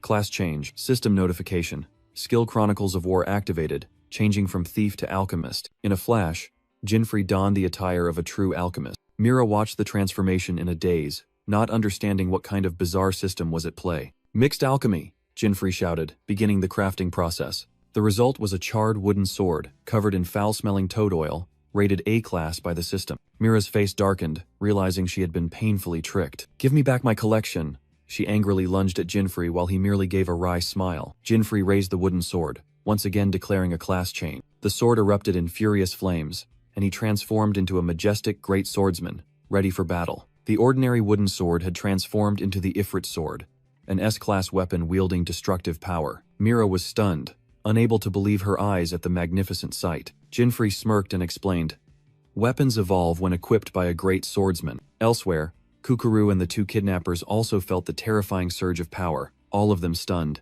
The wolf girl whispered in astonishment, Amazing. Even the armor has changed. What's going on? Back on the battlefield, Agyo Bajura vigorously shook his still-dazed younger brother. Ungyo Bajura snapped awake, brushing him off. Any weapon is the same. Our combo techniques are invincible. He stomped his foot, unleashing the Earthwave skill to open the attack. A sharp earthen wall rose up, hurtling straight towards Jinfrey. Without hesitation, Ungyo followed up with Raging Dragon Wave, a fierce surge of water. But when the attack hit its target, Ungyo froze, realizing something was wrong. Damn it, that was a decoy, he roared as a swirling current bound his body tightly. From behind, Mira and Undine appeared. She coldly scoffed. Where is your invincibility now? Agyo Bajura screamed in horror as he watched his younger brother completely imprisoned in the water column. His rage erupted. The red-skinned demon roared, You! I'll tear you to shreds, frenzied wood. Facing the attack, Jinfrey calmly took his stance, the flames on his sword blazing. 1/blazing flow. Dragon's raging fire. He unleashed his full power, creating a colossal fire dragon. Agyo Bajura could only look up, frozen in terror as the blazing maw rushed to devour him. Screams of agony echoed throughout the room as the giant was incinerated by the raging flames. Chained, Kukuru could only watch in astonishment as her captors screamed in fear. She realized in shock. They easily defeated the Bahura brothers. Outside the guild headquarters, Jinfrey told Kukuru, This time, I'll let you go. Mira sternly lectured, Don't steal things outside the hunting area. Understand? Kukuru bowed her head, muttering thanks for being saved. Jinfrey, now in casual clothes, looked at the girl skeptically. Are you really reflecting? Oh, by the way, Jinfrey, Mira smiled. Thanks for the Ifrit sword. I'll definitely repay you properly. Cheering internally for acquiring an S-rank item. Well then, Jinfrey replied indifferently, preparing to leave. He smirked meaningfully. Don't worry. See you later. Alone by the seashore, Jinfrey stood before an activated teleportation gate. He thought to himself, Mira really has everything. I successfully switched to thief and stole something without being detected. The stolen item was a B-rank shark mask, allowing underwater breathing for 30 minutes. Alright, time to get ready to go underwater, Jinfrey muttered to himself while putting on the somewhat silly-looking mask. His objective appeared in his mind. An underwater castle, the lair of the fourth demon. Standing on the teleportation gate, he sighed. Honestly, I wanted something better, but I can't complain. Just then, a familiar voice rang out. Master.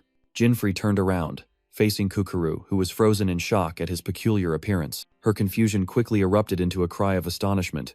Huh? Master? Despite her benefactor's awkward appearance, Kukuru bowed deeply. Thank you very much for saving me from that dangerous situation. Jinfrey wondered. Why are you here? Wasn't that whole thing over? Kukuru brightly declared. Because I've fallen for your power, causing the system to register demons' respect. Huh? What's this? Jinfrey was dumbfounded by the notification that Kukuru was showing genuine respect. The girl bowed deeply and declared loudly, Jinfrey, no, master. Please accept me as your disciple. Kukuru looked up with determined eyes. Let's go, master. The goal is to defeat the Demon King.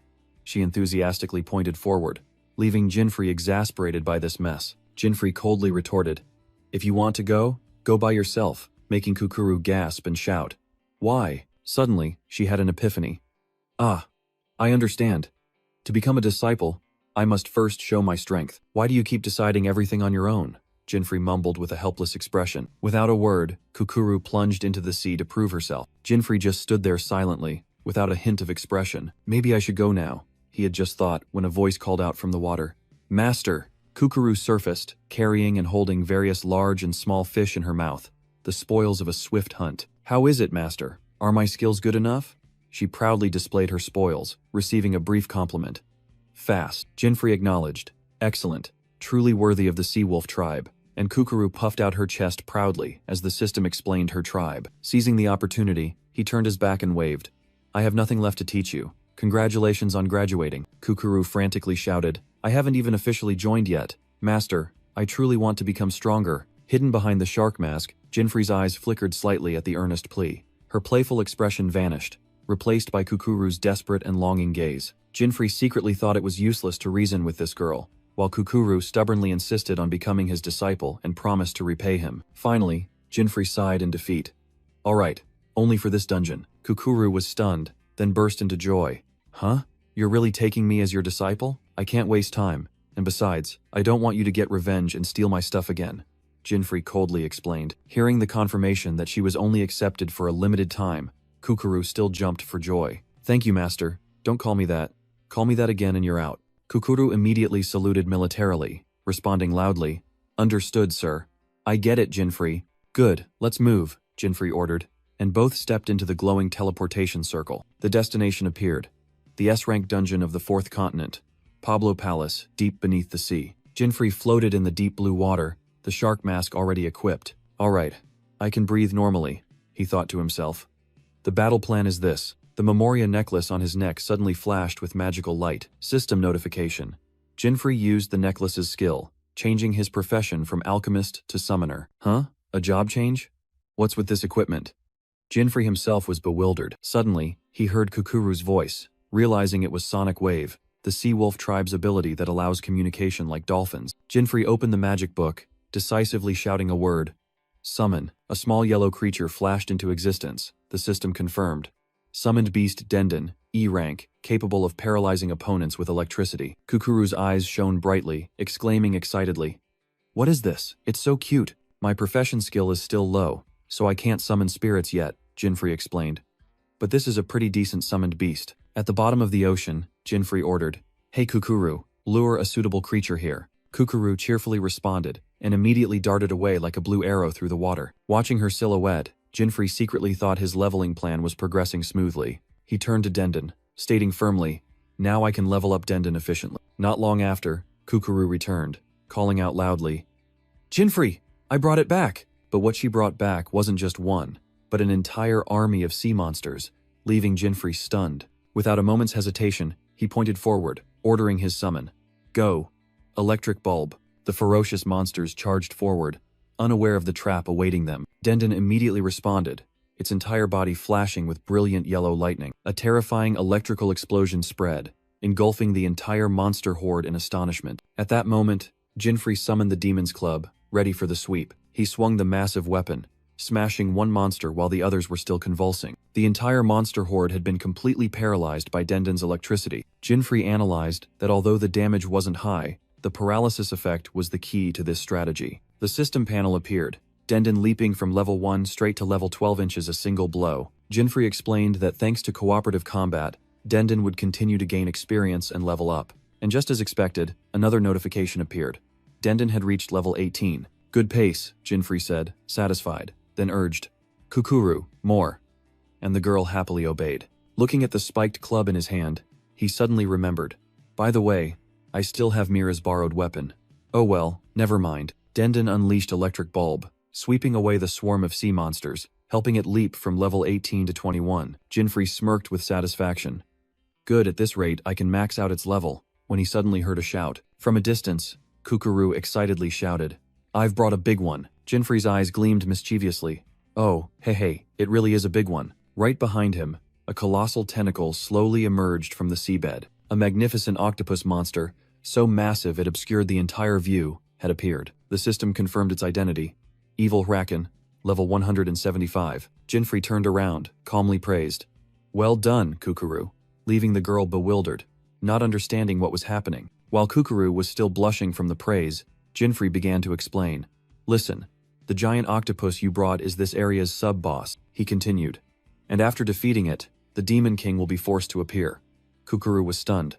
Demon King? Evil Hraken roared, shaking heaven and earth, interrupting their conversation. It slammed a colossal tentacle down, making the entire seabed tremble violently. Jinfree and Dendon were pushed far away by the powerful current. An unexpected accident, but it saves time, Jinfree calmly remarked, then called out. Kukuru, he ordered. Now I'll destroy all of the giant octopus's tentacles. Kukuru immediately replied. Understood, I'll be the decoy. Without a moment's hesitation, the girl bravely swam straight towards the colossal monster. Over here, little octopus, Kukuru loudly provoked. She stuck out her tongue teasingly.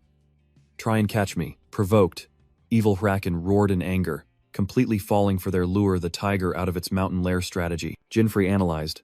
Each tentacle of this octopus functions as a separate organism, meaning we can get experience points for up to 8 organisms. Truly befitting an S-rank dungeon sub-boss, an unparalleled opportunity for leveling up, he commanded. Electric Bulb, and a bolt of lightning immediately shot out from Dendon. Seizing the moment the tentacle was paralyzed, Jinfree swung up the demon's club. With a resounding shout, he poured all his strength into the attack. A heaven-shattering blow crushed the target in an instant. Immediately, Dendon leaped from level 21 to 27. The rain of experience continued to pour down, causing its level to increase non-stop. Using the same strategy, Jinfree systematically cleared out each tentacle. From a distance, Kukuru quietly observed, waiting for her moment. The girl exclaimed in admiration. Amazing. You've destroyed all the tentacles. Jinfree smiled with satisfaction. Seeing that Dendon had reached level 45, he called out loudly, Kukuru, and she replied, got it, then dashed off. Kukuru swiftly darted around, provoking the main body of Evil Hraken. Now, only a direct confrontation with the colossal monster remained, Jinfree confidently declared. And now, Dendon, having surpassed level 40, has unlocked another skill. He shouted, Dendon, lightning transformation. The demon's club was enhanced by the lightning attribute, ready for the final blow. Jinfree gathered lightning, charging straight towards Evil Hraken's colossal body. Let's finish this quickly and get to the Demon King battle, he roared, his fist erupting with lightning. With a shout of Thunder Fist, he delivered a devastating lightning blow to the monster's head. Amidst the lingering electrical currents, Jinfree stood tall, the colossal boss completely defeated. Kukuru cheered happily. You did it. Has Dendon leveled up yet? Thanks to that, it has reached its maximum level. Standing on the spoils of war, Jinfree declared, All right. The conditions for the battle with the Demon King have been met. His eyes sharpened, his focus intense for the upcoming battle. Suddenly, a colossal and violent whirlpool began to form on the seabed. Ah, Kukuru gasped, but Jinfree calmly replied, It's here. The swirling currents grew more frantic, signaling a terrifying presence. Jinfree remained unfazed, standing firm in the eye of the storm, ready to face anything. He unleashed a second Thunder Fist, aimed directly at the heart of the ocean's fury. From within the whirlpool, a commanding voice echoed, Whoever disturbs the sea shall not return alive. Kukuru froze, terrified by the immense pressure radiating. Jinfree looked directly at his opponent, Dendon's thunderous power converging around him. 4 Heavenly King Neptunus, the level 200 mysterious sea god, officially revealed himself with his trident in hand. That's a 4 Heavenly King, Such an overwhelming presence, Kukuru stammered, trembling. In stark contrast, Jinfrey flashed a confident smile. I'll finish this quickly as well. The status window appeared, confirming Jinfrey, the level 123 summoner, was ready for battle. A colossal figure rose from the deep sea Neptunus, one of the 4 heavenly kings, Jinfrey mused. So far, every demon king has acted in unpredictable ways. Something is definitely going on. I have to take it down before things get worse, he declared. Class change, system notification. The memory necklace has been activated, changing class from summoner to mage. Kukuru cheered excitedly. It's starting. Jinfrey's badass class change. She raised her hand to cheer. Go for it. Jinfrey merely smirked in response. This isn't badass, it's strategy. A complex magic circle glowed brightly in his palm. Neptunus paused, a hint of surprise crossing his face at the sudden surge of magic. Lightning. Jinfrey unleashed all his energy towards the enemy. The Sea King took the full brunt of the attack, but his expression remained unchanged. The colossal trident easily blocked the electrical current. The power of the 4 heavenly kings was not to be underestimated. Jinfrey was pushed back slightly, but his gaze remained resolute. What a pathetic attack, Neptunus scoffed. He swung his gigantic hand, determined to crush the challenger. Gale teleport! Jinfrey vanished in a flash, narrowly dodging the attack. He reappeared right behind Neptunus, his fist already glowing with lightning. Lightning fist. A thunderous punch landed squarely on the Sea King's back. Neptunus roared, fury flaring in his eyes. In a flash, Jinfrey teleported again, appearing in front of the stunned enemy. Lightning fist. The second punch, enveloped in lightning, slammed directly into Neptunus's face. A flurry of lightning punches rained down on the 4 heavenly kings' body. A final lightning strike slammed directly into Neptunus's chest. Witnessing the scene, Kukuru cheered. Amazing. That's Jinfrey for you. But Neptunus merely smirked. You think that can defeat me? The giant froze when Jinfrey suddenly vanished. Huh? I know your defense is ridiculously high, Jinfrey whispered, but this isn't the end yet. He channeled power into his legs, roaring. Dragon God Wind. A colossal storm dragon emerged from thin air, biting directly into Neptunus. The 4 heavenly kings' pained roar echoed throughout the seabed. Kukuru was thrown back by the aftershock, exclaiming in astonishment. What? Did you defeat the Demon King? She asked excitedly, but Jinfrey just shook his head. Not yet. He knew well that without a finishing blow, the giant would fully regenerate. With only just over 3 minutes of oxygen left, Jinfrey declared, Class change to summoner. Come, Den. He summoned his familiar. Den's max-level electric orb has a 100% chance to cause paralysis. Jinfrey poured all his hope into the final attack. Den. Electric orb. The lightning orb shot straight into the epicenter of the whirlpool, but Jinfrey suddenly froze, sensing an unusual surge of energy. Gah! This is. Kukuru also froze, dumbfounded by the terrifying power spreading around. What is this? The water dispersed, and Neptunus stood tall, his entire body absorbing the electrical current. He burst into maniacal laughter. You've caused enough trouble in my ocean, human. Jinfrey secretly acknowledged his opponent's power. I'm very impressed that you dared to face me head-on alone. However, suddenly, colossal tentacles emerged from the darkness, lashing out fiercely towards him. Jinfrey was stunned. What the hell is that? Amidst the water, Neptunus stood. Behind him, the phantom of the defeated Kraken. He realized in shock, the evil Kraken I just defeated? This is another unprecedented development in the game. Before his eyes, the colossal monster's body began to fuse with the Sea King. It's merged. Neptunus let out a haughty laugh. Rejoice, human. You are the first to witness my true form. A colossal tentacle shot through the water, aiming straight for Jinfrey's stingray familiar. It squeezed the summoned creature tightly, crushing it mercilessly. Jinfrey was stunned by the brutal attack. He watched in horror as his familiar dissolved. Creatures touched by the tentacles just melt away. Is it poison? No time to be surprised. Jinfrey reassured himself and dashed away. He barely dodged a devastating blow that shattered the cliff face behind him, but the aftershock still threw him back. Damn it. From afar, Kukuru screamed in despair. Jinfrey! Neptunus laughed gleefully as he ensnared Jinfrey with his tentacles. Ha ha ha, what a beautiful sight. Slammed hard against the rock, Jinfrey lost consciousness, Den hovering helplessly beside him. Kukuru was stunned, unable to believe her eyes. No way. Jinfrey, under the pressure of the deep water, Jinfrey began to choke, the air in his mask depleting. Kukuru rushed over, shaking his slowly sinking body. Jinfrey, only to receive a pained groan in return. Neptunus smirked. Oh, you're still alive? Impressive. Meanwhile, Jinfrey was slowly losing consciousness, desperately thinking, I'm in trouble. He knew that touching those tentacles meant death, and the oxygen in his mask was almost depleted. With no way out, Jinfrey resolved. I can't hold back anymore. He roared, activating his last trump card. The memory necklace glowed, and the system announced. Class changed from summoner to pugilist. Equipped soul vantage. Special conditions met. In his new form, Jinfrey sacrificed 80% of his remaining HP to unlock a special skill. Battle Spirit Infusion. A brilliant golden aura erupted around Jinfrey, doubling his attack and defense. The young man charged straight towards the giant Demon King, a golden streak of light in the deep sea. Kukuru was stunned. That aura? Did he activate some kind of special buff? Jinfrey thought to himself. That last attack was truly painful, but this power far exceeded what he had anticipated. Neptunus looked annoyed. Changing outfits again? What's different this time? The Demon King roared in fury, swinging his colossal tentacles. Enough. Become food for the sea. Jinfrey easily dodged and blocked the deadly attack. He moved at dizzying speed, his strength and agility soaring, but the time on his mask was less than 2 minutes. Jinfrey realized the disadvantage if this dragged on. He needed to end the fight before his skill and oxygen ran out. But he still hadn't found an opening. From behind, Kukuru's worried call rang out. Jinfrey, the sea wolf girl couldn't just watch, and quickly swam towards him. Seeing this, Jinfrey frantically turned around and yelled, Idiot, don't come here, it's too dangerous. Startled by Jinfrey's shout, Kukuru froze in the water. Ha ha ha, I'll finish both of you at once, Neptunus roared, swinging his arm to attack Jinfrey. A barrage of tentacles lunged forward, cornering the pugilist into an indefensible position. Just as a critical blow was about to land, Jinfrey could only freeze. But the attack never came.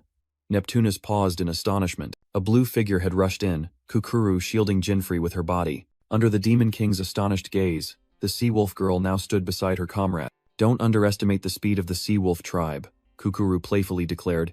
Your attacks are as slow as a turtle, Neptunus muttered, realizing this new opponent was the fastest swimmer underwater, a troublesome variable. Without hesitation, Kukuru grabbed Jinfrey, ready for a coordinated maneuver. You saved me, Jinfrey gasped. Can you keep dodging its attacks? Of course.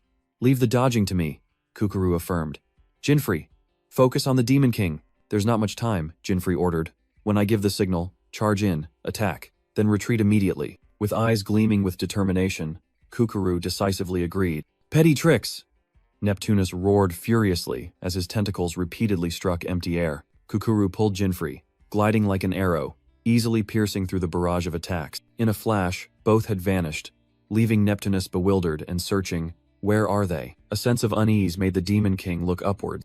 Now, aim for its back, Jinfrey yelled as they plunged down from the opponent's blind spot. A fiery punch slammed directly into Neptunus's back, making him shriek in pain. Immediately followed by a flurry of punches, Jinfrey poured all his strength into attacking the newly exposed weak point. Under relentless assault, Neptunus roared in anger. You brat.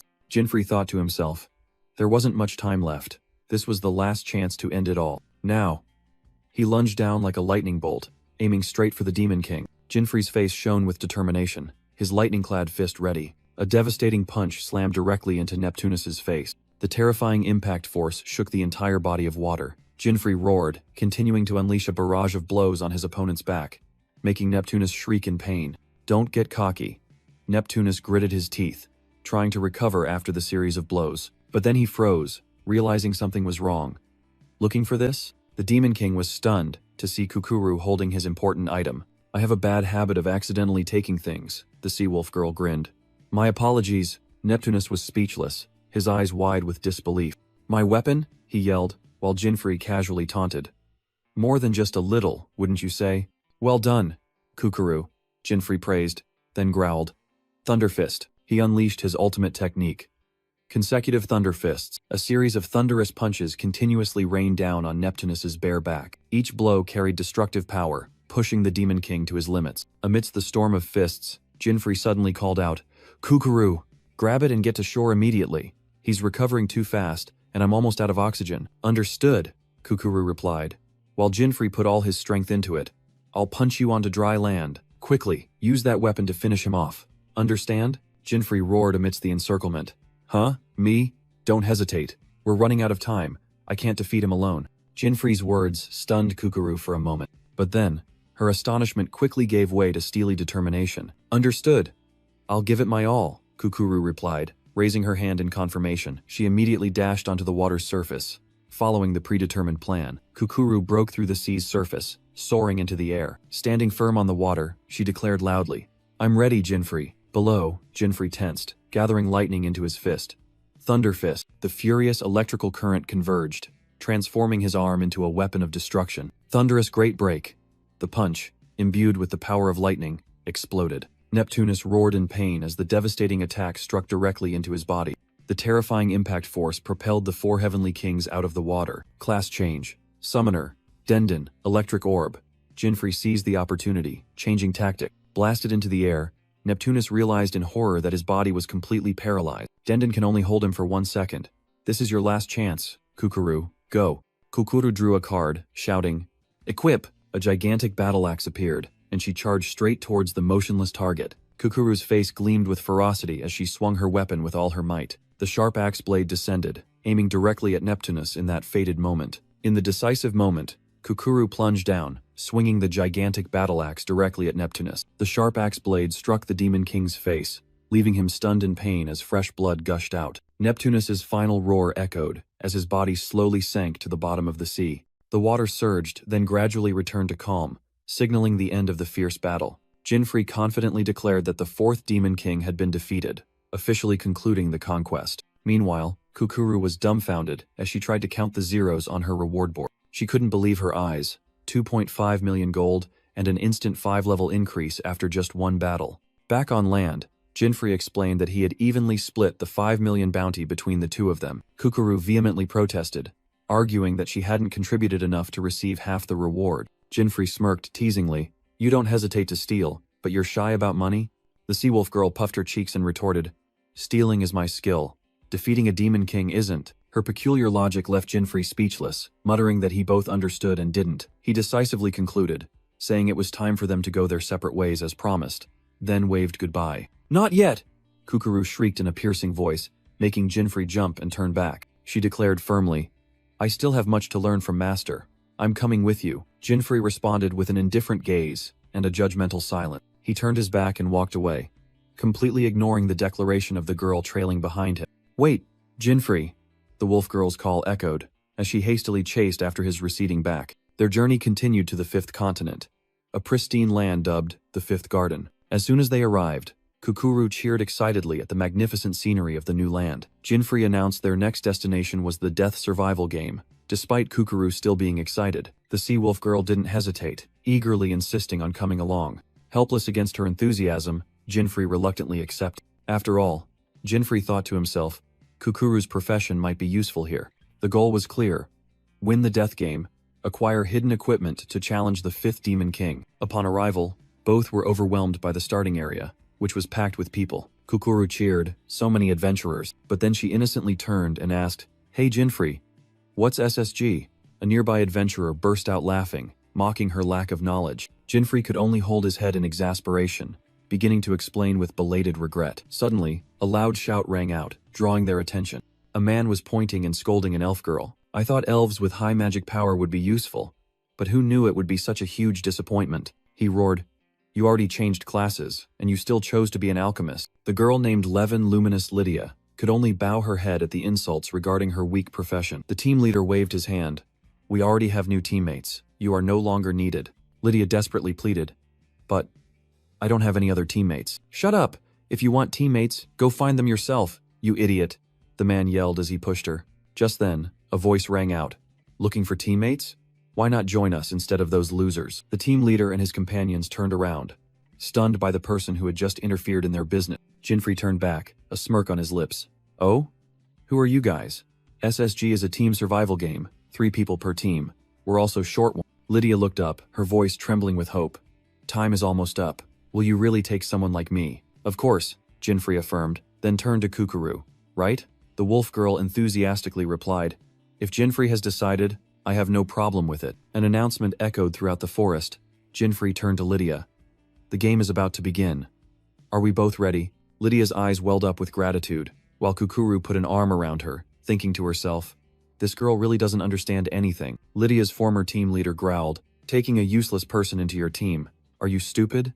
Be careful not to get eliminated early." In response to the provocation, Jinfrey remained silent, a stillness more terrifying than 1,000 words. Time's up. SSG officially begins. Immediately, a glowing red crystal heart emblem appeared on the chest of each player. Lydia and Kukuru flinched as they felt the strange object suddenly appear on their bodies. Jinfrey calmly glanced at his emblem, as if everything was within his calculations. Good luck, everyone. As he finished speaking, a fierce magic circle erupted beneath Jinfrey's feet. Huh, what's going on?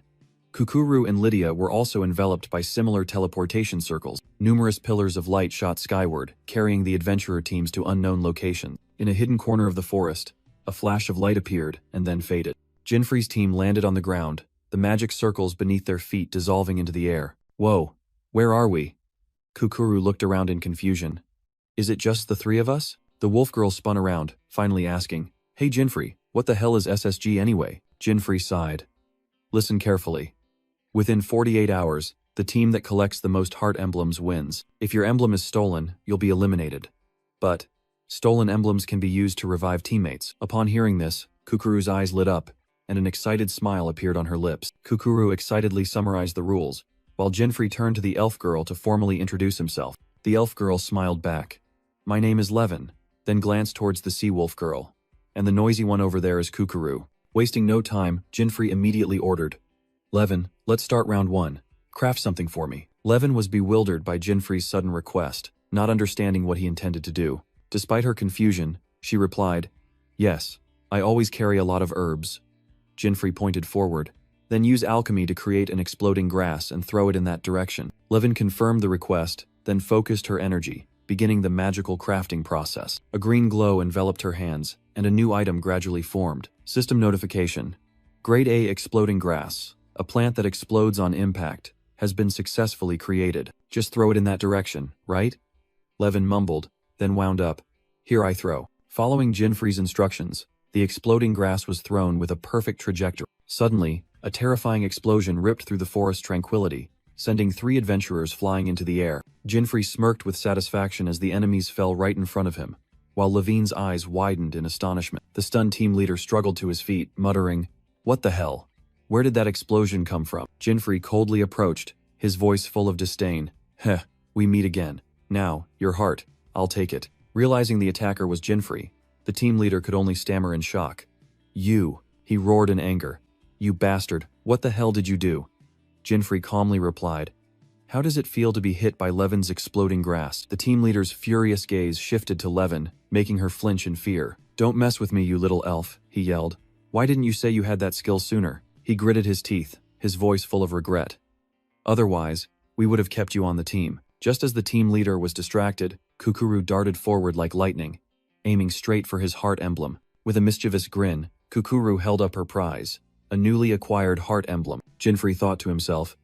It seemed everything was going according to plan. Meanwhile, the attack team was stunned, realizing in shock that the emblems on their chests had vanished. The whole team celebrated their swift victory. Jinfrey could only chuckle to himself at their impressive debut. The team leader roared furiously, reaching out to reclaim what was his, but his desperate attack only left a faint streak of light in the air. Kukuru calmly explained, Lose your heart, and you're eliminated. You'll be forced back to the starting point. She turned to Lydia, unable to hide her excitement. So that's how it is. And you were amazing just now, Levin. Lydia quickly waved her hands, shyly replying, No, not at all. Kukuru snatching 3 hearts in the blink of an eye is what's truly impressive. Praised, Kukuru became even more fired up, her eyes gleaming as she spotted the next target. Really? Then I'll take even more. Ignoring Lydia's call, she shot off like an arrow. I've spotted prey. Kukuru closed in on the unsuspecting trio of adventurers with astonishing speed. In the blink of an eye, she snatched an emblem from one of the group members. Whoosh! But a strange sensation made Kukuru freeze. She stared in shock at her chest. Her own heart was no longer there. Facing her, all 3 adventurers wore sinister, calculating smiles. From afar, Jinfrey could only cover his face in helplessness. What an idiot. That's the consequence of rushing in without thinking. Kukuru turned around, completely bewildered by what was happening. The new team leader held up a bunch of emblems, smirking. Heh, you don't even know about heart counterstealing. What a rookie. This guy even has 3 more hearts.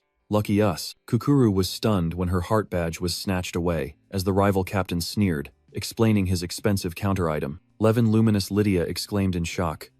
No way. She could only scream in despair as her teammate fell. Kukuru, standing behind them, Jinfrey Van Raid sighed in exasperation. completely helpless at the wolf girl's naivety. He thought to himself, thieving skills are powerful, but precisely because of that, countermeasures are fundamental in this survival game. Preparation, knowledge, and cunning are the keys to victory. Meanwhile, the smug rival team charged forward, their captain yelling, "Her teammates? They don't look special at all. Take them all out." Jinfrey merely stood still, a surge of electricity coursing through him, ready for a swift counterattack. In an instant, all three enemies froze, horrified to realize their chest badges had vanished. Jinfrey held up a bunch of crimson badges, coldly telling the bewildered Levin, "No need for thieving skills, speed alone is enough." Other players witnessing the scene from afar couldn't believe their eyes either. They could only exclaim, "He snatched all our hearts in the blink of an eye." Jinfrey heard them and was speechless. After the team regrouped, Kukuru was revived. The wolf girl hung her head, softly promising, "Next time, I'll be more careful." Jinfrey accepted the apology and then ordered, "It's getting dark, prepare to rest. Levin, concoct a few things according to the list I gave you." Levin Luminous Lydia clenched her fist, her eyes burning with determination. "Understood." As night fell, the team set up camp by the fire, Levine diligently working while Kukuru was fast asleep. Jinfrey lay there, eyes half closed, yet still sensing the chaos and screams echoing from elsewhere. He opened his eyes and looked up at the night sky, a smile of amusement briefly appearing on his lips. Tonight is truly lively. Tomorrow will surely be fun. And as expected, one of their traps had yielded its first prize. Jinfrey smiled at the spoils, acknowledging that Levin's thiefgrass traps had worked effectively throughout the night. His gaze turned sharp, signaling a new day full of challenges. Meanwhile, Levine and Kukuru were still sound asleep until a voice rang out.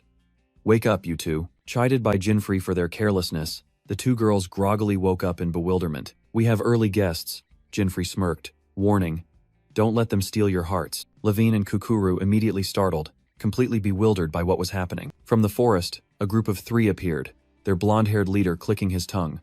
"Tsk, we've been spotted." Jinfrey didn't flinch, reminding his teammates, "Don't let your guard down. These are survivors from the first day." He looked directly at his opponents, stating firmly, "They're not the small fry from yesterday." The new rival team, consisting of 3 members, stood there with absolute confidence, ready for a hunt. The blonde-haired leader sneered, having seen through their tactics.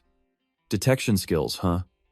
If that's the case then," he held up 3 magic cards, decisively shouting, "Triple split teleport." Jinfrey's entire group was enveloped in a beam of light, utterly panicked. Jinfrey narrowed his eyes, immediately recognizing the enemy's intention, splitting up the formation. The 3 magical beams instantly split, carrying each member to a different location. The teleportation spell tore through space, forcing them to fight alone. Levin Luminous Lydia opened her eyes, finding herself facing the enemy team's purple-haired female member. A one-on-one battle was predetermined, unavoidable. Kukuru was also thrown into another forest, encountering the taciturn man in the green jacket. And finally, Jinfrey Van Raid stood opposite the mastermind, the blonde-haired leader, who wore a triumphant smile. The blonde-haired leader smirked triumphantly.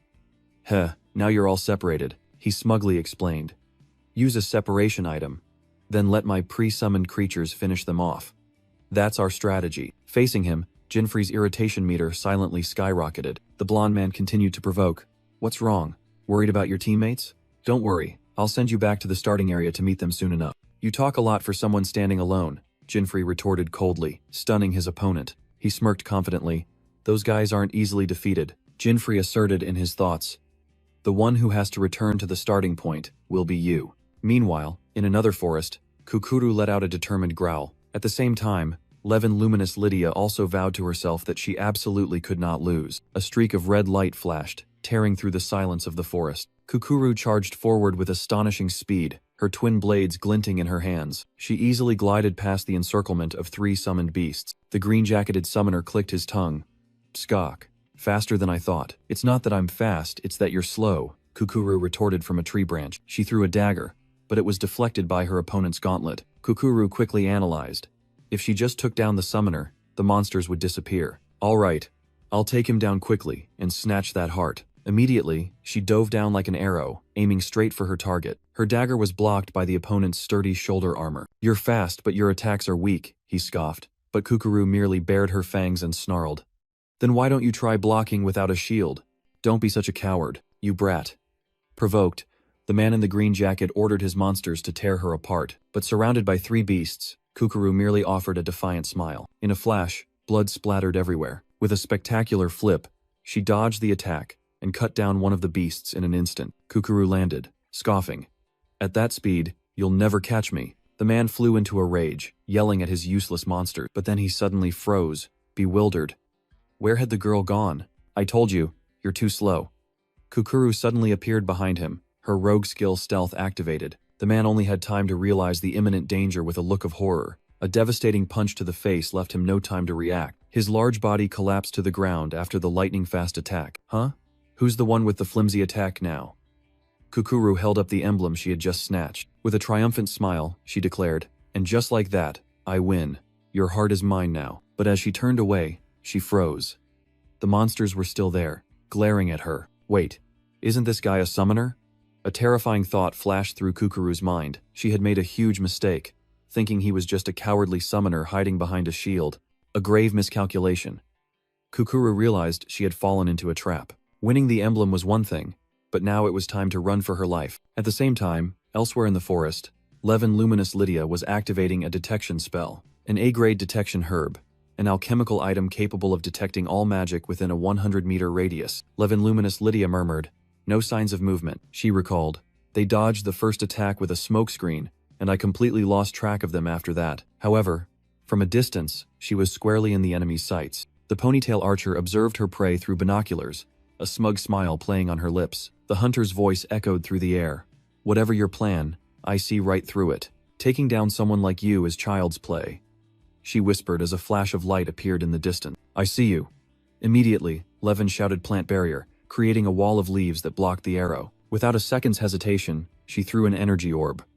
Followed by explosive death grass, the explosion missed its target, and the mocking voice echoed again. A decent attack, but useless if it doesn't hit. Levin froze, cold sweat breaking out as she realized she was at a disadvantage. Suddenly, a chill ran down her spine. There's a presence. Right behind me. 3 hideous summoned beasts had surrounded her without her noticing. The 3-eyed boar and the giant toad growled, charging straight at her. At their master's command, they simultaneously unleashed smoke grass, engulfing the entire area in a thick fog. When the smoke cleared, the prey had vanished, leaving the bewildered beasts searching. In that instant, a volley of arrows pierced the tree trunk where Levin had just stood, just inches away. The archer thought irritably, what a tough prey. Let's see how much longer you can dodge. Images of Jinfrey and Kukuru flashed through Levin's mind, and she told herself, I can't become a burden to them. With burning determination, she pulled out her trump card, the A-grade alchemical item, lure grass. An enchanting scent wafted out, and all 3 beasts immediately turned their heads, completely drawn in by Levin's trap. Take this. Levin Luminous Lydia threw an alchemical item. The summoned beasts bewilderedly watched the strange object flying towards them. The alluring scent immediately made them fall into an illusion, cravingly thinking of food. From the bushes, the charcoal-haired archer was stunned, unable to believe her eyes. The beasts have been neutralized, Levin confidently declared. Now it's one-on-one. Acting clever, the archer gritted her teeth, trying to appear calm. Levin taunted. But didn't all your arrows miss? Shut up, those were just warning shots. I can't lose either. Levin decided to unleash another trump card. An A-grade super bright grass was thrown into the air, accumulating an immense amount of energy. A blinding flash of light erupted, making the archer panic. Wah, what is this? My eyes. She stumbled, her vision completely enveloped in darkness. Losing her balance, the archer screamed and tumbled off the cliff. What did that brat do to me? She muttered in pain as Levin calmly approached. Seizing the opportunity, Levin easily removed the heart emblem from her opponent's chest. Thank you very much. She smiled brightly, her hand clutching the prize. I'm leaving now. Levin casually turned away, leaving her opponent still clutching her head in a daze. Hey, wait! Her shout echoed in vain, but Levin had vanished in a flash of light, leaving the question, where did she go, hanging in the air. At the same time, elsewhere, the blonde leader scoffed at Jinfrey. Don't act tough. He boasted smugly about his formidable array of monsters. My summons are both numerous and high quality. You stand no chance of winning. Jinfrey smirked. Stop monologuing, it's annoying. But thanks to you, I've had enough time. The blonde leader was confused, not understanding what was happening. His formidable summoned beasts were still surrounding him, ready to fight. But in the blink of an eye, they all turned to surround Jinfrey, astonishing the summoner. You, how can this be? He frantically yelled. What the hell is this? Those are my summoned beasts. What skill did you use, damn it? Jinfrey calmly replied as the bird-like beast nuzzled him. Looks like they like me. With a provocative smile, he retorted. Don't you think so? All 3 beasts now stood obediently beside Jinfrey, openly betraying their former master. A system notification appeared. Jinfrey's skill has evolved after 20 hours of continuous use. Jinfrey wasted no time, raising his hand to command. All right, attack him, go. Hearing their new master's command, the beasts roared and charged straight at the summoner. Cornered, the blond man clicked his tongue and hastily opened a magic book. Take this. A gigantic Oni general was summoned from the book. The Oni general immediately charged to attack, completely overwhelming the three traitorous beasts. In just a few blows, it brutally defeated all three. Standing victorious, the summoner laughed loudly. Ha ha ha, this is the price for defying your master. He pointed at Jinfrey, his voice full of menace. Next, it's your turn. But a sudden growl echoed, wiping the smile off his face. He turned around and froze. All three beasts he thought were defeated were now standing tall, without a single scratch. The summoner stammered in horror. They revived? Impossible. The blonde leader was stunned. Hey, what is this? What kind of monstrous skill did you use? Jinfrey smiled as his clones appeared. You have more allies than me. So, I guess we're even now, aren't we? Surrounded by an army of Jinfreys, the summoner was speechless. He frantically looked around, realizing he was completely outnumbered. Clones? The blond man yelled in helplessness. This isn't fair at all. Refusing to accept defeat, he growled, opening his grimoire. You're underestimating me. Summon! A muscular giganto-orc appeared, letting out a sky-shattering roar. The beast swung its gigantic battle axe. The sharp axe blade came down without hesitation. A sweeping slash tore through Jinfrey's clones with ease. Lifeless bodies lay scattered on the ground in pools of blood. The triumphant leader scoffed. Ha! Ha! What's this? Just a bunch of paper tigers? But then, the ravaged bodies began to stir, slowly standing up. The blond man's smile froze on his lips as he witnessed the army of Jinfreys revive right before his eyes. Two clones declared in unison. Enough talk. I need to reunite with my teammates, so let's end this. The summoner's face changed color, contorting in extreme horror. At the same time, the previously defeated summoned beasts were also rising from the dead. A gigantic shadow, a lich with a scythe, silently appeared behind the blond man and the orc. Space seemed to shatter before its presence. The summoner fell backward onto the ground, terrified as he watched Jinfrey gently land in front of him. Jinfrey smirked with satisfaction. Truly worthy of the name Illusion of the Nameless Realm. This evolved skill allowed him to create illusions on multiple targets simultaneously, from humans to summoned beasts. The unlock condition was 20 hours of continuous combat, a requirement almost impossible outside of this SSG event. Decisively, he took the last heart badge from the defeated opponent's chest. This guy had quite a few hearts, Jinfrey muttered, looking at the blonde leader sprawled on the ground. Now, it's time to reunite, he thought to himself, a golden flash signaling the end of the hunt. As soon as Kukuru saw Jinfrey, she rushed over, cheering excitedly, while Lydia calmly asked, "Are you two both safe?" The team had a bountiful harvest, evidenced by Kukuru's wide grin and an unfortunate adventurer being caught by the carnivorous plant trap. Jinfrey calmly held the spoils of war in his hands, ignoring the defeated opponents screaming behind him. Suddenly, a notification echoed throughout the space. Time's up. SSG ends. Everyone will be returned to their starting point. In the blink of an eye, the adventurers were teleported to a gathering area with lingering light. Jinfrey, Kukuru, and Lydia stood among the chaotic crowd, awaiting the final results. Let's announce the results. A voice rang out, drawing everyone's attention. Third place, with 46 hearts, Team Dolgo. Team Dolgo raised their hands in celebration amidst cheers. Next, second place, with 55 hearts, Team Jessica. Team Jessica, consisting of a cool female leader and two twin members, posed in celebration of their victory. The crowd was stunned. 55 hearts?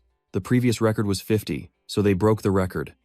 That's Jessica, the infamous random killer. And now, the most glorious position belongs to Team Jinfrey, with 108 hearts. 108?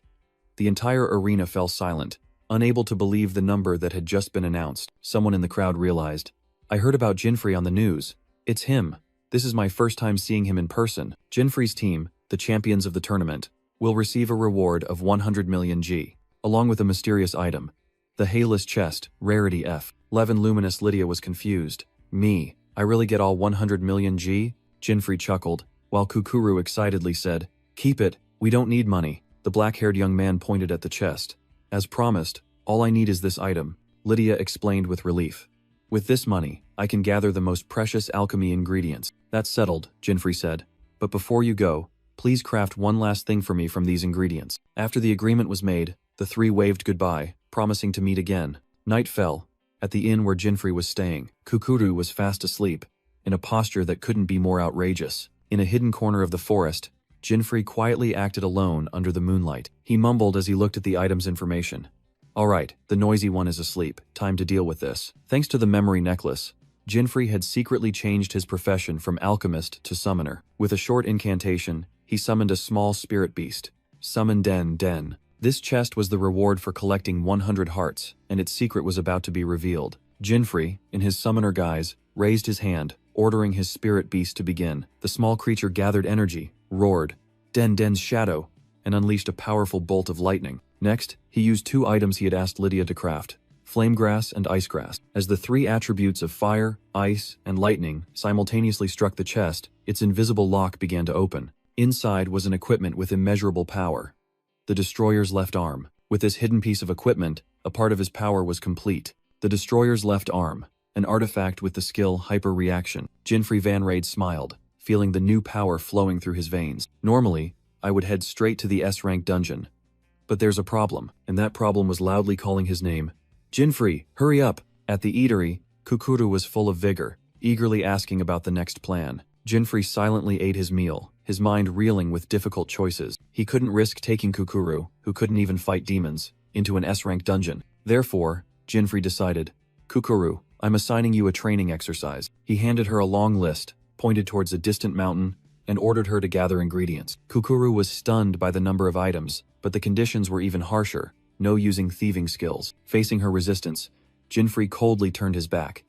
If you don't want to, our master-disciple relationship ends. Cornered, the Seawolf girl could only pout, reluctantly considering it because of the next dungeon. Finally, she shouted her resolve and ran off, leaving Jinfrey with a sly smile. Now this is good.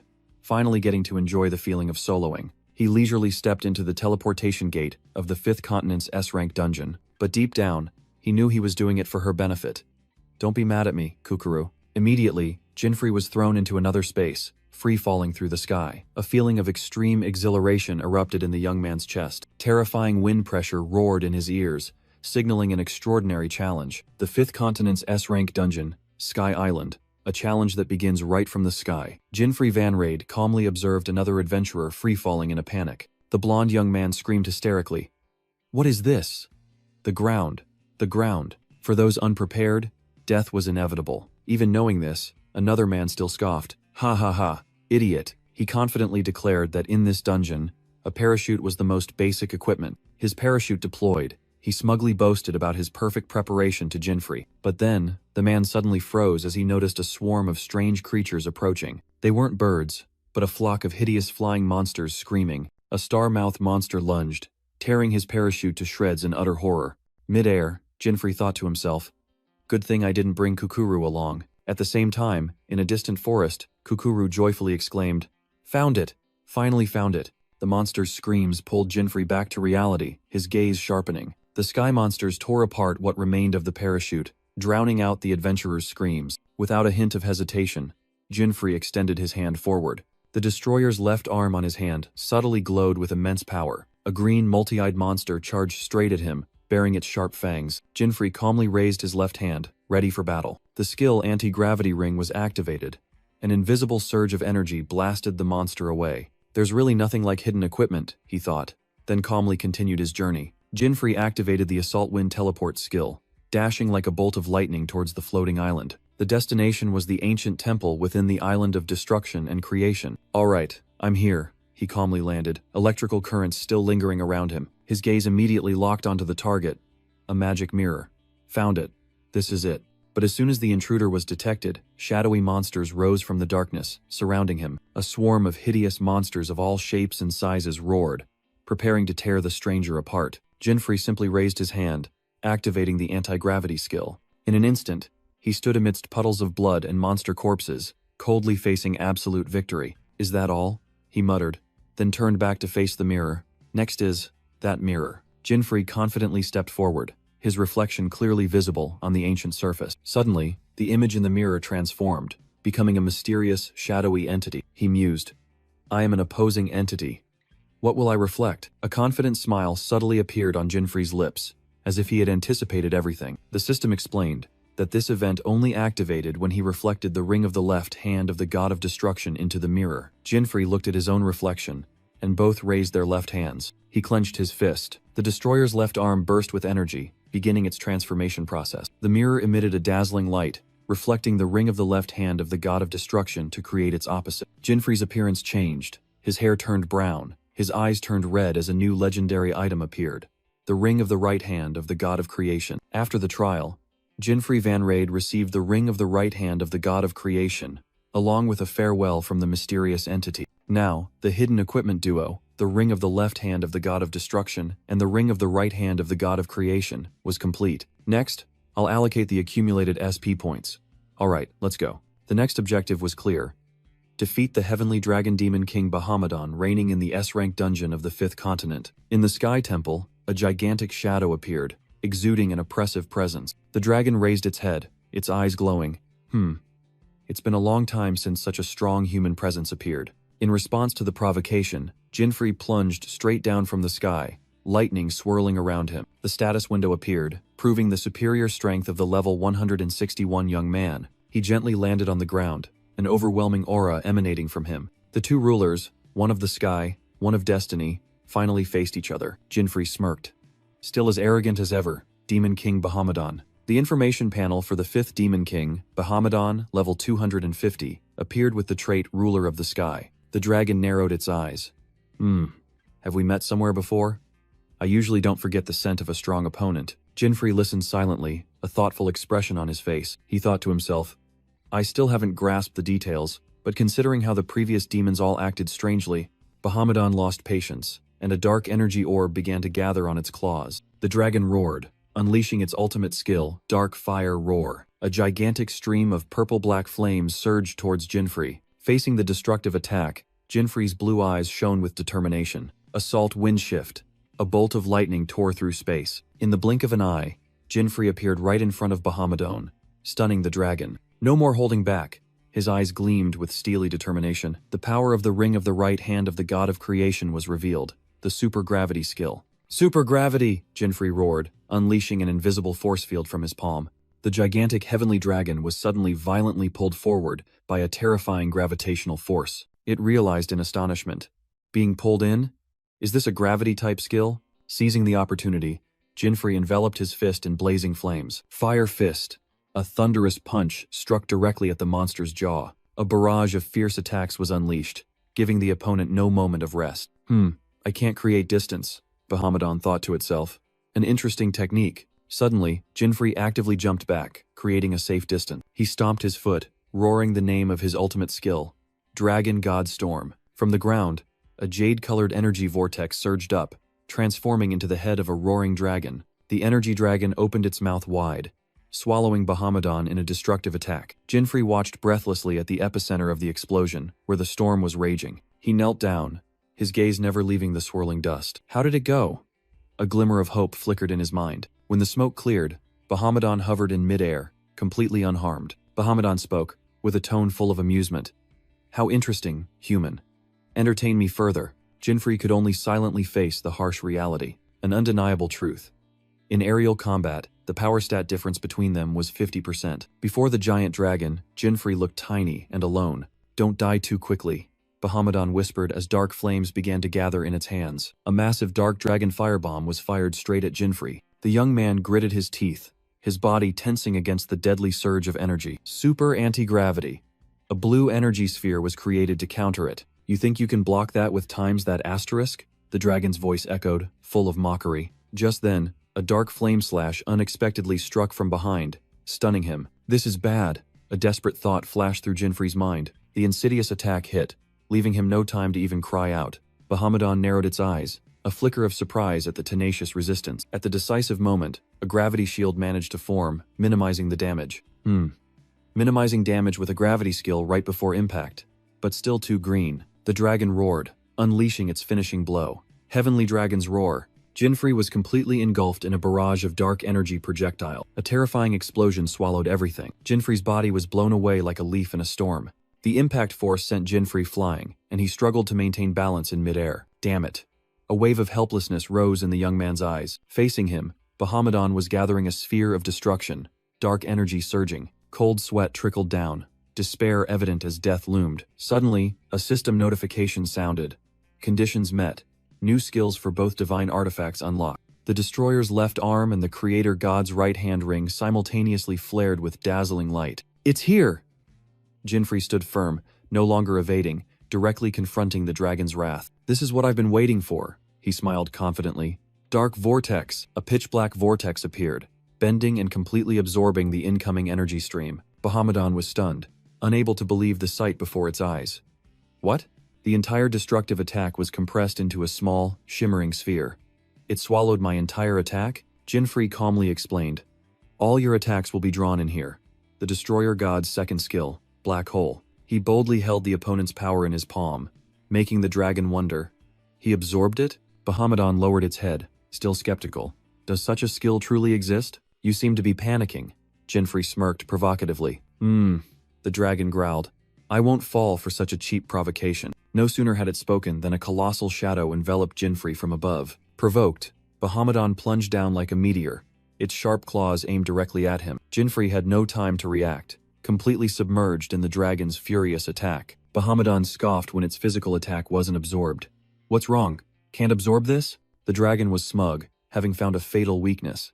It seems you can't absorb physical attacks. However, Jinfrey maintained a calm expression, seemingly analyzing the opponent's skills. We dragons pride ourselves on this body.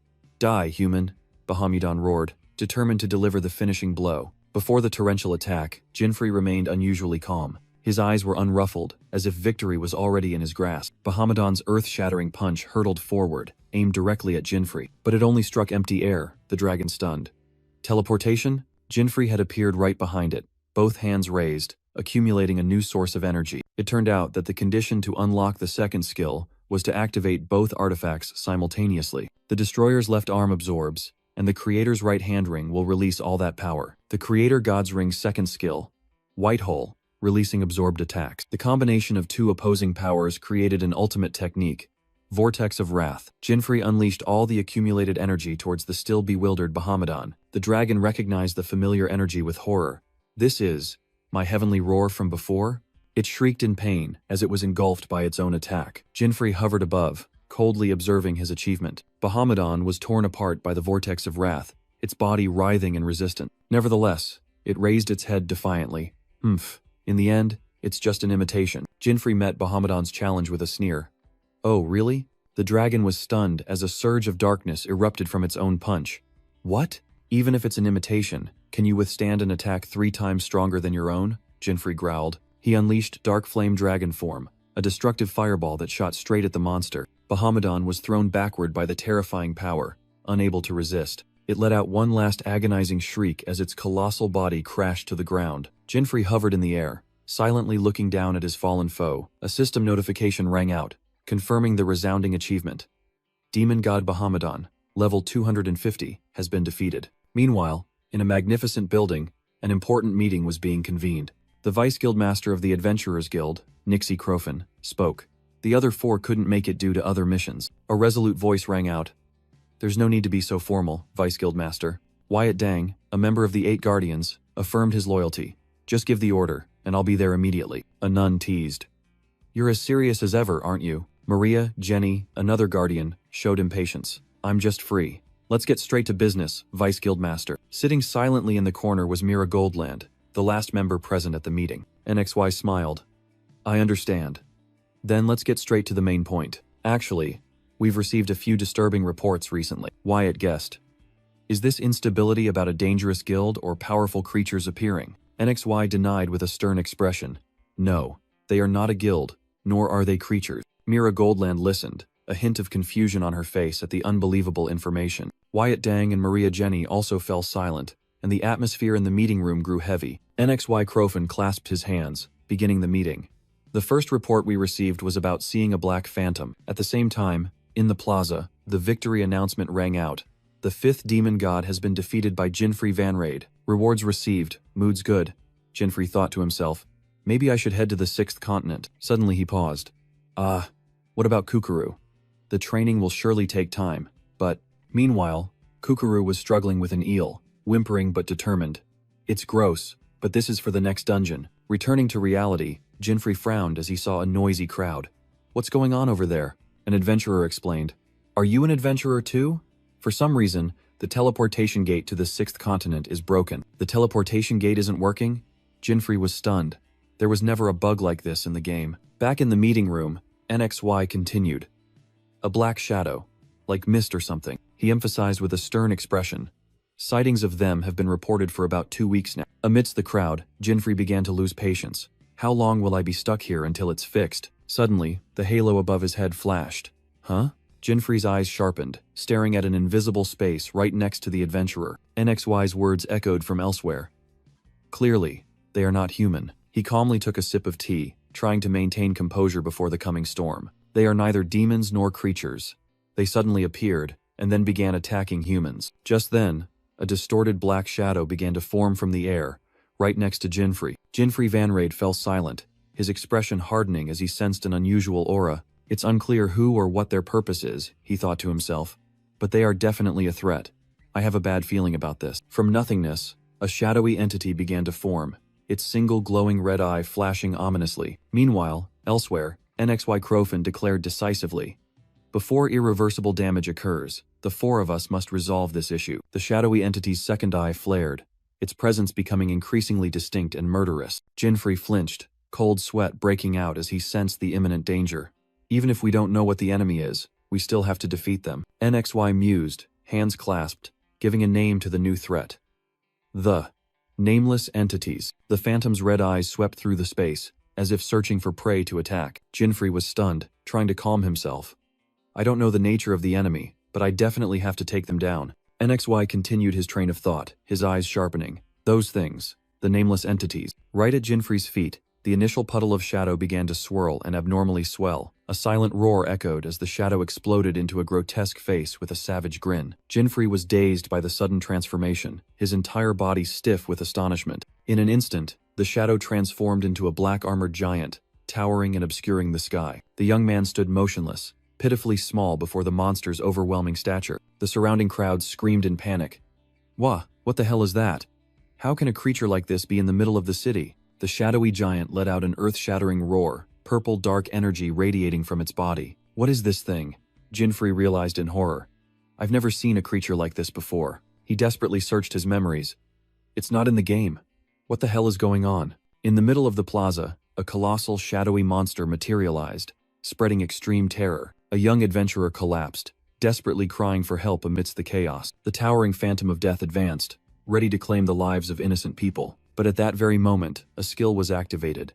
Super reaction. A mysterious blue-haired young man appeared, raising his hand to create a shielding energy sphere. The monster was stunned as it was flung far away by an invisible force. From a distance, Jinfrey Vanrade was frozen, unable to believe what was unfolding before his eyes. The entity questioned itself. Creatures cannot appear in the middle of the city. So what am I? It dismissed the thought, its sharp claws beginning to gather dark energy. A destructive green energy orb formed, aimed directly at Jinfrey. The deadly beam shot forward at terrifying speed, giving him no chance to dodge. Jinfrey could only stare in astonishment as the attack struck him. He braced himself, pushed back by the force of the impact. After the dust settled, Jinfrey stood firm, his gaze resolute as he faced the enemy. The monster was shaken. Orb Breaker Fist. How does he have an adventurer's skill? Without a word, Jinfrey charged, unleashing a thunderous punch at the enemy. His fist passed through its semi-material body, a truly strange sensation. Attacked, the monster let out an enraged roar, causing the crowd to panic even more. Jinfrey gritted his teeth and yelled, "Damn it! Hey, wait! Damn it!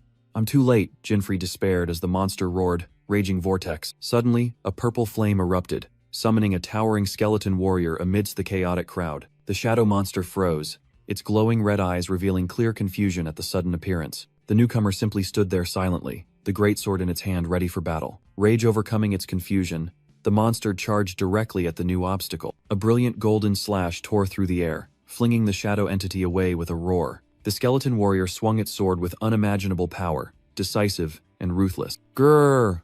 The monster shrieked in a mix of surprise and pain as it took a fatal blow. Its body shattered into pieces right before Jinfrey's eyes, ending the rampage. After finishing off the enemy, the skeleton warrior subtly raised its head, seemingly looking towards its master. I see. This creature is merely a nameless one. A calm voice rang out. A man wearing glasses appeared, standing before his skeletal subordinates with an unhurried demeanor. Jinfrey was utterly stunned by this sudden and powerful intervention. The strange man turned to the crowd. Everyone, Follow my soldiers to safety. Immediately, an army of spear-wielding undead appeared, forming a protective barrier for the civilians. It's Nexi. Nexi of the 8 Great Guardians has arrived. We're saved. Cheers erupted in joy. The 8 Great Guardians. Jinfrey murmured, a piece of memory just clicking into place. NXY glanced at Jinfrey, thinking, that means this person is Mira's ally. Thanks to you, the civilians are safe. Thank you, NXY said. But Jinfrey only replied, no. Jinfrey Van Raid was still bewildered. More importantly, what was that thing? Suddenly, NXY Crofin cut him off, and a virtual screen appeared. Excuse me, this is Wyatt. From the front lines, Wyatt Dang reported, we have identified the target at point N1. Elsewhere, Maria Jenny announced playfully, point W4. Target sighted, locking on. Finally, Mira Goldland's cold voice. This is Mira. We have apprehended the target at point S2. NXY reviewed the reports and concluded, it seems everyone has encountered a nameless one. Jinfrey thought to himself, nameless one?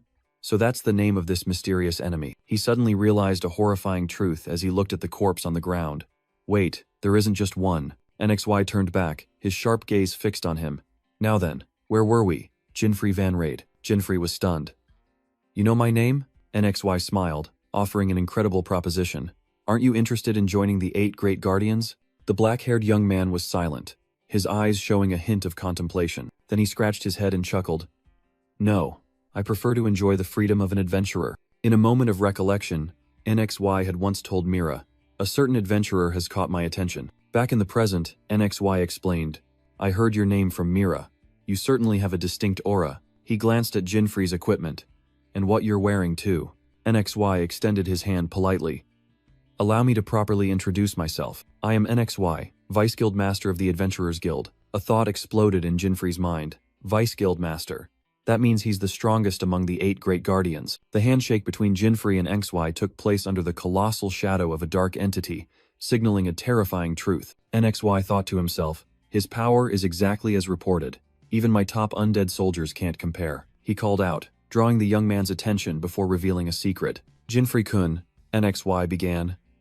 They are entities different from ordinary creatures. We call them nameless ones, he explained. Unpredictable and of unknown origin. Standing before his skeletal army, Nixie affirmed.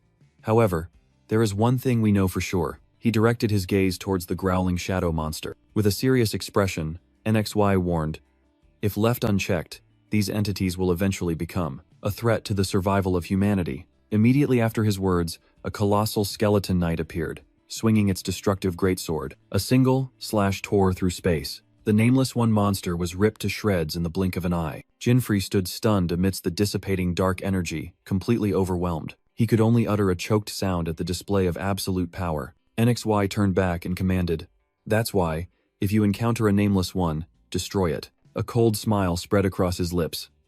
Of course, without mercy. I'm sure someone with your abilities can handle it, NXY said, his voice full of confidence. Jinfrey broke out in a cold sweat, with only one thought in his mind.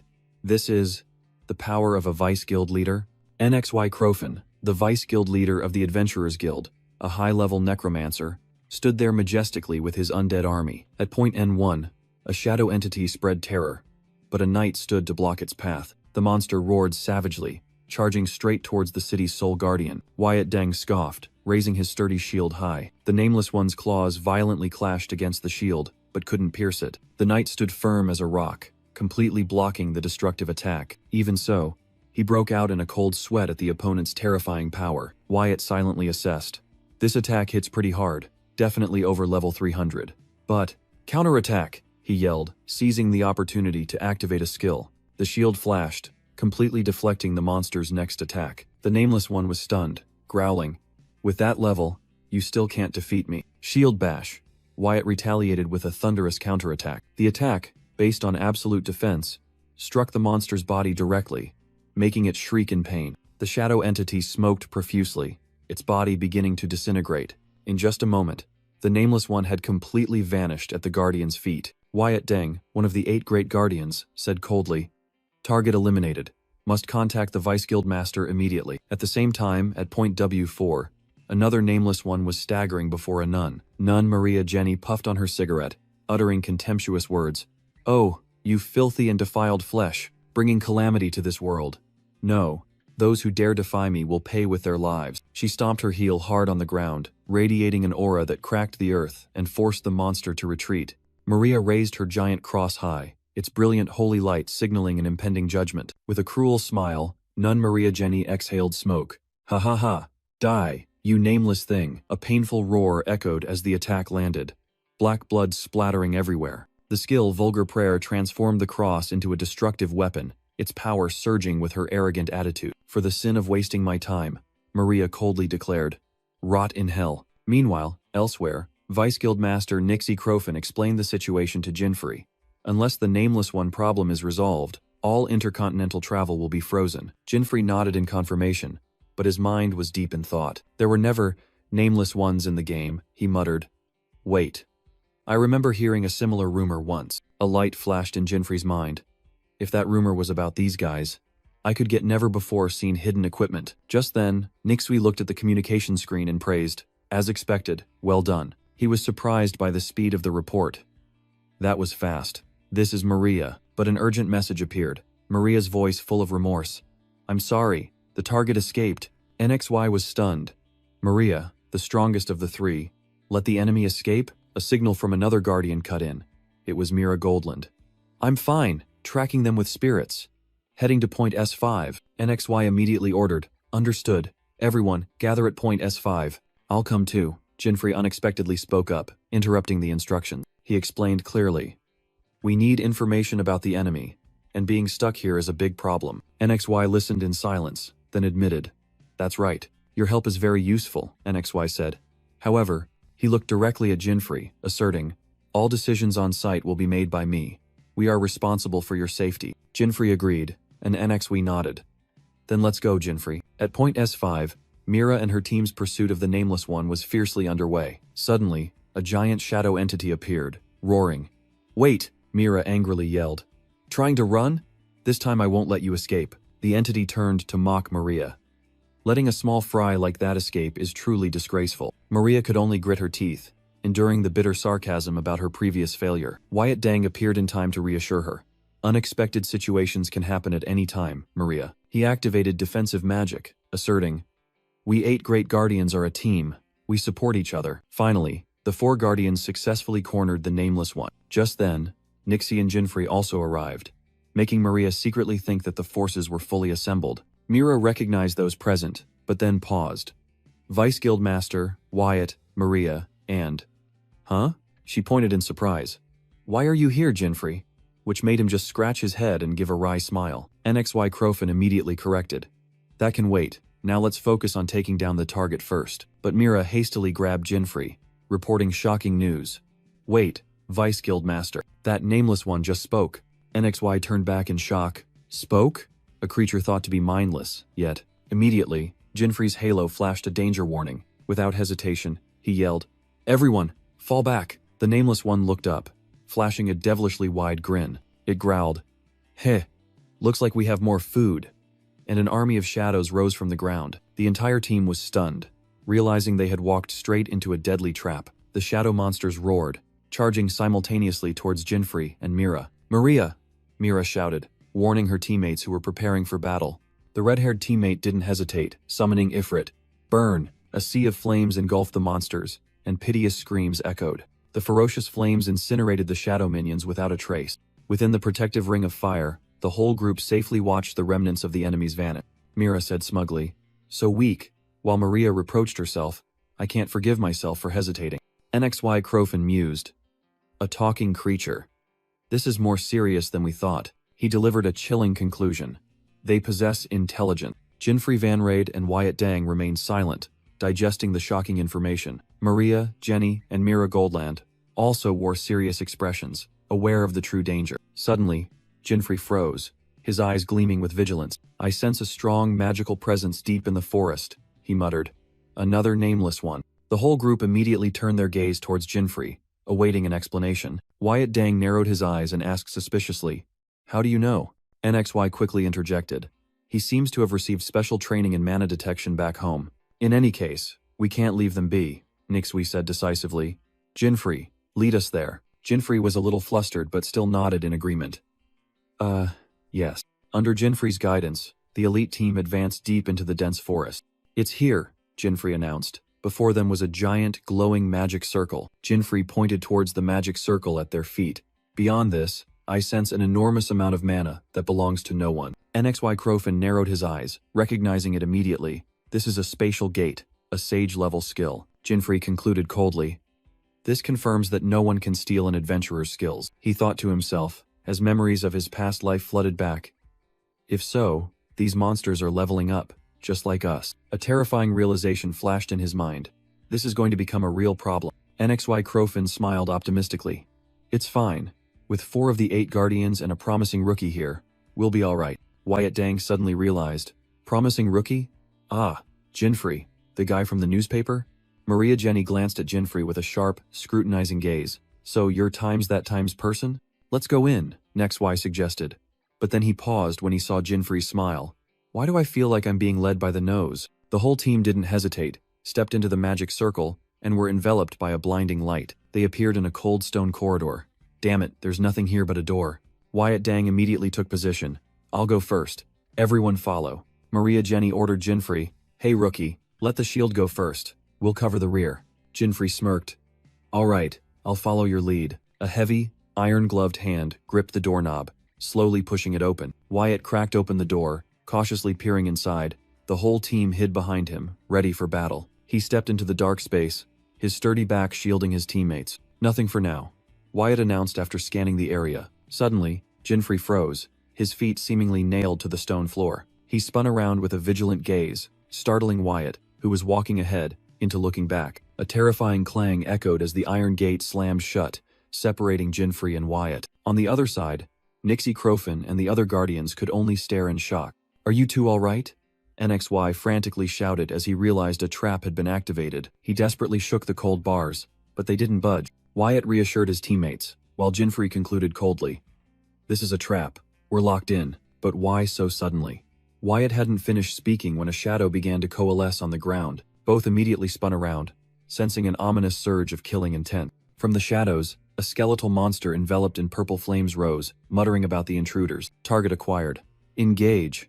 Wyatt didn't hesitate, immediately taking a defensive stance. He confidently told Jinfrey, "Leave it to me." "Shield shock!" Wyatt roared. His shield erupted with holy light. The shadow monster shrieked piteously before being obliterated by the attack. Wyatt stood firm after the attack. The monster had turned to dust, while Jinfrey merely observed silently. A finishing blow, Jinfrey thought to himself, truly one of the 8 guardians. From the other side of the gate, NXY anxiously called out, and Wyatt confidently replied that they had dealt with a small fry. But then, an enchanting voice echoed from behind Jinfrey. "Oh my. A lost little adventurer." A shadow seductress with a purple horned mask and a provocative outfit slowly materialized. Her sudden appearance stunned both Jinfrey and Wyatt. Wyatt realized in horror, she is on a completely different level. Despite the danger, he still charged forward, intending to use the same old move. Shield shock. But Jinfrey shouted, "Wait!"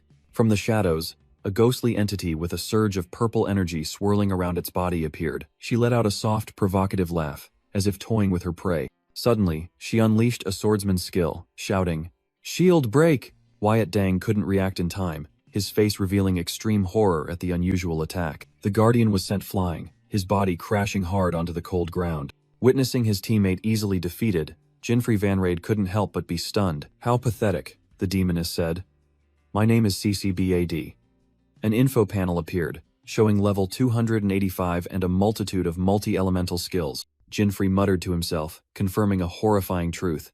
So it can really use adventurer skills, no doubt about it. CCBAD smirked, her voice full of sarcasm. "Speechless, are we?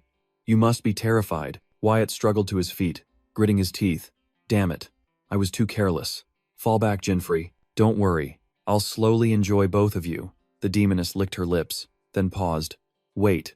Why are you smiling?" To the astonishment of both allies and enemies, a mysterious smile bloomed on Jinfrey's lips. He recalled the rumors in the game. If the rumors are true, there are 4 named nameless ones, known as the 4 Heavenly Kings. Amidst the tense atmosphere, Jinfrey casually put his hands in his pockets, a stark contrast to Wyatt's strained expression. He looked directly at CCBAD, his thoughts continuing. "And the rumors also say that, if all 4 are defeated, one can obtain the legendary hidden equipment that I never acquired in my previous life." Jinfrey stepped forward, telling himself to focus on the present, surprising CC Bad. Oh, willingly offering yourself? How commendable. Very well then, the demoness created an energy blade. I'll slice you into bite-sized pieces. Immediately, CC Bad lunged forward, swinging her shadow weapon at Jinfrey. Just as CC Bad's shadow blade was about to reach Jinfrey, a brilliant golden barrier suddenly appeared, blocking the attack. Jinfrey was slightly surprised, thinking to himself, a barrier? It was Wyatt Dang. He had rushed forward, activating his sacrifice skill to take the full brunt of the attack for his teammate. With a determined expression, Wyatt growled, "Our battle isn't over yet." CC Bad roared in anger, "You damn corpse, don't interfere." Wyatt reassured the bewildered Jinfrey. "Don't worry, as long as I'm here, a member of the 8 Guardians, I won't let anything happen to Jinfrey," he declared grandly. But Jinfrey secretly scoffed. "Really? No way." The demoness smirked. "You're all talk. I always eat the best things first, so don't get in my way," she roared, condensing a fiery arrow in her hand. "Fire arrow," CC Bad shouted, firing the destructive energy blast straight at the two of them. But Wyatt had already shouted, "Shield domain!" His massive shield glowed, easily extinguishing the magical flame. "I told you. I won't let you lay a finger on him," CC Bad fumed. If you want to die so badly, I'll start with you." Wyatt held his ground, shielding Jinfrey, who was quietly observing from behind. "Take this." The demoness poured all her strength, activating both critical strike and shield break skills simultaneously. Wyatt braced himself, preparing for the direct impact. CC Bad charged like a storm, swinging her enhanced shadow weapon at the shield. She followed up with another fire arrow. Wyatt cried out as he struggled to withstand the fierce assault. He gritted his teeth, sweat pouring down, secretly astonished. "She's far too accustomed to combat." Wyatt growled, his shield vibrating as it blocked another fire arrow. He was pushed back, suddenly realizing, wait, fire arrow should have a cooldown. His heavily armored feet slid across the ground under the terrifying pressure. "Oh my." A ghostly voice echoed as CCBAD appeared from the purple smoke behind him. She smiled behind her mask. "You block attacks quite well. I'm quite surprised. You're better than I thought." Immediately, she split into two, stunning Wyatt. "What?" The Guardian couldn't believe his eyes. She split into two? Standing behind, Jinfrey coldly analyzed. "A summoner's clone skill. Die." Both clones drew their bows, aiming directly at the Guardian. Wyatt struggled to cope with the 2 incoming fire arrows.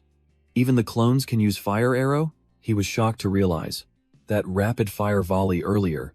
Could it have been done by a clone too? Damn it. Blocking both at once is. He gritted his teeth, his shield on the verge of shattering. But suddenly, both of CC Bad's clones froze. Huh? Jinfrey had already stepped in front of Wyatt, a gentle blue barrier neutralizing all attacks. Wyatt knelt, looking up at his savior with an incredulous expression. Jinfrey, you saved me. Thank you." Jinfrey coldly replied, "I already said, I don't need sacrifices. Dispel the skill." Wyatt firmly refused. "I can't do that." He took a step back, his eyes full of respect. "Now I understand. You are incredibly skilled." Jinfrey merely glanced at him, his calm eyes hiding calculations no one could guess. Wyatt Dang declared loudly, "I will protect you with my life, for I am the shield of the team." Standing behind the Guardian's sturdy back, Jinfrey Vanrade silently observed the situation. Wyatt frowned, thinking that the opponent had no openings even while their skills were on cooldown. Constantly defending will wear us down. What should I do? Jinfrey clenched his fists, his brain working at full capacity. Suddenly, one of CC Bad's 2 clones yawned. "I'm bored and hungry too." Her eyes turned cold, her voice filled with killing intent. "Let's end this warm-up." Both Jinfrey and Wyatt felt the sudden surge of pressure. Right before their eyes, the enemy had multiplied from 2 to 3 clones. Wyatt screamed in horror.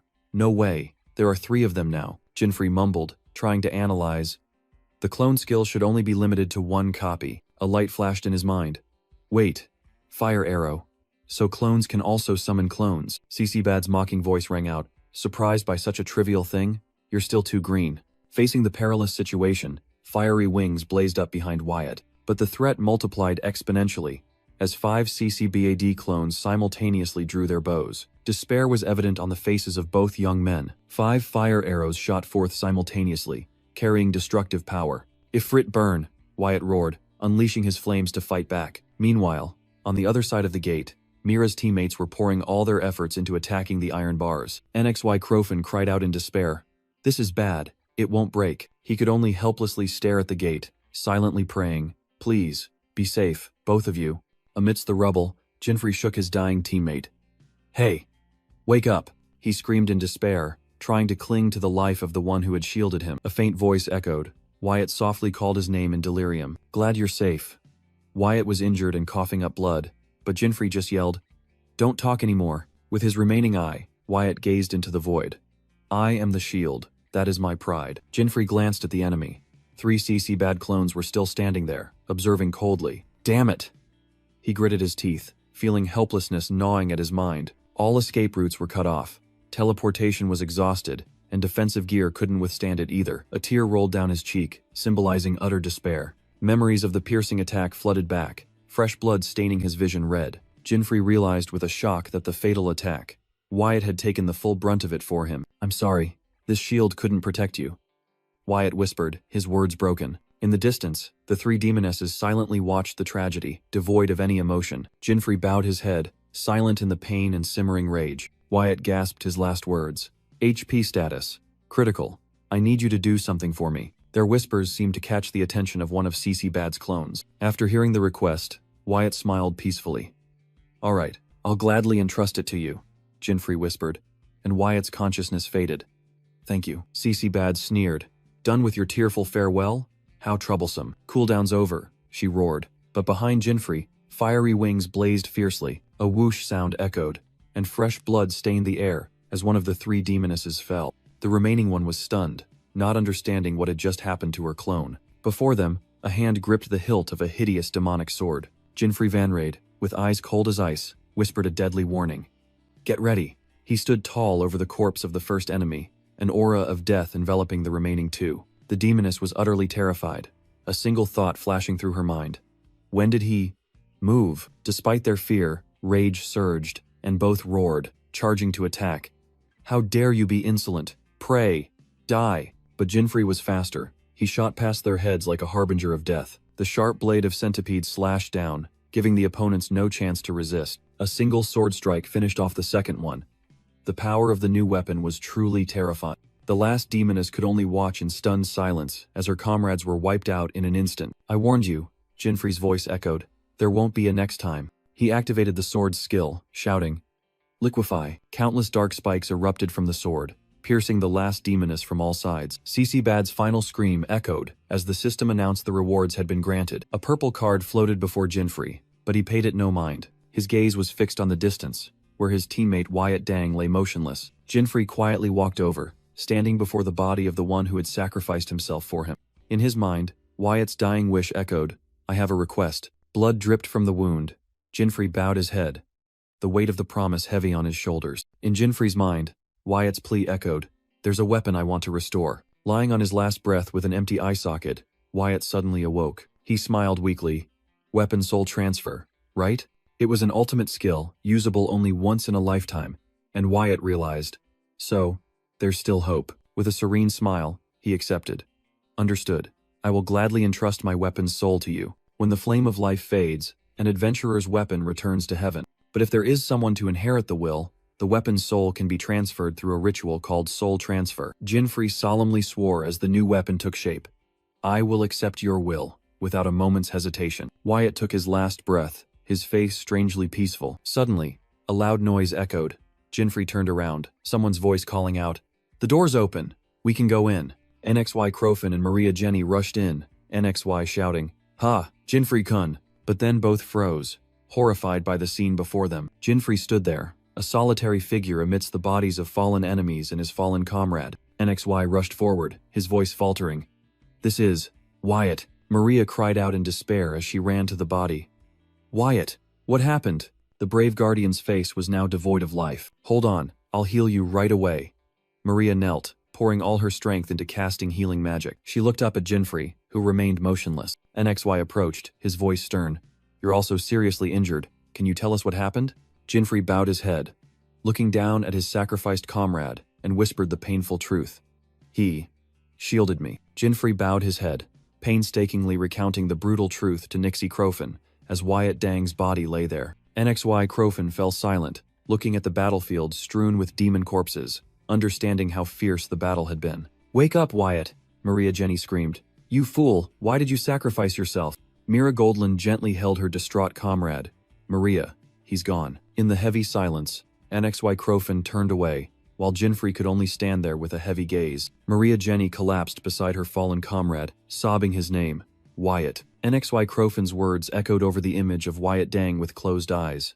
I've heard everything from Jinfrey. You are the pride of the 8 great guardian stars. Nixie Crofin bowed his head.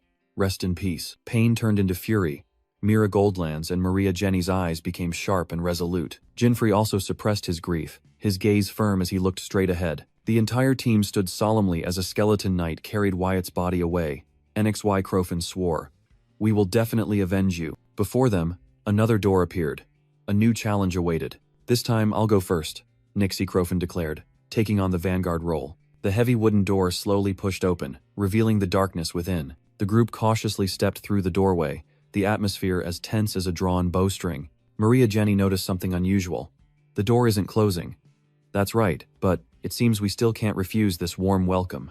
An army of shadows was already waiting. Everyone step back. I'll handle this. Nixie Crofin stood in front of the team. What the hell are you talking about? Maria Jenny growled. I'm still boiling with rage. Mira Goldland also didn't back down.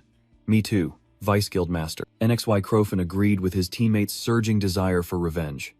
That's right, everyone feels the same way. He stood before a new force, a mighty army that had just been summoned, the Immortal Army. The remaining shadow monsters shrieked in despair as they were torn apart by slashes of light. Maria Jenny, her eyes burning with hatred, roared, I'll deal with anyone still lingering. NXY observed the sweep, thinking to himself, we must destroy them completely. For Wyatt, the Vice Guildmaster turned to Jinfrey Van Raid, who was lost in silence. Jinfrey, are you all right?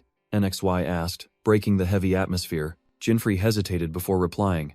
No, I was just thinking. Your team is truly reliable. NXY saw through his thoughts. You mean Wyatt, don't you? Jinfrey bowed his head, his voice full of torment. Because of me. A member of the 8 Guardian Stars had to die. NXY listened in silence, empathy clearly visible on his face. Did Wyatt leave any words of resentment? He asked directly. No, Jinfrey replied, his voice firm. Memories flooded back, Wyatt lying there with a contented smile, and NXY affirmed, that's right, he was that kind of person. He protected you, Nixie said. Continuing his will is the best tribute. After a moment, NXY decisively stated, we're done here. Let's move on. The group, now more united than ever, advanced together into the deep darkness. Ahead of them, the dungeon path suddenly split into 2. They stopped, facing a difficult choice. What should we do? Splitting up seems dangerous. NXY, in his role as commander, began to carefully analyze the situation, weighing every risk. In the dark corridor, NXY Crofin made a bold tactical decision. No, we will proactively split into pairs here, he explained clearly. Although it will disperse our forces, we must avoid being wiped out by traps. Maria Jenny quickly grabbed Jinfrey. You're with me, rookie, she explained casually, then suddenly exclaimed, oh, look! Before them, a corpulent monster sat on a stone pedestal, emitting a menacing purple aura. The monster, Bubeka, grinned savagely. Prey running straight into my hands? At the same time, NXY and Mira also encountered another enemy, a muscular old man assessing them with greedy eyes. The old man, Abedek, asked, Ready, Mira? And the silver-haired girl simply replied coldly, Yes. 2 fated battles were about to erupt, 4 brave individuals confronting formidable foes. Jinfrey and Maria entered the grand hall, the atmosphere tense as they faced Bubeka. The monster licked its dagger, a savage gesture signaling a bloody hunt. Jinfrey secretly calculated, this guy might be even stronger than the 5th demon god. I need to probe first. His gaze sharpened, all his senses heightened to maximum alert. But suddenly, Maria shot past him like an arrow, leaving Jinfrey only enough time to utter a surprised, huh? He stared dumbfounded at her, retreating back, a terrifying thought flashing through his mind. Could it be? With a face contorted in hatred, Maria roared. This rotten world has no one worth praying to. She yelled, Command! And the cross in her hand began to transform violently. In the blink of an eye, it had transformed into a colossal warhammer, raised high above her head, ready for a decisive strike. Bubeka, still complacent, could only look up with wide, startled eyes. An earth-shattering explosion rang out as the axe of command struck its target. Amidst the swirling dust, Jinfrey stood frozen, utterly stunned by his teammates' power and ferocity. Jinfrey muttered, What a profane prayer. Wait a minute. Maria stood over the fallen enemy, provoking. Too slow to react, fatty. Let me help you lose some weight. Jinfrey secretly assessed, reckless indeed, but the attack was incredibly precise. Worthy of the 8 guardians. Her blue eyes gleamed with iron determination. The young man retracted his words. Damn it, she chose the wrong weapon. In the end, she's still just a reckless fool. Unexpectedly, Bubeka spoke in a strange voice as he began to stand. A powerful human has arrived. The monster licked its lips, baring its ghastly fangs. This prey is mine. Maria frowned. Did his thick layer of fat numb his pain? Or did he manage to defend in time? She gritted her teeth. He may not look it, but his level is very high. No wonder why it struggled so much, if that's the case. Maria roared. Merciful God, I thank you for your will. She raised her glowing weapon high. I shall offer you the feast of this wicked one's flesh and blood. Command. Swinging her weapon carelessly, she accidentally knocked down Jinfrey, who was standing nearby. Hesitation means death, rookie, she warned coldly, without even looking back. Jinfrey watched in a daze as the girl charged straight at the enemy with terrifying power. Damn it, no time to complain. He decided to join the fight, summoning his weapon. Centipede. With the centipede sword in hand, Jinfrey plunged into the chaotic battle. Perfect timing, rookie, Maria yelled. Lend me your back. A thump echoed as she planted her heel on his back. The powerful rebound created a sonic boom in the air. Jinfrey was bewildered as he was turned into a springboard for Maria's spectacular aerial attack. From above, Maria descended like an enraged angel, her cross aimed directly at Bubeka, but the corpulent monster was unexpectedly agile, narrowly dodging the attack, which shattered the ground. It dodged? That fatso is annoyingly quick. Maria gritted her teeth, glancing at Jinfrey still sprawled on the ground. Jinfrey realized in shock. She's truly insane. I can't believe Wyatt used to be a shield for a girl like this. A notification appeared, confirming Maria's emotions were solely rage and sorrow, and Jinfrey seemed to understand it all. Without a moment's rest, Maria continued to swing her weapon, pressuring Bubeka with a barrage of attacks. Her eyes gleamed with iron determination, her sole focus on the enemy before her. Witnessing it all, Jinfrey knelt on one knee, muttering, I understand. Meanwhile, Nixie Crofin mused, inheriting the will of the deceased. That is the greatest remembrance. This is how she avenges Wyatt. Jinfrey called out, Hey, you're the defender, Maria yelled, without turning back. Do your job, kid. The young man simply knelt in silence, his gaze fixed on her fighting back. Blindly attacking with only two people is too risky. Jinfrey stood up, the centipede gradually appearing in his hand. If that's the case, he gripped the hilt tightly, his eyes flashing with resolve. Instead of rushing in recklessly, I will give my all to support this woman. Empowered by her teammate's decision, Maria once again charged into attack with all her might. Repent for your gluttony and go to hell.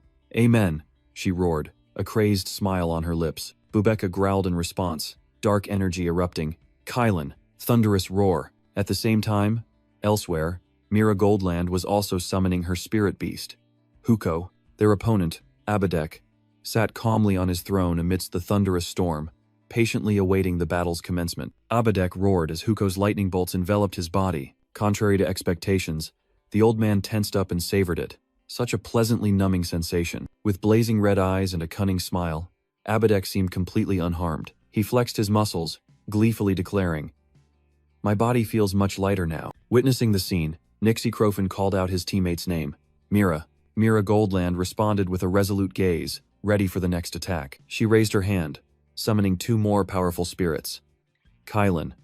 Undine. Both spirits combined their strength, unleashing a joint attack. Hydro. Lightning bolt, a colossal pillar of water and lightning crashed down, engulfing Abadek in the wrath of the elements. This time, the old man could no longer remain calm. This attack is many times stronger than before. This isn't good. To defend himself, Abadek summoned two golden-armored skeleton knights as living shields. NXY coldly analyzed. Even if your body is tough, what if you take continuous damage without being able to move? Cornered, Abadek sneered. Humans should respect their elders, shouldn't they? Yes, NXY adjusted his glasses. But if that elder is a monster harming people, then it's a different story. He commanded his trump card. Do it. Bloody Lance, a knight in black and red armor, charged straight towards Abadek, without hesitation. The sharp spearhead grazed Abadek's face, splattering fresh blood. A gaping hole appeared in the old man's chest. The attack had completely pierced his body. NXY watched his fallen enemy, his voice filled with pain. Killing you won't bring my comrades back, but at the very least, all of you will die to atone for your sins. After the battle, Nixie Crofin stood beside Mira Goldland, his heart filled with worry for their other comrades. Both entered the main hall, where the empty throne exuded an ominous aura. Suddenly, a chilling sensation made both of them turn around in alarm. The corpse at their feet had vanished, leaving only a spreading pool of blood on the stone floor. A black shadow darted down from the ceiling, its target all too clear. Fresh blood splattered. An arm flew into the air amidst utter astonishment. Abedek, thought to be dead, landed arrogantly, and Mira only had time to scream her comrade's name. NXY collapsed, clutching his bleeding shoulder stump, the pain tearing through the silence. The old monster let out a savage laugh, reveling in his successful ambush. In the critical moment, Mira summoned Undine to heal Nixie, her mind racing to analyze the situation. He stole those skills, Nixie gritted his teeth, and he can use them all at once. Abedek smirked, savoring their despair and uttering a sarcastic warning. His tongue flicked out disgustingly. Now, it's my turn. The status board revealed the stolen abilities. Despite his injuries, NXY and Mira stood side by side, their eyes burning with a resolve to fight to the death. At the same time, elsewhere, Maria Jenny put all her strength into striking the giant Bubeka with her axe of command. Jinfrey Van Raid watched with bated breath, sweat trickling down his cheeks at the enemy's terrifying power. The axe blade sank deep, tearing through Bubeka's face in what seemed like a finishing blow. But the fat man merely smirked. That was a dangerous attack. But I blocked it. Maria didn't flinch, continuing to press him with her holy power. Before her and Jinfrey, Bubeka still stood tall. The battle to the death had only just truly begun. Bubeka smirked. He had used enhancement magic to boost his defense, anticipating that he couldn't dodge. Only defense? Maria roared, swinging her weapon and charging forward. She yelled a challenge. Come at me, you rotten fatty. Even after taking the devastating blow, the monster merely gritted his teeth and endured. Maria was stunned by his resilience. What insolence! Knocked to the ground, Bubeka was still scolded by Maria. You have no right to address me so casually. From behind, Jinfrey coldly identified it as his comrade's cruel axe skill. Maria decided to deliver the finishing blow. I'll finish this fatty with the next move. Buy me some time. Jinfrey stepped forward, gripping his centipede tightly, his heart seething with hatred over Wyatt's death. But even in his anger, he felt something was amiss. Jinfrey recalled the terrifying magic from earlier, believing this fat man was only feigning defense and still hiding a trump card. He's plotting something, he was certain. Suddenly, Bubeka stood up, radiating murderous intent. I won't spare you any longer. I'll tear you apart and devour you alive. Jinfrey raised his sword defensively, shielding Maria, who was gathering energy behind him. Bubeka roared, unleashing a colossal stream of water magic. Water cannon, he laughed maniacally, confident in the destructive power of his attack. The stream of water shot straight towards the two, carrying Bubeka's shout. Fly away, you prey. However, the attack suddenly vanished, leaving Bubeka bewildered. Huh? In front of Jinfrey, a small orb of darkness was devouring the entire stream of magic water. Jinfrey calmly neutralized the attack with his black hole skill from the destroyer's left armlet. Bubeka only managed to let out a gasp of surprise. So this is your trump card, Jinfrey sneered. But it's useless. The small orb of darkness completely swallowed the attack, leaving Bubeka stunned. The obese monster licked its lips, curious. What was that skill just now? I want it! Jinfrey roared, charging straight forward. A sharp sword slash swept out, tearing through the air. Baya! Bubeka screamed in pain as its arm was deeply gashed. Clasping its blood-soaked arm, it growled, Grr. You prey are truly annoying. But then, its wound began to glow green and automatically closed. But I can heal myself. It's done, rookie. Maria's voice echoed from behind. She had finished accumulating energy, the golden mace in her hand radiating terrifying pressure. Well done. Oh, child of the ugly flesh world. Command! Maria charged forward like an angel of judgment. Bubeka realized in horror that it couldn't block this attack. Its survival instinct urged it to flee. But strangely, its body suddenly stiffened, unable to move. You hate moving, don't you? Jinfrey stood in the distance, his hands radiating purple gravitational energy. By using both armbands simultaneously, I can freely control the target's movements. Seizing the golden opportunity, Maria brought the mace straight down onto the immobile monster's head. The earth-shattering impact made Bubeka clench its teeth. Pagya! Its final scream echoed as its skull was split in two. Bubeka's head was split in two, ending the life of one of the four heavenly kings. Bubeka's hand twitched one last time in a pool of blood. Maria Jenny coldly declared, Go down there and feast to your heart's content, fatty. The system announced victory, the reward being a black 4-leaf clover. No. 2 card. Huh? What's this? Maria curiously flipped the card in her hand. Believing it wasn't treasure, she threw it away, but Jinfrey quickly snatched it. So that's 2 now, Jinfrey muttered. Halfway there, Maria stood silently behind, observing her mysterious teammate. She secretly thought about the skill that had locked Bubeka down, admitting that Jinfrey's true strength was not just a rumor. With the enemy defeated, both continued deeper inside. They walked in silence through the cold stone corridor. Dead end. Maria turned back irritably. I thought you knew the way. An argument erupted as both realized they were completely lost. Damn it, rookie. Maria lost her temper, grabbing Jinfrey's collar. At times like this, you're supposed to lead the way. The nun's wrath poured down on the bewildered young man. Suddenly, Jinfrey watched in astonishment as an object in his hand crumbled and glowed. An eerie silence enveloped the corridor. Purple light flared, engulfing both of them in a teleportation vortex. Where are we? They realized in panic that they were in a completely unfamiliar place, until Maria screamed. On the floor, Nixie Crofin and Mira Goldland lay motionless. The talented vice president had fallen. In the cold hall, Mira Goldland lay slumped, unconscious. Mira! Maria screamed, while Jinfrey Van Raid rushed at full speed towards his teammate. Jinfrey frantically helped her up. Hey? Mira, wake up. Are you all right? With a faint breath, Mira only managed to call his name, J. Jinfrey. An old, mocking voice echoed from the shadows. Ho ho ho, you should thank me. From the steps, a muscular old man with an eerie purple aura appeared. It was Abadek. He sneered. For the sake of you weaklings, I have brought your teammates here. Jinfrey was stunned, only now understanding everything. So the teleportation was his doing. Jinfrey muttered to himself, looking at the smug enemy. A terrifying truth flashed in his mind. In this dungeon, everything is under their control. At the same time, Maria had run to another person. Vice President. She helped NXY Crofin up, hastily reassuring him. Hang in there, Vice President. I'll heal you right away. As Maria prepared to cast her healing magic, she declared confidently, You'll be fine. Your arm will return to normal. But a sudden attack from the shadows pierced through her. Everyone, even those gravely wounded, was aghast at the horrifying sight. Maria spat out a mouthful of blood, her eyes wide with pain and disbelief. Jinfrey's desperate scream echoed throughout the hall.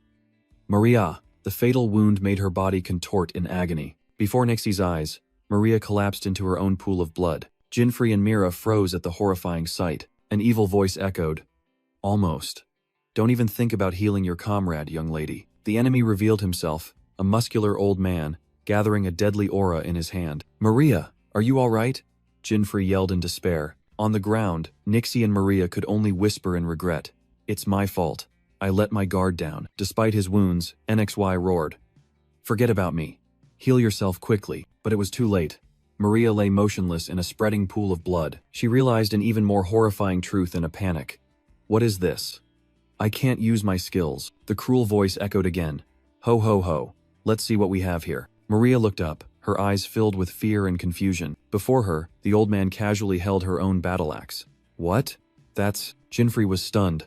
That's the axe from Maria's skill. Her skill was stolen? He couldn't understand. How is that possible? Isn't the condition for hunting that the target must die? The old man tauntingly raised the weapon, while Maria weakly screamed, Give it back! That's my axe. Her rage caused her wounds to burst open, blood gushing out. Maria! Jinfrey realized the critical situation, thinking, This is bad. I have to save her first. Now, don't be so hasty. The old man blocked his path, his smile unwavering. He made a cruel offer. Defeat me, and all stolen skills will be returned. How about it, bastard? Jinfrey gritted his teeth, a black sword appearing in his hand. Beside him, Mira had struggled to her feet, ready for a fight to the death. I can't move recklessly without understanding his skill-stealing mechanism. But now I have no choice but to trust his words. Without hesitation, Jinfrey charged straight at the enemy, unleashing a thunderous punch. But his attack was suddenly blocked by an invisible force. Calm down, young man. Abadek casually raised a finger, stopping all of Jinfrey's efforts. An overwhelming aura emanated, locking Jinfrey in place. That was Emperor's Haki, a fighter's skill. This is enough. Nixie Crofin struggled to his feet, shielding his comrade from the enemy. I won't let Maria fall into your hands. Don't underestimate our unity, he roared, gathering magic power at his fingertips, casting Shadow Blade. A sharp blade of shadow shot towards Abadek. However, the attack only passed through an illusion. The real target remained unharmed. Don't be so impatient, young man, Abadek scoffed. And as I said, you should learn to respect your elders. A toxic old man like you belongs in a grave. Mira Goldland retorted coldly, stepping forward. She raised her hand, and 3 mighty elemental spirits, fire, water, lightning, simultaneously manifested at their master's command. The power of all 3 merged into a destructive orb, unleashing the Elemental Burst trio skill. Abadek merely smirked. That attack looks dangerous. I think 5 layers are enough, right? He raised his hand, and a defensive energy began to form. The Shield Bearer's Iron Wall skill activated, the sturdy energy barrier completely blocking the full-force attack. Mira was stunned, unable to believe her eyes. He erected multiple shields, she realized in horror. Continuous activation without any delay. Abadak smirked. I didn't expect such power in that state. Youth truly is different. Before the old man, a colossal blue-armored knight stood tall, challenging his authority. Mira roared, summoning her strongest spirits. Ifrit, Undine, Kiran, she commanded. Lend me your power. And the spirits immediately channeled energy into the greatsword. The colossal knight's sword glowed, converging the power of all three elements. The elemental hymn skill activated. A destructive slash carrying the power of the spirits struck directly at Abadak. NXY gritted his teeth, his eyes filled with indignation. Respecting a wicked old man like you only harms society. An earth-shattering explosion engulfed the battlefield in dazzling light. As the smoke and dust slowly cleared, Nixie and Mira stood there, holding their breath, awaiting the result. Did it succeed? I don't know. Don't let your guard down. Suddenly, a dark blue energy slash tore through the smoke. The swirling energy stream appeared before NXY and Mira, freezing both of them. NXY exclaimed in shock. Just now, wasn't that?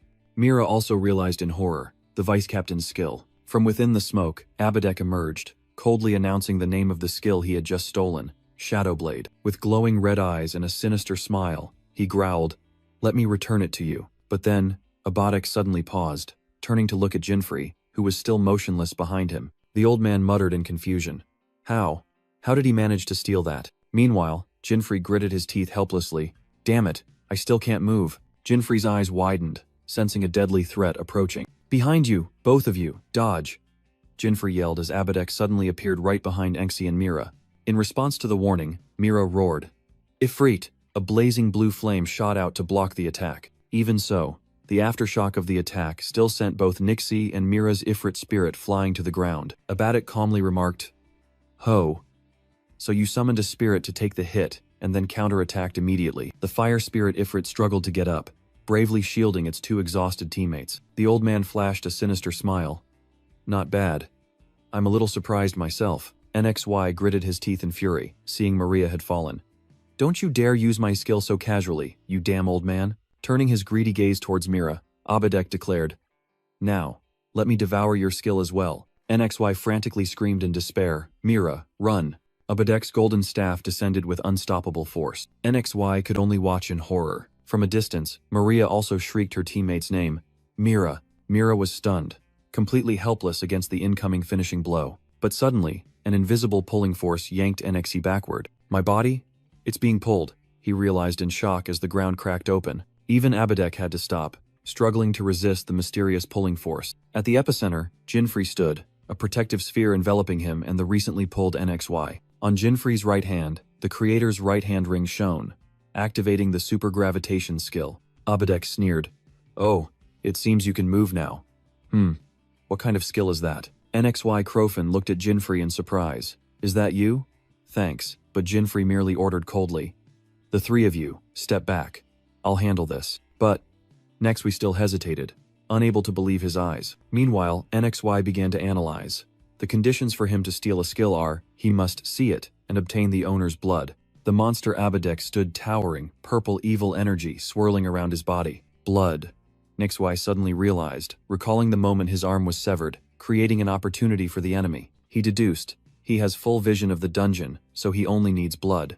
That's why Mira, with only superficial wounds, didn't have her skill stolen. NXY concluded in despair, if that's the case, the more we fight, the stronger he gets, and the weaker we become. Jinfrey remained silent, his gaze unwavering, while NXY was lost in troubled thoughts. But in Jinfrey's mind, a bold thought flashed.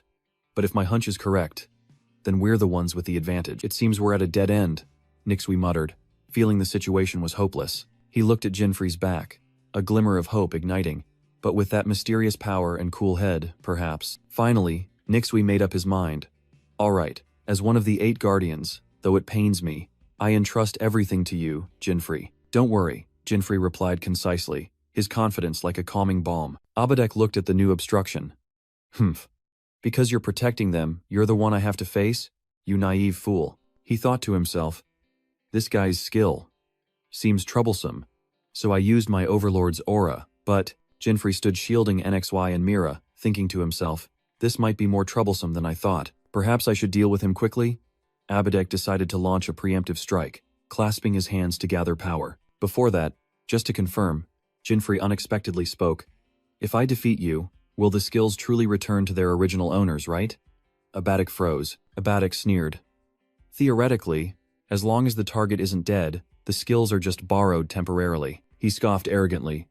But I've never lost, so I can't be sure. Jinfrey maintained his cold expression, while his injured teammates were right behind him. He thought to himself, there's still one more. I can't waste time. I have to finish this quickly. Just as Jinfrey finished his thought, Abadek charged like a beast. The monster roared. What's wrong, scared? Don't worry, I'll devour all of you, Jinfrey retorted with a challenging smile. So you eat other things besides blood? Don't underestimate me. In a flash, a cerulean energy sphere erupted from Jinfrey's hand, knocking Abadek away. Hit by the surprise attack, Abadek only managed a cry of pain. An invisible pushing force sent him flying backward, unable to resist. The new skill was revealed. Repulsion, the ability to control gravity to push targets away. Abadek growled. Now it's repulsion? What a troublesome skill. But precisely because it's troublesome, it looks so delicious.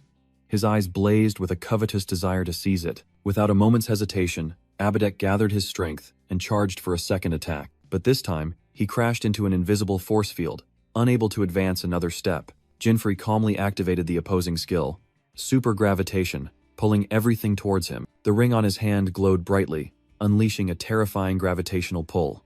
Abadek was pulled uncontrollably, hurtling straight towards Jinfrey's waiting fist. Centipede! Jinfrey summoned his demonic sword, ready for the finishing blow at close range. Jinfrey swung the centipede, unleashing a powerful slash towards Abadek. Ha! The old monster simply stood still, using his bare body to block the blade. A smug smile appeared clearly on Abadek's wrinkled face. He was completely unharmed, the dark purple aura still swirling around his body. Abadek scoffed. That's quite an attack, stronger than those earlier moves. Jinfrey realized the difficult situation. His defense is stronger than I thought. Thinking of Maria in danger, he resolved, I have to risk it. There's no other choice. Suddenly, Jinfrey put away his sword and called out loudly, Hey you! This sudden action made Abadek confused. He put away his weapon? Jinfrey coldly questioned. Are you going to apologize to the people whose skills you stole? Abadek replied with a cruel philosophy. The weak are born to be plundered. In the distance, Nixie and Mira listened in horror, while Maria was still unconscious. Apologize? Fool! Abadek burst into a savage laugh. Jinfrey's eyes turned cold. I see. Then I won't hold back anymore, he whispered, activating a hidden ability. Class change, Grand Swordsman. The necklace on Jinfrey glowed. His outfit transformed into a master swordsman's attire. NXY and Mira couldn't believe their eyes at this sudden change. Abadek sneered. Oh? What's this, a show? You are the one dancing, Jinfrey retorted, and I will bury you without hesitation. Abadek charged forward, his staff raised high, intending to finish Jinfrey with one blow. That threat is useless, he roared. You're the one who's going to die, rookie. A spray of blood splattered. Abadek shrieked triumphantly. I've taken your blood. Die and become my nourishment. Blood spurted from Jinfrey's mouth, but his opponent seemed to notice nothing unusual. Despite the wound, Jinfrey looked up with unusually calm eyes. I got it, Abadek laughed gleefully, believing victory was in his grasp. But then, his smile suddenly vanished as a harsh truth dawned on him. What? I can't take? Abadek stared in horror at his hands. His plundering ability had completely failed. Enraged, his body transformed. Sharp claws sprouted amidst furious growls. Jinfrey thought to himself, just as expected. He can only steal class skills, not skills from equipment. A system notification rang out, confirming new weapons and special skills had been unlocked for the Grand Swordsman. Two pitch-black, spiky centipede swords appeared in Jinfrey's hands, emanating a deadly aura. From afar, Mira and Inexwi were stunned to notice the change. Two swords of the same type. Abadek scoffed. More weapons are useless against me. But immediately, a paralyzing sensation ran through his body, making him freeze. What is this? Poison? He panicked as purple electrical currents enveloped him, nullifying all his skills. One strike, and it will all be over, Jinfrey declared, standing at the epicenter of the poisonous fangs zone. The plan had succeeded. Jinfrey had neutralized the opponent's ability to use skills. Impossible! Abadek could only utter in despair as Jinfrey charged, ready for the finishing blow. Jinfrey's eyes burn with cold fury as he declares a death sentence. Die and repent. The ultimate skill was activated. Two heavens, one style, tripling damage to weak points when near death. With the twin centipede swords in hand, Jinfrey unleashed a lightning-fast slash that tore through space. Abada could only let out one last pathetic shriek in his life. The monster's body collapsed onto the floor. The battle had come to an end. A system notification rang out, confirming victory and granting Jinfrey the item Black 4-leaf clover, number 3. But the young man's face showed a hint of inexplicable confusion. In the distance, Nixie frantically called Maria's name as she was still unconscious. Fortunately, Maria had woken up, smiling. She confirmed, "My skills. They're back." She looked up at her benefactor, her voice full of gratitude. "Thank you, Jinfrey." In Jinfrey's mind, the image of a Maria, both strict and trusting, suddenly came to him. Fully recovered, Maria cheerfully offered to heal Nixie and Jinfrey. But Nixie, despite losing an arm, still politely yielded his turn to Mira first. Jinfrey stood there silently, watching his 3 teammates gathered together. An invisible distance seemed to exist between him and them. His eyes suddenly narrowed. A decision had just been made. NXY stepped forward, breaking the silence. "I have many questions, but first, thank you." "No need," Jinfrey humbly replied. "It's the least I could do." Then he turned away, his gaze becoming distant. What's more, Jinfrey Van Raid stood among his teammates, his intuition telling him, it's not over yet. He sensed a killing intent even more terrifying than the previous foes, emanating from that dark gate. From the shadows, a sneering voice rang out, "Huh. I didn't expect you guys to make it this far after taking down all 3 of them." A small figure appeared, enveloped in an eerie aura. "But it was too slow and boring, so I came here." A nameplate appeared, 7 amperes, Airy, level 400. The entity slowly approached, and the entire group immediately felt a terrifying pressure. Maria Jenny worriedly said, "A child?" Nixie Crofin quickly dismissed. "No, it's something else. Don't let your guard down." Before the warning was even finished, the stranger appeared right before their eyes in a flash. Maria and Mira Goldland could only stare in shock at that unbelievable speed. The eerie youth smiled, his eyes fixed on Jinfrey. "You're the strongest one here. Hey, play with me." Jinfrey was completely taken aback by the sudden provocation. NXY realized in shock. "I didn't even have time to react." "Play?" Jinfrey asked back. Airy cheerfully replied, "That's right. I like playing with the strong. Playing with those weaklings is boring. They break too quickly." The blatant insult made Maria unable to suppress her anger. She roared, "Huh, who are you calling weak here? Watch your mouth, you brat," despite Mira trying to hold her back. Airy's smile vanished, and he bared his fangs. Too noisy. A terrifying surge of dark energy erupted from his body, engulfing the entire space. He turned his back on the others, declaring, "I'm talking to him." His eyes flashed with a deadly glint. "Don't interfere." Jinfrey watched in horror as his teammates were trapped in a dark magic circle. This is... Maria, Mira, and NXW Crofin panicked as they were trapped in the fear barrier, a barrier that drained life force and nullified all skills. Jinfrey Van Raid was stunned to realize the perilous situation. The fear barrier. This is bad. Each grain of time's sand was falling, and their life force was draining with it. "I have to save them before their HP drops to 0, Jinfrey resolved. Airy turned his back, his voice full of contempt. "See? Weaklings are so boring, so easily trapped." He turned back, a sinister smile directed straight at Jinfrey. "Forget about them. Play with me. Right, Jinfrey?" A streak of red light flashed in the space. Without a word, Jinfrey darted forward, swinging his dark sword to create a blazing purple energy arc. "I'm not here to indulge your twisted habits. Release them now," he roared furiously. Airy merely raised a hand and blocked the lightning attack, smirking, "Oh, Tildafast, it seems you're the strongest one here." Amidst the furious sword strikes, the monstrous man calmly dodged. "Hey, just stay here and play with me forever. I've always been looking for a friend to play with." Inside the barrier, the 3 could only helplessly listen to Airy badmouthing his former companions. "They were much weaker than me. So boring," he concluded. "Come on, agree already." "Shut up!" Jinfrey roared, his sword strike answering the insane invitation. The scene suddenly changed. Jinfrey collapsed, looking up at Airy proudly seated on a chained throne. "Do you think you can refuse, human?" Airy threatened. "I will play with you until your limbs fall apart." He licked his lips gruesomely. "And if you do fall apart, I can eat you afterward." Jinfrey sprang up, a defiant smile on his lips. "Get ready. I'm going to beat you to a pulp." "Hey, you're really interesting," Airy chuckled. "Then, it's my turn." Airy leisurely opened with a massive lightning magic circle. Jinfrey only managed to mutter a curse as he realized the danger from above. A destructive bolt of lightning struck directly onto the arena floor. Fortunately, Jinfrey managed to dash away in time, narrowly escaping the attack. With a sinister smile, Airy provoked, "Dodge it. If it hits, you'll be obliterated." Jinfrey had to constantly move, struggling to evade the endless rain of lightning. Eri rested his chin on his hand, observing, both amused and slightly annoyed by Jinfrey's stubbornness. Suddenly, Jinfrey froze when he realized his HP bar was down to just 1 point. "One slip and I'm dead," he muttered to himself, sweat pouring down him. Eri maintained a calm expression, seemingly awaiting a more interesting performance. Cornered, Jinfrey activated his trump card, the black hole skill from the Ring of Destruction. Eri sprang to his feet, his eyes glowing with excitement. "That's it, show me more." Meanwhile, Maria was helpless within the barrier, regretting that she hadn't been able to heal Jinfrey in time. NXY calmly explained, "Only by defeating him can the barrier be dispelled." Amidst the lightning storm, the desperate calls of his teammates seemed to give Jinfrey more strength. Suddenly, Eri vanished from the throne and charged forward with terrifying speed. He drew a pair of twin swords, challenging, "Let's see if you can absorb this." Jinfrey's expression became extremely tense at the sudden change in tactic. As the two blades clashed, Jinfrey thought to himself, "Well, things are getting worse quickly." Jinfrey silently assessed. He's still attacking while maintaining the barrier, and his strikes are too heavy. Useless weapons, huh? Then how about this? Eri laughed loudly, unleashing his quadruple fireball skill. Facing the 4 fireballs, Jinfrey remained confident. If this is all there is, but Eri merely smirked. "Double it, summoning mirror."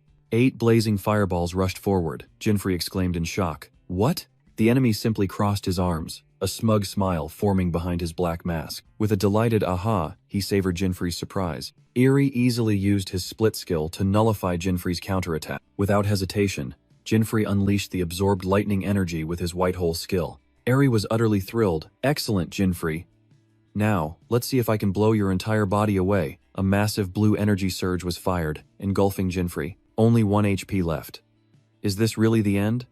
Jinfrey desperately realized his limits. All skills were useless, either on cooldown or too far away. In a desperate situation, Jinfrey unleashed his final trump card, confronting Eri's light dark fist. "Why have you slowed down? Come on, entertain me more." Eri roared, charging forward. 2 opposing streams of power collided, creating an earth-shattering explosion. In that instant, a glint of light flashed in Jinfrey's eyes. "That's it." He let out a shout before being thrown back by the terrifying aftershock. Eri looked down at the fallen Jinfrey. "Huh? Have you reached your limit?" he yelled in disappointment. "And here I thought you were strong. Come on, entertain me more." Jinfrey gritted his teeth, muttering in despair. "Damn it, motherfucker. I'm done for." In the vast arena, one stood, one knelt. The disparity seemed all too clear. "What, you're giving up?" Eri scoffed. "How boring." "I'm disappointed." Suddenly, Jinfrey raised his head, a smirk appearing on his lips. "It truly is boring. I didn't expect your power to be only this much." Eri froze at the sudden change in attitude. "Are you calling me weak?" he roared. "You're the one getting beaten to a pulp here." His rage flared. Eri bared his fangs. "I am strong. By what right do you dare call me weak?" Jinfrey calmly explained. "A truly strong individual is one who can use 6 or more attributes. You only know lightning, fire, wind, light, and dark." Jinfrey shrugged. "That's only 5. Seriously," Eri grinned, his anger turning into extreme amusement. "I thought you had given up. Then let me help you eat your words." He raised his hand. As water attribute energy surged and gathered, a sharp glint flashed in Jinfrey's eyes, an undeniable triumphant smile on his face. Eri unleashed his full power. A massive torrent of water shot straight towards Jinfrey. But contrary to expectations, Eri only saw an unbelievable sight that left him speechless. "He took the bait," Jinfrey said, the necklace on his chest glowing brightly after absorbing the entire attack. "I didn't expect you to fall for such a cheap trick." He turned away. "Thanks, kiddo." He absorbed it." Eri was stunned. "Why?" The previous attack was even stronger, yet he couldn't. Jinfrey calmly revealed. "That light, dark power fist just now. It was just bait. All to lure you into unleashing a weak attack." He smirked as a new power awakened. The energies of creation and destruction converged. The 2 bracelets on Jinfrey's wrists began to resonate. From within the barrier, Mira Goldland watched in astonishment as strange magical symbols enveloped Jinfrey. Standing beside her, NXY Crofin also frowned, not understanding what was happening before his eyes. Jinfrey continued to provoke. "You're strong, but just a naive child. If you had dared to truly use them as hostages, I might have lost." His pride wounded, Eri roared. "Don't underestimate me. I don't need such dirty tricks." He pointed towards the barrier.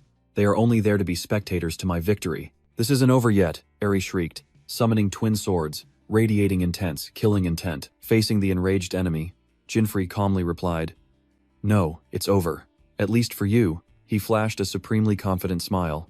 This time, I win. Eri froze, his golden eyes burning with extreme resentment at his opponent's attitude. Losing all reason, he charged forward. Shut up. I'll chop off your limbs and devour you alive. But Jinfrey merely raised his hand, and a miniature universe appeared. Grand Universe. Eri was sucked straight into the sphere of darkness. Without time to react, he frantically realized he was floating in an endless starry void. Darkness? He swung his sword desperately into the undefined space. Before him, Jinfrey's silhouette appeared, the absolute ruler of this space. The entire gambit was revealed. The condition to unlock the skill was to absorb 6 attacks of different attribute. Inside the anomalous space, Eri froze as the skill information appeared. A cooldown period of up to 30 days. He frantically screamed, "What is this? I can't use my skills," Jinfrey coldly declared. "The Grand Universe will devour everything. This time, I win." Pure terror was evident on Eri's face as shadowy tentacles reached out from the void. His body was bound tightly, helplessly dragged into the deep darkness. Darkness, it's devouring me. No. In despair, he reached out towards Jinfrey's retreating back. "Hey, play with me, Jinfrey." His final scream faded into eternity. "I don't want to be alone." No. And then, only silence remained. Eri's last vestiges of energy dissipated, leaving only Jinfrey standing alone. The system announced victory, along with the reward of the 4th black 4-leaf clover. At the same time, the time barrier imprisoning Jinfrey's teammates began to crack. It shattered into pieces, freeing a stunned NXY, Maria, and Mira. Maria was the first to regain her composure, asking in astonishment, "The barrier is gone. Jinfrey, did you defeat him?" Jinfrey calmly replied as the team ran over. "He was thrown into a random space. We'll never see him again. Let me properly heal you this time." Maria quickly prepared to cast her spell. NXY Crofin also stepped forward, bowing sincerely. "Jinfrey, please accept my thanks." Receiving the healing light, Jinfrey merely smiled. "Not at all. Everyone helped me a lot too." While NXY and Maria were joking around, Mira gazed thoughtfully ahead.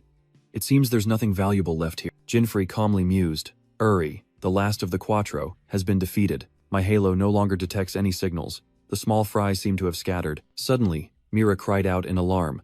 "Vice, Captain!" NXY announced in horror. "The door we used to enter here, it's gone." Before the group was only a cold stone wall, sealing off the exit. Maria couldn't keep calm. "What? Are we trapped here?" Jinfrey smirked, realizing this was the defeated foe's final dirty trick. "Play with me here forever," he muttered. If this were the sage's dungeon, it should have disappeared by now. A light flashed in Jinfrey's mind as he realized something. He stated decisively, "Wait, could it be?" Under Maria's curious gaze, Jinfrey confidently said, "I can get us out of here." "Really?" he replied. "I'm not certain yet, but if my intuition is correct." Saying this, Jinfrey began to use a strange skill, and blocks of data appeared from his hands. 4 black 4-leaf clover cards, spoils from Quattro, were summoned. He combined them with another item, the Jackal's Soul. Class change. Alchemist. The ultimate skill was activated. Alchemy. From the dazzling light, a magnificent pure gold Grim Reaper scythe gradually took shape. Jinfrey equipped the new weapon, and a powerful hidden Grim Reaper outfit adorned him. The entire team froze, completely stunned by Jinfrey's new power and appearance. Jinfrey Vanrade proudly admired his achievement. One of the 8 hidden equipment, Grim Reaper. Immediately, a frantic voice echoed from the scythe itself, disbelieving its own existence. The skull on the weapon roared, savoring the fresh air after millennia of imprisonment. The whole team froze as the scythe uttered a phrase full of delight. Mira was skeptical of the strange weapon, while Maria angrily shouted, only to be snapped back at by the scythe itself. The scythe recognized Jinfrey as its new master and burst into a savage laugh. NXY Crofin was stunned, confirming the rumors were true, while Grim Reaper began to tease and gossip about the entire team. Although its power was undeniable, its noisiness made the whole group painfully cover their ears. "From now on, I look forward to working with you, partner." The scythe officially declared their partnership. With a single slash, Grim Reaper tore through space, opening an escape route. The whole team stepped through the rift, finally returning to the real world in an unfamiliar city. Jinfrey breathed a sigh of relief as the info panel appeared, confirming Grim Reaper's terrifying power. The scythe boasted about its destructive capabilities, then unexpectedly declared itself a gentleman. "Shut up!" Jinfrey snapped, but resigned himself, thinking that at least its stats were formidable. From atop a tall building, a hooded shadow silently observed them. Jinfrey suddenly narrowed his eyes, a sense of unease rising within him. He looked back, wondering if he was just imagining the watchful gaze. "Jinfrey," Nixui called out, pulling him back to reality. NXY offered his sincere thanks and announced that they would return to the guild to report the situation. Jinfrey listened in silence, the eventful raid finally coming to an end. NXY extended an invitation. Since you also contributed, I wonder if you could come to the guild with us for a bit. Jinfrey flinched, thinking to himself, damn it. NXY continued, I also have a few things I want to ask you, but first, Jinfrey guessed.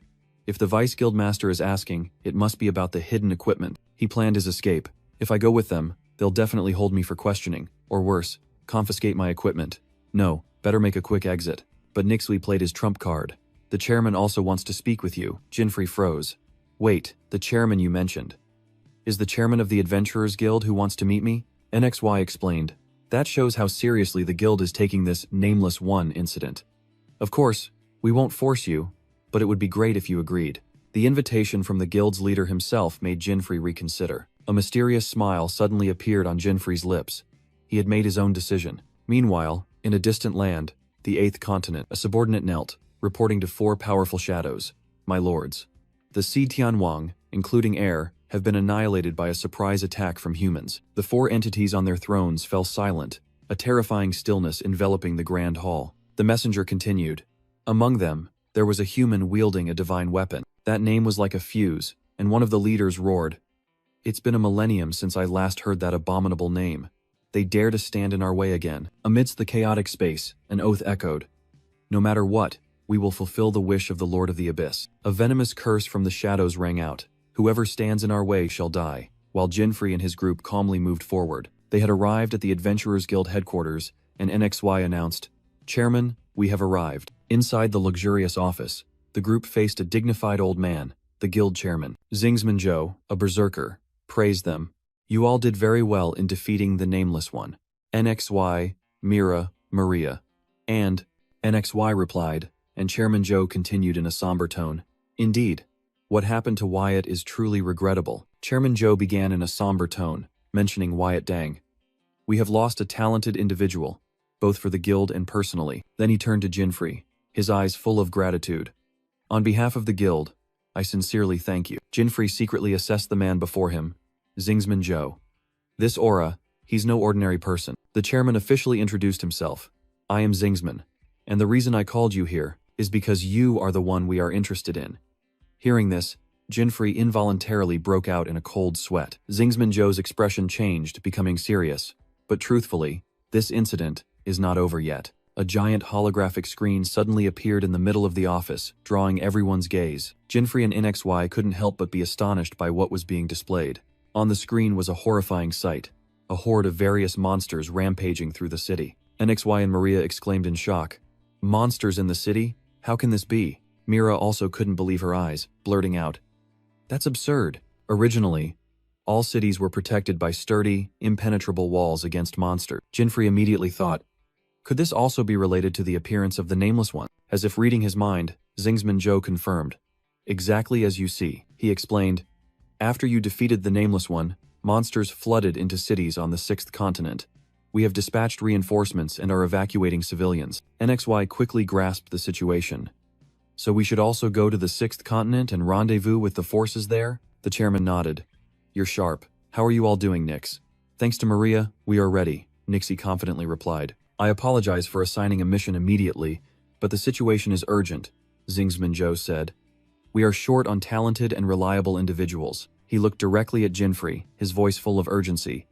I know this is a difficult request, but please go to the scene immediately. Without a moment's hesitation, Jinfrey replied with a single word. Understood. Maria Jenny lit a cigarette, beginning to analyze the situation. Well, if we're looking at the images, she exhaled a puff of smoke, her eyes sharp. Many monsters have appeared, but it seems the Nameless One hasn't shown itself. Chairman Zingsman Joe confirmed. According to the reports, that's correct, which made Maria briefly relieved. That's good then, but he immediately extinguished that optimism. I'm afraid it's too soon to let our guard down, Maria. The chairman's expression hardened. We haven't had any reports of them appearing, not yet. He continued to warn the group, but there's no guarantee that they won't appear, or that this isn't a trap. His words startled Jinfrey, who recalled his old enemy's words. They are intelligent beings. NXY Crofin redirected the conversation. Chairman, what about the situation with the other 8 guardians? The chairman began to report a glimmer of hope. Earlier, Guardian Luluka defeated a C-rank boss. and all related monsters in the city disappeared. Maria and Mira Goldland were simultaneously astonished, quickly piecing things together. So if we defeat all the dungeon bosses, the monsters will disappear? That's our assumption, the chairman admitted, but then posed a difficult question about the monster's respawn loop. The complexity of the problem made Maria's head feel like it was about to explode. NXY mused. The correlation between this incident and the nameless one is still unclear, but both Maria and Mira fell silent. Focusing on his analysis, he delivered a firm conclusion. Currently, we have no choice but to quell the monster surge in the cities. That is our objective. Chairman Joe agreed and updated. Luluka has moved to the A-rank dungeon. He continued to list the other guardians fighting on all fronts. Leon, Gigant, and Ryu. NXY quickly calculated. So we're left with the F-rank dungeon and the S-rank. Let's hurry. Meanwhile, Jinfrey was secretly sighing in relief. Good thing. The vice captain didn't report about the hidden equipment, but his relief didn't last long before the chairman unexpectedly called his name. Ah, Jinfrey. May I have a word with you in private? In the office, Nixie Crofin watched anxiously, while Maria Jenny merely glanced, seemingly accustomed to such matters. Chairman Zingsman Joe began. You helped us eliminate the nameless one. For that, I thank you. Jinfrey Van Raid humbly replied. It was nothing. In another corner, both Maria and Mira Goldland secretly sighed, their instincts telling them that trouble was brewing. Suddenly, Chairman Joe began to exert his power, his cloak billowing unnaturally. A terrifying aura erupted, directed straight at Jinfrey. The young man flinched, cold sweat breaking out under the unimaginable pressure. The old chairman narrowed his eyes. My apologies, but I don't believe in power based solely on words, unless I confirm it myself. He secretly assessed. He is certainly the strongest I've ever met, even stronger than air. Jinfrey smirked, also calculating. Even if I use all my hidden equipment, this is still a 50/50 chance. The chairman's sharp gaze gleamed with interest at the young man's composure. NXY rushed forward in a panic. Chairman, now is not the time. Ha ha ha. My mistake. Just an old habit. The chairman laughed heartily, retracting his aura before placing a hand on Jinfrey's shoulder. Lend us your strength once more. His eyes were full of expectation, awaiting the young man's answer. He believed he couldn't overlook such extraordinary potential, someone who could accomplish things that even NXY found impossible. Jinfrey replied coldly. I have no obligation to the association, but I owe the vice captain a favor, so I will cooperate. NXY paled at his bluntness, while Chairman Joe merely smirked with amusement. Of course, Jinfrey continued, I guarantee I'll bring back more achievements than even the 8 guardians. As for my hunting area, I'll take the most difficult one, the S-rank dungeon. Chairman Joe's smile deepened, his eyes gleaming with utmost satisfaction. After some deliberation, Jinfrey Van Raid and Chairman Zingsman Joe finally reached an agreement. With sharp eyes, the old chairman declared, Very well, I agree to your terms. Good. Then let's not waste any more time, Jinfrey replied, immediately turning to action. Without a moment's hesitation, he plunged straight into battle, lightning surging around his body. Deep down, Jinfrey knew he had to act quickly to collect the next hidden equipment before the enemy appeared. With the new demonic sword in hand, he mercilessly swept aside the monsters blocking his path. After clearing out the minions, Jinfrey faced a towering armored giant. The giant unexpectedly spoke, his voice full of sarcasm. You're quite diligent, aren't you? After the battle, Mira Goldland approached, wondering, is it because of the conditions you gave the chairman? Amidst the battlefield littered with monster corpses, Jinfrey explained it was just a safety net, making Mira even more suspicious of his true intentions. Shouldering his sword, he smirked. I'm helping the association. This is a mutually beneficial relationship, isn't it? Just then, a communication device next to Mira began to ring, interrupting their conversation. She quickly answered, Mira here. Meanwhile, Jinfrey was engrossed in calculating how to farm rare materials from the ancient creatures in this dungeon. On the other end, Chairman Joe appeared on screen, asking, How's the situation, Mira? Amidst the roars of monsters and Jinfrey's attacks, Mira reported the situation, making the chairman concerned about just the two of them. Jinfrey immediately interjected, his voice full of confidence. No need to worry. If we can't handle this much, how can we prove our strength? Hearing this, Chairman Joe nodded confidently. I understand. Then I'll leave it to you two. Mira politely thanked him and ended the call. She sighed softly, thinking to herself, Jinfrey is just as eccentric as the chairman. Amidst the battlefield littered with monster corpses, Mira secretly marveled. I have to admit, he truly is talented. She began reporting to Chairman Joe. I'll give a quick update on the other high-level dungeon. Leon's, Gigant's, and Ryu's teams are all progressing smoothly, about to face their bosses. I see, Mira smirked, pleased with the news. However, her expression suddenly darkened. She asked with a hint of worry, What about Luluka? Chairman Joe replied. Nothing has changed. He's completely unreachable. Mira thought to herself. Right, there's another eccentric on par with Jinfrey and even the chairman. Joe continued. The last contact was before he entered the A-rank dungeon. He's probably going solo. Both shared the same thought. If it's him, there's no need to worry. Luluka, Alvis, the strongest among the 8 guardians, he's more than capable. Chairman Joe instructed. All right then, report to me immediately if anything happens. Understood. No sooner had Mira finished speaking than Jinfrey's voice came from behind. Are you done yet? She startled and turned around, the communication screen having just vanished. Jinfrey gave her a determined look. Then let's go. To the boss. Meanwhile, in another dungeon, Chairman Joe contacted the remaining guardian. Leon roared excitedly. No problem at all, these guys are all weaklings. Elsewhere, Ryu stood silently beside his black dragon amidst a sea of enemy corpses. Gigant's team also calmly reported. Everything's fine here. We're almost at the boss. Zingsman Joe smiled contentedly, listening to the promising reports from all fronts. Zingsman Joe smiled, satisfied with the reports he was receiving. Suddenly, a call came from the strongest guardian. You finally decided to call, Luluka. Luluka Alvis appeared on screen with a wide grin.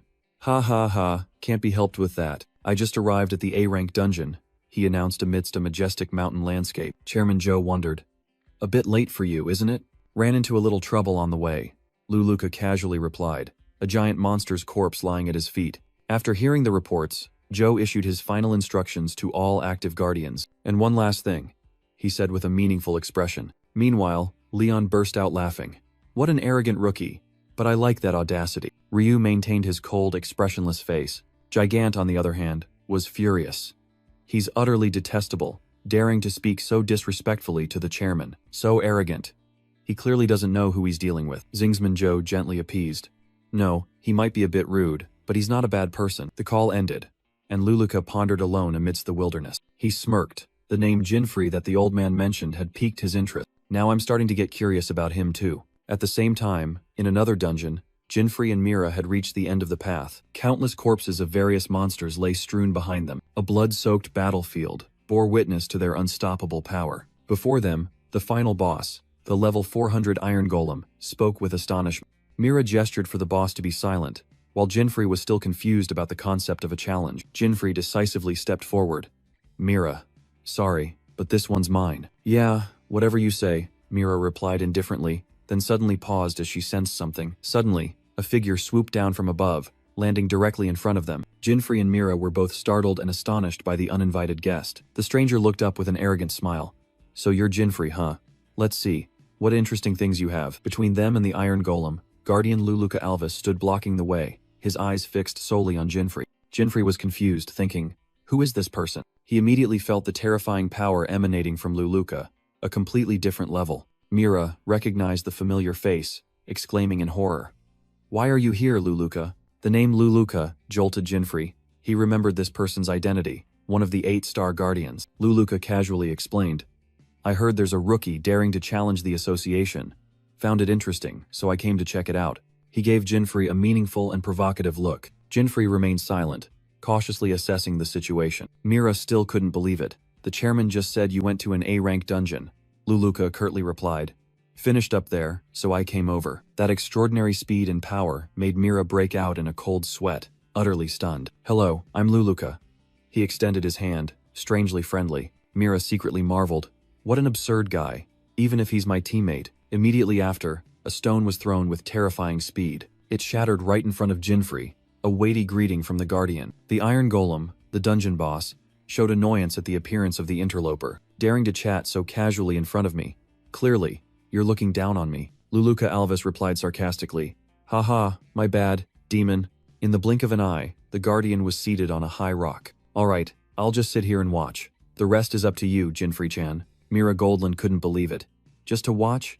Are you seriously here just to be a spectator? Jinfrey ordered coldly. You too, step back, Mira. Mira Goldland was still stunned, pointing towards Luluka. Aren't you annoyed with that guy over there?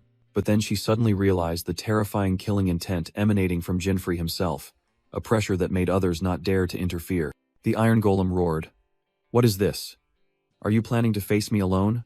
It continued to scoff. Even if that woman joins, it wouldn't make much difference. Fine. I accept your challenge. Mira Goldland became furious seeing Jinfrey deliberately provoke the monster. She yelled, "Hey, I told you to step back." Despite everything, Jinfrey Van Raid stood alone, facing the armored giant. His gaze turned up towards the man leisurely observing from above. Luluka Alvis smiled smugly, thinking to himself, well, there's only one real way to take down an S-rank demon.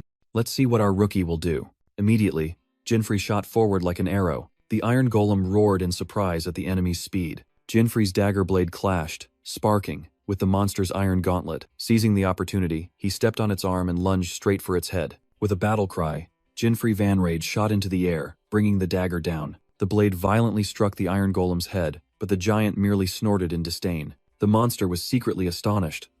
This guy, after fighting all the way here, he still has so much strength? Not giving the opponent time to recover, Jinfrey unleashed a series of purple energy slashes. He landed on the ground, thinking to himself, so tough. Could it be due to the nameless incident? Meanwhile, the iron golem had finished its analysis.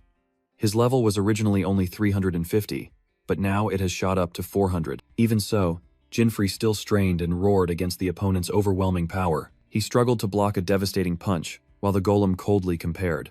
Same level, but he's still far inferior to Ia. The armored giant growled, seemingly also struggling against Jinfrey's resistance. From a distance, Mira Goldland silently observed the uneven confrontation. She secretly assessed, that toughness is no joke. The 6th S-rank demon might be weak in attack, but its defense is a fortress. Her gaze darted up to the high rock, where Luluka Alvis was leisurely observing the fierce battle from afar. From above, Luluka had an overview of the fierce battle unfolding. He sighed in exasperation.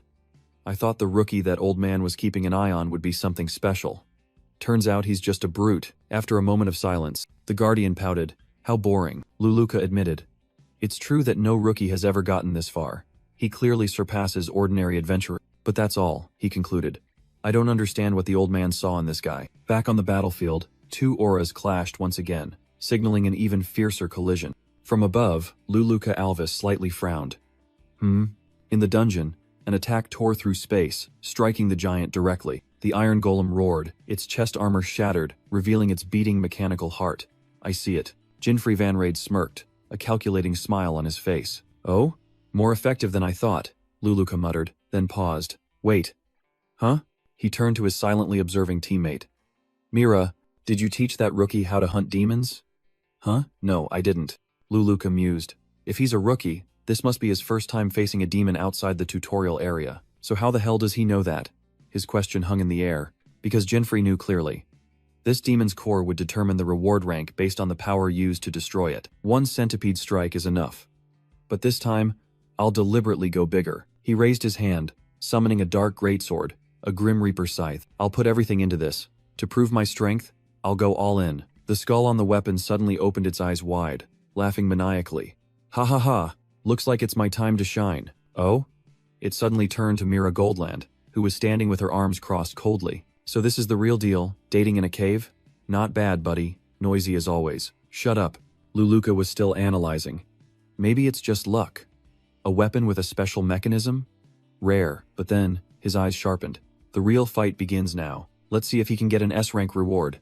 In the past, only I, the old man, and a few others achieved S-rank. The Grim Reaper scythe exclaimed, Whoa, this guy is amazing. He even unlocked Skill 2. As a system notification appeared before it, he even knew the conditions to unlock Skill 2. Exactly as the information stated. Taking advantage of the demon's power-up, he turned danger into opportunity. On the rock outcrop, Luluka Alvis froze, unable to believe his eyes. His astonishment quickly gave way to an intrigued smile. Jinfrey roared, pouring all his strength into the decisive blow. Sensing mortal danger, the iron golem's core emitted a frantic light. A verdant slash tore through space, striking directly at the giant's weak point. The mechanical core shattered into pieces before the explosion engulfed everything. Amidst the shower of debris, Jinfrey Van Raid stood firm, coldly observing the result. The iron golem let out a final roar as its body began to disintegrate. Luluka could only smile in admiration at the spectacular performance. Jinfrey subtly smirked, his gaze flicking towards Mira Goldland, who was observing from afar. The giant golem's head detached from its neck, officially ending the battle. The young man stood tall upon his enemy's corpse, his aura soaring. A system notification appeared. Core attack rated S. Corresponding conquest reward has been granted. As Jinfrey examined the sealed core stone, The Grim Reaper scythe beside him burst into gleeful laughter. "See, my friend? That's my power. But this is only the beginning." At the weapon's ridiculous suggestion, Jinfrey coldly ordered, "Scram." From above, Luluka watched Jinfrey's back as he examined the spoils of war. "Well," Luluka muttered. "What a crazy weapon that is." Jinfrey smirked, muttering, "Saving the best for last, huh?" From above, Luluka Alvis mused.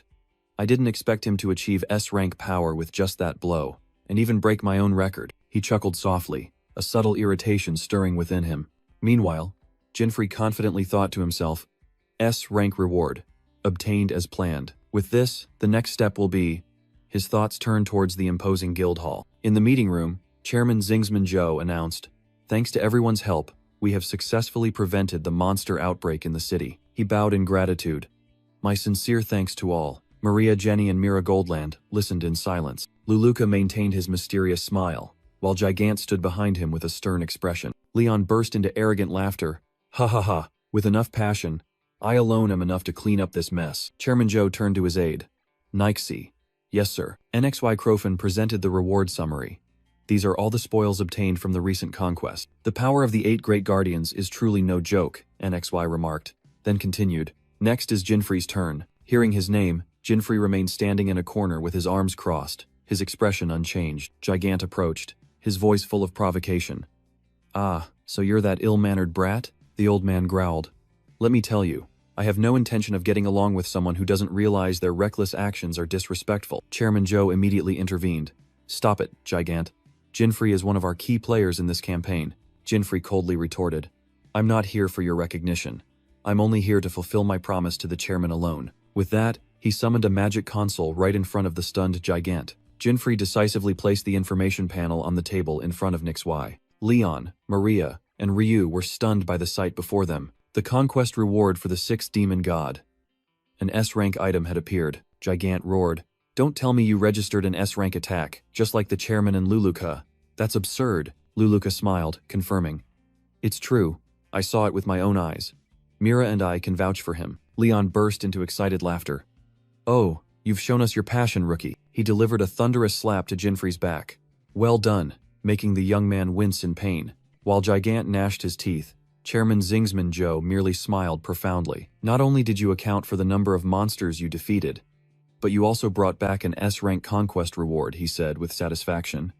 "Excellent. All right, as per our agreement," the chairman declared. "I will let you choose anything you want first." Before a myriad of precious items, Jinfrey calmly stepped forward, under the curious gaze of the Guardians. "Then, I accept your offer," Jinfrey replied, his gaze resolute. He thought to himself, "With this many rewards, there's bound to be." His blue eyes quickly scanned the items, searching for one specific thing. "There it is!"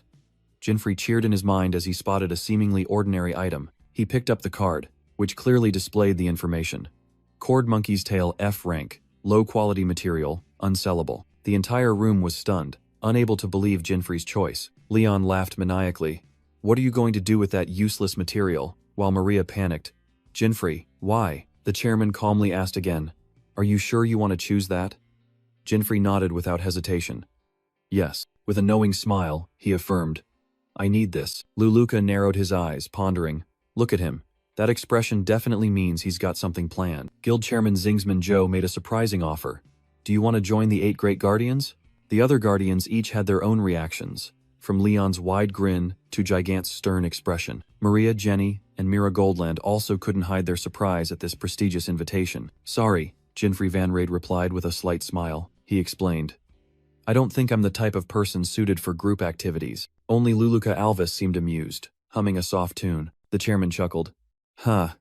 You're probably the first person to refuse such an offer." The meeting concluded, leaving lingering echoes in the guild building. Jinfrey looked at the seemingly worthless Cord Monkey's tail, pondering the recent Nameless One's incident and the monster. A confident and calculating smile appeared on his lips. "All right, time to get the next hidden equipment," Jinfrey declared and set off. Meanwhile, in an S-rank dungeon on the 7th continent, a dark force was rising. A ruler on the throne revealed that they had lent power to the 6th continent, yet they were completely annihilated. The news of the defeat stunned the subordinate. Pathetic. The ruler's cold voice echoed, devoid of emotion. The commander trembled, speechless under the terrifying pressure. New orders were issued. Focus all efforts on the resurrection ritual and gathering sacrifices. He furiously swore to personally eliminate that human and reclaim the divine weapon. The mastermind listened to the oath with soulless, cold eyes. Of course, that is the sole purpose of your lowly existence. In the darkness of the sanctuary, the overlord touched the subordinate's face, and a surge of purple energy began to gather. A painful scream echoed as the punishment was carried out, dark lightning cruelly scourging the body of the failure. Chi, don't follow and lose footsteps. The icy voice rang out. You are not allowed to fail. Understand?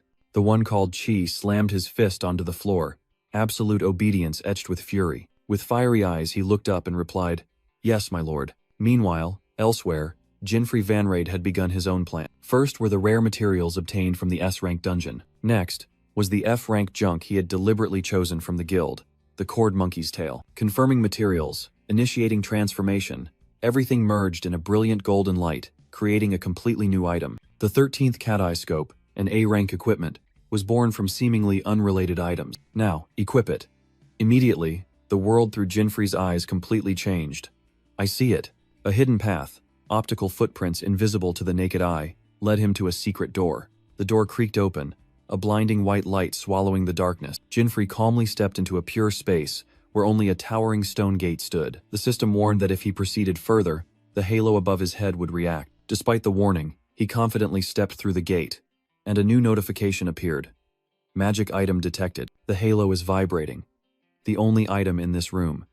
Jinfrey felt the resonance. He reached his hand forward, touching the undefined void. A hidden equipment materialized from nothingness, the legendary Athena costume. Jinfrey gently took the treasure, a worthy reward for his intellect and audacity. Jinfrey smiled with satisfaction. Excellent. The Athena costume appeared with impressive stats and a unique stealth skill. With the treasure in hand, he decided, time to head to the 7th continent. The new land appeared, a majestic fortress with a distinct eastern style. Jinfrey silently stood on the hilltop, gazing towards his objective. Finally here, he thought to himself as an interface screen popped up, but the silence was quickly broken by an unexpected call from Kukuru. Jinfrey, I've gathered all the materials you requested, she reported excitedly. On the other end of the line, Kukuru suddenly paused with a bewildered expression. She panicked when she saw a new request for double the quantity had just been sent. Jinfrey casually used the next dungeon as bait against her complaints. Hearing the two words dungeon, all of Kukuru's annoyance vanished, replaced by eagerness. After successfully luring her, Jinfrey slyly ended the call. Good luck. He stood in the middle of the desert, silently apologizing that the upcoming battle wasn't suitable for her, because the 7th continent required continuous dungeon conquering, a challenge too overwhelming for Kukuru. The young man approached the colossal gate of the F-rank dungeon. Athena costume, equip, he commanded, and the new armor immediately enveloped his body. In his new appearance, Jinfrey resolutely stepped through the gate, entering the challenge. He smirked. Let's aim for a new personal record. Immediately after, hordes of monsters from F-rank to E-rank dungeons were torn apart in the blink of an eye. Jinfrey coldly stepped over the corpse of the snake monster in the D-rank dungeon. Even the werewolves in the C-rank dungeon were torn to shreds in an instant. Amidst the pool of blood, he stood unfazed. Everything is progressing too smoothly, he thought to himself. Athena's stealth skill truly is top-notch. Just as he was about to press on and conquer the B-rank dungeon, a loud voice suddenly rang out, making him stop short. Before him was a burly redhead commanding an army of beastmen. Jinfrey narrowed his eyes. That guy is. Memories suddenly flooded back. One of the 8 guardians. I think his name was Leon? Leon roared out orders for his team to begin the investigation, completely unaware that Jinfrey was observing from the shadows. Understood, sir. His army, Ultimate Fang, replied in unison. The entire team rushed off to search, one member even bumping into Jinfrey without realizing it. Oh right, I'm in stealth mode, Jinfrey reassured himself. But then he had a bad feeling. Suddenly, Leon stopped, sniffing the air. This scent. The scent of pure passion. He burst out laughing heartily, then suddenly pointed directly at Jinfrey's location. We meet again, Jinfrey. Jinfrey froze, Leon's finger like a spear aimed straight at his heart. What? He broke out in a cold sweat, unable to believe his eyes. Are you kidding me? I'm still in stealth mode? He panicked, while Leon was still shouting challenges. Jinfrey quickly analyzed. It's not like he used a skill. Could he have found me with pure intuition?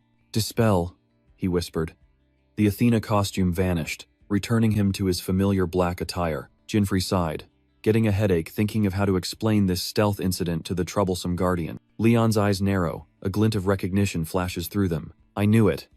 Leon patted Jinfrey's shoulder. curious about the costume and deducing his purpose on his own. Jinfrey breathed a sigh of relief when Leon came to his own conclusion, luckily escaping a troublesome explanation. Leon's expression turned serious as he revealed the mission: to investigate the missing adventurers. Jinfrey listened in silence, the information about the missing people giving him pause for thought. "Be careful," Leon warned, then his spirit ignited. "If you encounter enemies, just crush them with passion." He cheerfully waved goodbye. "Well, I'm off. See you later," leaving Jinfrey to return a forced greeting. Watching his energetic back, Jinfrey thought to himself, he truly is special. Shaking off the unexpected encounter, he decided to continue his work in the dungeon. Before him, the B-rank boss, Acid Werewolf, appeared, growling menacingly. "There you are," Jinfrey muttered, drawing his centipede, ready to finish off the boss to advance to A rank. But a terrifying killing intent from behind startled him into alertness. Between him and the werewolf, a gigantic dragon head slowly emerged from the shadows. The A-rank boss Hresvelger majestically appeared, leaving Jinfrey stunned. "Huh?" The wall collapsed. Leon burst in and laughed loudly. "Running from enemies? You lack too much passion." Leon snorted, then exclaimed, "Oh, we meet again, Jinfrey," leaving Jinfrey utterly shocked. Leon "see you later" promise echoed in his head. He never expected it to come so quickly and ironically. Jinfrey froze between the two bosses and the Guardian, wondering what the hell was going on. "Sorry for the interruption." A hand reached out in front of him, cutting through his chaotic thoughts. Leon put an arm around Jinfrey's shoulder, explaining, "I was investigating when this guy jumped out. I gave it a beating, and it ran in here." Jinfrey Vanrade was still bewildered by Leon's explanation. "A little. Huh?" Meanwhile, Leon looked at the trembling Hresvelger and disdainfully thought it was probably just a minor boss. The situation was truly ironic. Leon stood with his arms crossed confidently. Jinfrey was frozen, and the acid werewolf growled at the two uninvited guests. Cornered, the two bosses from two different dungeons turned to snarl at each other. Jinfrey noticed the abnormality, while Leon had already begun training the B-rank boss. "You're pathetic if you can't do anything by yourself. Let me teach you a lesson." "Hey!" Leon called out loudly, summoning his war spear with an arrogant smile. The redhead stood alone before the two gigantic monsters, his aura completely unfazed. Provoked, both Hresvelger and Acid Werewolf simultaneously let out an earth-shattering roar. Leon stomped his foot, the ground cracking as he gathered momentum and shot forward. He soared into the air, the spear in his hand ready for a finishing blow. "Take this!" Leon roared, energy exploding around his weapon. Yihua Guanzi. A fiery beam of light shot forth from the spear tip, aimed directly at both bosses. Screams of agony echoed throughout the room as the spear pierced through both creatures, fresh blood splattering everywhere. With a single blow, Leon pinned both monsters down, ending the battle swiftly. Jinfrey was stunned, muttering, he defeated two bosses with just one blow. Leon smiled smugly, thinking to himself, this guy is too strong. But a thought suddenly flashed in Jinfrey's head. Wait a minute, he realized with a shock. If Leon had defeated both the A-rank and B-rank bosses, then his condition for challenging the S-rank boss might have been ruined. While Jinfrey was sinking into despair, Leon burst out laughing heartily. "Gaha! There are no opponents at all." "Oh," a message from the chairman. From his office, Chairman Zingsman Joe contacted him. "Well done, Leon. Did you find any clues?" Leon reported. "The cause is still unclear, but I just took down an A-rank boss that shouldn't have been here." Chairman Joe couldn't help but be surprised by this anomaly. Looking at the corpses of Hresvelger and Acid Werewolf on the screen, Leon casually replied, "Who knows?" While behind him, Jinfrey was sinking into despair. Chairman Joe's sharp gaze suddenly noticed the reluctant companion. "Oh, Jinfrey." Leon turned to look at his companion, who was trying to force a smile. "You're coming along too?" Jinfrey awkwardly denied it, but Chairman Joe had already noticed his lifeless expression. While Jinfrey was secretly planning to start over, Chairman Joe suddenly interrupted. "Sorry for the sudden request, but Leon, Jinfrey." Jinfrey snapped his head up, curious about the upcoming command. "Leave the investigation to the Legion," Chairman Joe ordered. "I want you two to go straight to the S-rank area." He explained vaguely. "It's still uncertain, but a phenomenon potentially caused by the Nameless Ones has appeared." Both Guardians were stunned. Knowing that the other Guardians were busy, Leon immediately accepted the order with enthusiasm. "Understood. Anyway, I'm really curious about these Nameless Ones." Leon turned to Jinfrey. "Let's form a party." The red-haired young man grinned, extending his hand as an irresistible invitation. A notification panel appeared before Jinfrey, making him hesitate for a moment. But then he realized this was a golden opportunity to qualify for S-rank challenges, and Leon had already eagerly rushed off. The two quickly arrived at the S-rank dungeon of the 7th continent, standing before a majestic Torii gate. Leon took a deep breath, sensing the challenging aura. Ho ho, smells like fun, Jinfrey thoughtfully remarked. The number of creatures is insane, just like the 6th time. In stark contrast, Leon smirked with delight. If so, the likelihood of this being related to the nameless ones is higher, Jinfrey analyzed, while Leon cracked his knuckles, growling. Let's see how bold they are. Inside the dungeon, an ancient tower stood tall, emanating a dark aura. Both immediately plunged into battle, Jinfrey swinging his sword while Leon tore apart monsters with his bare hands. Jinfrey confirmed. As expected, not only are there more of them, but the level of each one has also increased. Leon was pierced by countless spears, but he merely let out a roar, stronger than usual, but still boring. Leon scoffed, completely unharmed. Suddenly, he grabbed Jinfrey's shoulder and shouted, "Let's compete, Jinfrey." Jinfrey was completely bewildered. Huh? Compete? Leon raised a finger to the sky, dramatically declaring, "The name of the competition is the Great Battle of the Stronger One," he roared, pointing directly at his teammate, standing with 3 summoned warriors. Leon proudly boasted, despite Jinfrey being speechless. "That name is so cheesy." "The participants are you and me," Leon declared, and Jinfrey could only tiredly ask, "Is it mandatory?" Leon bared his teeth in an excited grin. "Whoever takes down more monsters wins. Get ready." He pointed his spear forward and yelled the command, "Start!" While Leon was still busy shouting, Jinfrey coldly took down a monster. He started by himself. One down. New monsters roared, charging from all directions. Without hesitation, Leon charged straight into the horde of monsters, beginning his own rampage. A cold count echoed across the battlefield. 1, 2, 3. Leon, covered in blood, plunged into the joyful slaughter, while Jinfrey stood behind, quietly observing. Jinfrey thought to himself, "This person is not simple at all." Although his attacks seemed spontaneous, every one of Leon's movements was terrifyingly precise and effective. Jinfrey compared. Leon's physical strength was even on par with the mage Luluka. Suddenly, a gigantic armored monster appeared right behind Jinfrey, but instead of panicking, Jinfrey merely smirked. A sword flash, and the monster's head flew into the air. Witnessing that speed, even Leon had to turn his head back in surprise. He couldn't help but ponder, this was an S-rank dungeon, where even ordinary creatures could take an adventurer's life. Yet Jinfrey could easily take down these unusually strong monsters. His skills were no joke. From within the bushes, eerie cries echoed again, signaling a new wave of attack. A flying beast charged out and was immediately struck down. Leon was stunned to see Jinfrey standing amidst a battlefield littered with enemy corpses. "A total of 775, Leon announced. "What about you?" "Also 775, Jinfrey replied concisely. Leon laughed loudly. "You dare keep up with me, but the ultimate winner will be me." While Jinfrey merely thought that winning or losing didn't matter. Nevertheless, he secretly admitted, "Losing does sting a bit." "Hey Jinfrey," Leon suddenly asked, "why are you an adventurer?" Jinfrey was completely taken aback by the irrelevant question. "Huh? Why ask so suddenly?" Leon just smiled and began his story. "Well, my family is very poor." Leon suddenly froze, tears streaming down his face at Jinfrey's bewildered expression. "Father passed away, mother is sick, and you have to raise your younger sister. As the eldest son, you've been through a lot," Jinfrey mumbled, his guesses terrifyingly accurate. "I didn't say anything." Jinfrey was confused. "How did you know? Is it some kind of skill?" Hearing that, Leon let out a roar, his emotions completely overflowing. "Jinfrey, you've been through a lot too, haven't you?" Leon hugged his comrade. "That's truly admirable. Let go of me." Jinfrey awkwardly pushed the burly man away.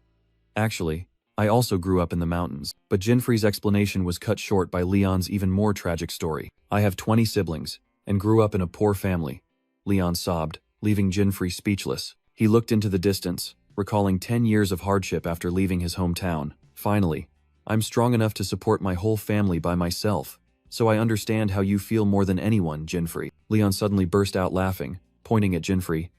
"You're quite brave yourself. Come here, brother."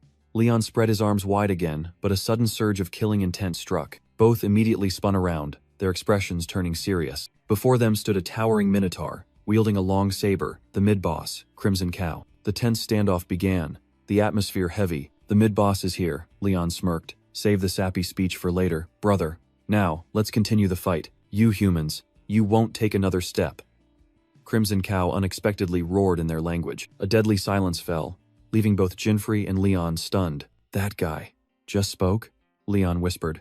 "Could this also be the influence of the Nameless Ones?" Jinfrey frowned, muttering, "I'm not too sure, but usually mid-bosses don't talk. Leon just burst into hearty laughter. Gahaha, it's too late now, but who cares? He bared his teeth in a provocative grin. The score is 775 all. Whoever hunts down the mid-boss and the demon god wins. With that, Leon leaped into the air, bringing down a devastating spear strike on the monster's head. But Crimson Cow roared, "I have orders from demon god Orochi-sama to annihilate all of you. This is the end." It suddenly unleashed a mage skill, firing countless sharp stone projectiles. Leon was stunned for a moment. This is a mage's skill. Caught off guard, the warrior could only scream, "Help!" Jinfrey snapped awake. The entire dungeon has been manipulated by the Nameless Ones. Leon, he has their power. Leon stood up, his eyes sharp. No doubt about it. The power of the Nameless One. The monster proudly declared, "Don't bother resisting. You'll never reach Orochi-sama." A massive surge of dark energy erupted from Crimson Cow's body. But Leon didn't flinch. His body began to emit an even more intense aura. Black streaks appeared on his face, and he roared, "You bastards dare to use skills stolen from adventurers. Absolutely unforgivable." Jinfrey stared in astonishment at the power erupting from his comrade. That's... Leon stood proudly in a brilliant golden aura. The divine power skill of a spearman, enhancing all stats. He smirked defiantly. "If you think you can steal it, just try. I'll take you down and raise the score to 776. Faced with such overwhelming power, Crimson Cow showed caution for the first time. Leon vanished and reappeared right in front of it, swinging his spear with incredible speed, leaving the monster terrified. A lightning-fast attack struck. A deafening sound echoed across the battlefield. Leon, bursting with power, delivered a fatal spear thrust to Crimson Cow's shoulder. The monster staggered back, fresh blood gushing out. "Looks like you're not small fry," it growled, the wound on its shoulder beginning to glow with healing light. Seeing that, Leon smirked. "Oh? You even have a healing skill? Stolen from another adventurer too?" he growled, fury blazing in his eyes. "Heh, just consider it a reward I conveniently picked up," Crimson Cow arrogantly retorted. Immediately, Jinfrey yelled, "Got it. Be careful, Leon. The condition for them to steal skills is eye contact and blood absorption." Leon froze, his eyes turning cold. "Blood absorption, huh? Pretty sneaky. If you're so good, try stealing mine." He poured all his strength, his aura exploding violently, ready for a rampage. "Leon!" Jinfrey cried out in alarm at his comrade's reckless action. Without hesitation, Leon charged in, unleashing a storm of spear techniques, tearing through Crimson Cow's defenses. Gah, a human. How can he be this strong? No chance to counterattack, the monster exclaimed in horror. What's wrong? What's wrong? Come on, try to steal my skill. You're good at that, aren't you?" Leon provoked wildly. From behind, Jinfrey silently watched Leon's overwhelming solo performance. Amazing. Even a mid-boss can't touch him. The power of divine power pushed to this extent is truly insane. Hearing the warning, Leon turned back and laughed loudly. "Sharp eyes, Jinfrey. My divine power isn't ordinary. I've enhanced it with innate ability." Jinfrey broke into a sweat, refuting Leon's insane logic. "I've never heard of such reasoning. If it gets stolen, the risk is too great, isn't it?" Leon glanced over, his tone condescending. If you're always afraid of having your skills stolen, then the future battles with demon gods will be tough." Jinfrey was speechless, dumbfounded by his comrade's recklessness. Suddenly, Leon smirked. "Who knows, you might even be able to use my cherry divine power." Jinfrey. "All right, I'll share it with you." The sudden declaration made Jinfrey look up in surprise. "Share?" Jinfrey suddenly remembered the party mechanism, and Leon immediately confirmed. "That's right, we've met the condition of defeating 500 monsters together." Leon grinned widely, declaring grandly, "Normally I don't share with anyone, but now you're family, so I'll share it with you." As soon as he finished speaking, he pressed the spearhead firmly onto Crimson Cow's head. "Don't worry, you'll be able to use it right away, Jinfrey. Just call me Big Bro if you want." Leon jutted his chin, even as Jinfrey remained stunned by this absurd power. "The Spear Knight's divine power is a high-efficiency skill that boosts all stats," Leon explained. "Come on, brother," then held out his hand. A brilliant golden aura enveloped Jinfrey as the system notification appeared. Leon's divine power skill has been shared. He felt the new power, but Leon warned. Learning it takes time, and mastering it in combat requires serious practice. "It's fine, everyone starts from zero," Leon encouraged excitedly. "Just try it, there's nothing to be shy about." Jinfrey muttered to himself. "It's not that I'm shy, it's just that being shared doesn't mean I can use it easily." But then, a confident smile suddenly appeared on his face. "Normally, I would." "Oh," Leon exclaimed, noticing the change in Jinfrey's eyes. Jinfrey burst into hearty laughter, imitating Leon's demeanor. Gahaha, that's more like it, Jinfrey. Leon leaned closer, his smile turning sly. But that's only 1/10 of my divine power. Put your all into it, shout it out. Jinfrey grimaced at the sloppy instruction, but then resolved. Even if the teaching method is a bit bad, if I master it, it'll be very useful. Alright, let's fight. Jinfrey frowned, trying to exert power in vain. He realized that knowledge alone wasn't enough. Practical training was needed. Not like that! Leon roared, demonstrating with an earth-shattering yell. You have to put your whole guts into it. Jinfrey sighed, thinking to himself that it was easier said than done, and mastering divine power would take a lot of time. But Leon gave him no chance to falter.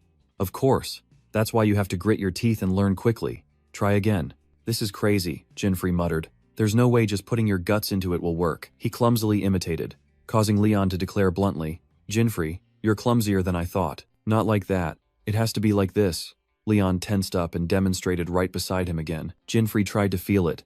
Ah, so this is the feeling. He channeled energy into the dark dagger, growling. So, it's like this, right? That's right. Leon's voice was full of excitement. It's like adding your guts to your burning fighting spirit. Though he didn't understand this guy's guts theory, Jinfrey decided to try again. And then, in a moment, he suddenly realized, but I'm starting to feel it. A brilliant golden aura erupted around his body, stunning Jinfrey himself. Leon burst into hearty laughter, patting his shoulder vigorously. Well done, Jinfrey. Amazing. Jinfrey looked at his hands, feeling his stats soaring with each surge of heat. Just as expected. You've achieved 1/50 millionth of my power, Leon boasted, ignoring Jinfrey's speechless state. Even though he knew this was only half of the shared power, Jinfrey still felt the surging energy flowing through his veins. All right. Next is lesson number 2, Leon grinned, signaling that another crazy training session was about to begin. Leon urged, try using divine power in real combat against that guy, which stunned Jinfrey. That guy was Crimson Cow, currently kneeling in a humiliating Caesar posture. Hey mid-boss, fight Jinfrey, don't hold back, Leon shouted, while Jinfrey was still bewildered. Forced into it, Crimson Cow grumbled in its mind about the human master's recklessness. The Minotaur King stood up, drew its katana, and faced Jinfrey in a battle-ready stance. Show me your divine power, Jinfrey, Leon said, crossing his arms with an expectant smile. Jinfrey steeled his resolve. Just this once, he told himself, he would make use of this shared power. Meanwhile, Crimson Cow had its own thoughts. At least I must take this guy's head, so I can face Lord Orochi. With a furious roar, I'll kill you. It charged straight at Jinfrey. Jinfrey looked up, his sharp eyes meeting the furious attack. The dark dagger clashed with the katana, the power from divine power erupting into a purple streak of light. Crimson Cow attacked with its horns, but Jinfrey managed to kneel down and dodge just in time. Damn it, Jinfrey exclaimed, his body still unable to fully adapt to the new surge of power. He realized he couldn't keep up with his own speed and strength, but then a strange sensation washed over him. My body. It's so light. Seeing Leon radiating a brilliant aura, Jinfrey finally understood. Is this the divine power of guts? Just as Crimson Cow was about to deliver a finishing blow, a demonic purple hand grabbed its head from behind. Both Jinfrey and Leon turned back in shock at the sudden and deadly intervention. A red-haired demon stood towering over Crimson Cow's headless corpse. Lord Orochi had descended. Orochi pressed his hand firmly onto Crimson Cow's head, roaring, What are you playing at, you fool? It seems I still have to take matters into my own hands, declared the 7th demon god, Orochi, level 500. Jinfrey and Leon were stunned by the appearance of the new enemy. Collapsed at its master's feet, Crimson Cow trembled and called out, Lord Orochi, there is no place for the weak under my command, Orochi judged coldly. A gruesome crack echoed, as Orochi twisted the neck of his useless subordinate. Leon clicked his tongue in annoyance. Tsk, there goes number 776. Whatever, Leon licked his lips excitedly. Guess I'll have to switch to this guy then. Jinfrey secretly analyzed. The 7th S-rank demon god, Orochi. But this dark aura, it's not the Orochi I know. It seems he's also been influenced by the Nameless Ones, Jinfrey concluded. Orochi's gaze locked onto Jinfrey. This guy. Is he the one using the divine equipment that person mentioned? Both Jinfrey and Leon took their stances, ready for battle. The demon god bared his sharp fangs, flashing a savage grin. I won't let you humans hinder our plans any longer, Orochi roared. Jinfrey and Leon stood firm against the terrifying pressure. Suddenly, Leon turned to Jinfrey. All right, Jinfrey. Time for lesson number 3. Huh? Take him down using only divine power. Leon gave an insane command. Jinfrey frantically protested, but Leon simply replied, If you believe you can, then anything is possible. This is unbelievable. I can't reason with him. Jinfrey helplessly looked at his teammate. In this critical situation, Leon nonchalantly calculated some ratio, leaving Jinfrey speechless. Suddenly, Orochi roared, unleashing the skill Serpent Devourer. A gigantic white python burst forth from the void, its maw wide open and full of fangs. It slammed into the ground with terrifying force, demonstrating its power before the two strangers. Jinfrey froze, sweat pouring down as he realized the terrifying disparity. "Don't lose focus, Jinfrey," Leon yelled. "The enemy won't wait for you to awaken your divine power." Jinfrey muttered to himself, "Look who's talking." He sighed, accepting the fact that he had been spectacularly set up by his teammate. Leon crossed his arms and declared, "Self-imposed challenges are the best training. Weapons allowed, skills forbidden. Go, Jinfrey." Orochi sneered contemptuously. "You want to face me alone? Know your place, fool." Jinfrey's eyes sharpened, and he focused his entire mind on the demon god before him. Orochi chuckled darkly. "I don't know what divine artifact he's equipped with, but what's so scary about a kid? Die in regret," he roared, unleashing the Serpent Devourer attack once more. The ferocious python lunged straight at Jinfrey, determined to swallow its prey. The young man raised his hand to block, preparing for the fated impact. The dark dagger in his hand flashed with a cold gleam. The terrifying impact sent Jinfrey flying into the air like a leaf. He was pushed back by a massive surge of energy, unable to resist. Ugh! Jinfrey struggled to his feet, then realized in shock, "All my stats have skyrocketed." Jinfrey told himself to hold back his power, but Orochi merely scoffed at his attack, calling it a joke. "Even if I steal your skills, they'll be useless," Orochi roared, summoning two gigantic white pythons. Despite the pressure, Jinfrey gracefully moved on the serpents' bodies, using his dark dagger to fend them off. "Damn it," he realized. "Using divine power is making me lose too much focus." Jinfrey closed his eyes, deciding to change tactics in an instant. "No, don't hold back anymore," he told himself. "Synchronize with the enhanced stats." He gripped the hilt tightly, and a fierce golden aura erupted. Standing opposite the demon god, Jinfrey was now ready for an all-out attack. "Try this move. Divine power!" Jinfrey yelled and lunged, making Orochi look up in astonishment. From a distance, Leon stood silently with his arms crossed, observing everything. "Too slow," he judged coldly. A piercing sound rang out. Jinfrey's full power attack was blocked by Orochi with just one hand. He could only click his tongue in utter astonishment. "I see," Orochi said. But his gaze was no longer on Jinfrey. He looked towards Leon. "The strong one is that guy over there, not you." A smug smile subtly formed on Leon's lips. "Ha ha ha! Your spirit has been shown, Jinfrey. That's enough. The rest of the lesson is for next time," Leon declared. To Jinfrey's shock, Orochi placed a hand on his shoulder, and the battle abruptly ended. Leon bared his teeth in a sharp-eyed grin. "You're allowed to use your skills again now," Orochi scoffed in response. "Humph. What difference do one or two skills make? Your power is still." But suddenly, Jinfrey vanished right before his eyes. The demon was stunned, his eyes darting around in search. "He disappeared?" he muttered. "Is it an invisibility skill, or also a divine artifact? If so, I'll use an area of effect attack to sweep them all away." But before he could act, a spray of blood erupted. Orochi stared in astonishment at the fresh gash on his chest. From behind, Jinfrey smirked.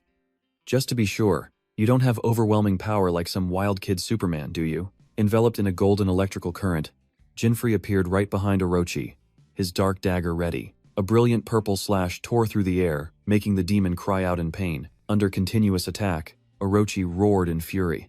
"Such techniques are only for weak humans. Are you so afraid that you dare not show yourself before me?" Jinfrey's voice rang out, taunting. "Didn't you yourself say one or two skills make no difference?" The provocation touched a painful memory, and the image of an old foe resurfaced in Orochi's mind. I can't." Memories of the fated battle, where he was once overwhelmed. The voice of the past echoed. Defeated once again, bound by chains of shadow, his desperate screams from the past resurfaced. Back in reality, Jinfrey's eyes glowed purple, and his entire body erupted with a powerful golden aura. Beside him, Leon also quietly released his power, a similar aura enveloping him. Facing two terrifying surges of power, Orochi was stunned, forced to unleash all his demonic energy to contend. Facing Orochi's monstrous form, Jinfrey and Leon could only stare in shock. Jinfrey whispered, a bad premonition creeping into his mind. That's... Memories flooded back, images of his mother and Amelia. Then Leon's red-haired family appeared. "That's my family." Back in reality, Jinfrey stood frozen next to a terrifyingly calm Leon. Orochi sneered. "You humans are weak when it comes to hostages, aren't you? One of my serpents is on its way to their town." Jinfrey's face paled as he realized that Serpent had absorbed Leon's super burst skill. Demon Lord Orochi began to gather deadly green energy orbs. Jinfrey was worried, But Leon only let out a scornful laugh. "Where's your bravado from earlier?" Orochi scoffed, his eyes full of malice. A barrage of energy orbs rained down like a storm. Without a moment's hesitation, Leon raised his hand to block the entire attack. His hand was only slightly scratched, a thin wisp of smoke rising from it. "Don't mess with me like that," Leon growled, clearly annoyed. Jinfrey broke out in a cold sweat, looking at the demon who remained unfazed after the blocked attack. He realized a horrifying truth. If I don't deal with that serpent first, I can't defeat this guy, because Super Burst will activate when Leon is defeated. Orochi smirked. "Serves you right. But who gave you permission to defend yourselves? Block the next attack, and I'll kill every single hostage." The cruel threat stunned Jinfrey, completely cornering him. Leon gritted his teeth, his eyes burning with anger and helplessness. "Damn it." Orochi summoned another volley of even larger energy orbs. "Come on, how long can you hold out?" A destructive rain of magic power hurtled towards the two heroes, now stripped of their right to defend. Jinfrey looked at his comrade, sweat pouring down as Leon narrowed his eyes with determination. Without a moment's hesitation, Leon charged forward, taking the full brunt of the magic rain, fresh blood splattering. Despite enduring the devastating attack, his feet remained firmly planted on the blood-soaked ground. Covered in wounds, Leon's eyes still blazed with defiance. Jinfrey screamed his friend's name in horror. "Leon!" From a distance, Orochi sneered. "Worry about yourself before worrying about others." Jinfrey was stunned, unable to react to the next volley of magic bullets. A painful scream echoed, and he too was sent flying by the terrifying power. The demon stood there, proudly looking down at the two defeated foes lying motionless. Amidst the deadly silence, only Orochi's sinister laughter reverberated. "How ridiculous. I'll never understand you weaklings who care for others." Lying in a pool of blood, Leon struggled to ask, "Are you okay, Jinfrey?" and received only a faint reply. Jinfrey gritted his teeth, his mind screaming, "This is bad. I have to do something." Leon let out a bitter laugh. "One careless move and I'll explode. Maybe I should just let it kill me, haha." Cornered, Jinfrey desperately searched for an impossible way out. Suddenly, a strange voice spoke, agreeing with his predicament. A skull mask abruptly appeared. "Ha ha ha, you look pathetic, brother." Jinfrey spun around in surprise, unable to believe his eyes. His scythe had shrunk, and a voice full of self-satisfaction emanated from it. "I'm a genius. A completely different class compared to ordinary equipment. More importantly, have you forgotten my skill?" the mask asked, leaving Jinfrey bewildered. Lying on the ground, Leon, covered in injuries, could only utter a question mark. The scythe spirit reminded him, "Your skill? If I recall correctly, you just unlocked Overdeath the other day." And a light flashed in Jinfrey's mind as he suddenly realized something. "Haha, looks like you remember." The scythe spirit gloated. "That's right. Your idea is the best, brother." Jinfrey thought to himself, "This person came all this way just to save me." While the scythe declared, "All right, time to make them pay double." Jinfrey shouted his recently awakened comrade's name, Leon. Standing up with determination, Jinfrey swung the Grim Reaper, growling, "Leave Super Burst to me. We'll take him down." Leon's expression hardened, his eyes sharp. Then a proud and defiant smile appeared on his lips. "Gahaha." Leon staggered to his feet. "You look spirited, Jinfrey." With absolute trust, Leon looked directly at Jinfrey. "I trust you. What should I do?" Jinfrey commanded, his eyes cold. "Land a fatal blow, but just enough so he doesn't die." "Huh, I could actually kill him 1,000 times, but I guess I can't," Leon roared. "Leave it to me." Orochi smirked, disdainfully creating energy orbs. "Still have the energy to talk? Well, if you die too easily, I'll lose interest." Leon, holding the glowing spear, faced the giant demon. He tensed, shouting, "Don't worry, no one will die, except for you." Orochi was stunned by his opponent's sudden confidence. "Hey!" The demon began to panic as Leon charged. "Don't you care about the hostages? If you attack me, the explosion will." The attack landed, striking Orochi directly in the face. With a baseball player's stance, Leon unleashed his hell-pattern strike, a heaven-shattering blow. Orochi roared in pain after Leon's devastating blow. Seizing the opportunity, Jinfrey stood proudly atop the demon's head, ready for his next move. The spirit in the scythe excitedly cheered. "Haha, here it comes, brother." Jinfrey thought to himself, "Grim Reaper, Skill 1. Soul Hunt. I never thought I could hunt skills themselves." He activated a special ability, capable of tearing apart anything without a physical form. Without hesitation, Jinfrey forcefully plunged the scythe's hilt into Orochi. "Hiya!" he yelled, channeling all his energy into the attack. The giant demon convulsed violently as something invisible was being dragged out of its body. Jinfrey yanked the scythe, pulling out a mysterious surge of energy. A blue dragon soul emerged, coiling around the Grim Reaper scythe. Amazing. I actually hunted his skill, Jinfrey exclaimed in astonishment. Immediately, he shouted, "All right, Leon, deliver the finishing blow with all your courage." Below, Leon was ready, his spear glowing brightly in his hand as Orochi lost momentum and plummeted. "Well done, Jinfrey." Leon grinned, full of appreciation. He gripped his weapon tightly, his eyes blazing. "For capturing our precious family, die in regret, Orochi." The demon fell freely, completely defenseless. "Beast Spear, Knight's Charge," Leon roared, unleashing his ultimate technique. A surge of dark energy in the shape of a giant spearhead shot straight forward. Gah!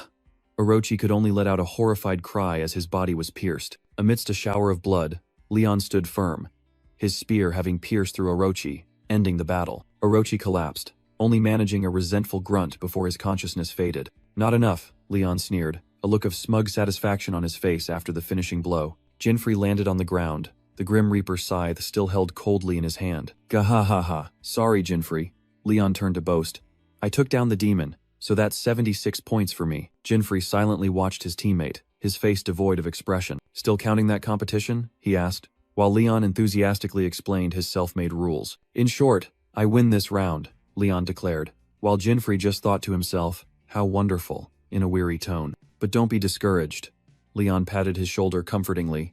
"You fought on par with me." Suddenly, a chilling, murderous aura enveloped them, cutting off Leon's words. Both startled and jumped back, their instincts telling them something was amiss. In the sky, a hovering figure appeared, exuding a deadly aura. The stranger revealed himself with pale skin, lifeless eyes, and bizarre patterns on his face. "Granted power and still just an inferior species," he said, looking at Orochi's corpse with disdain.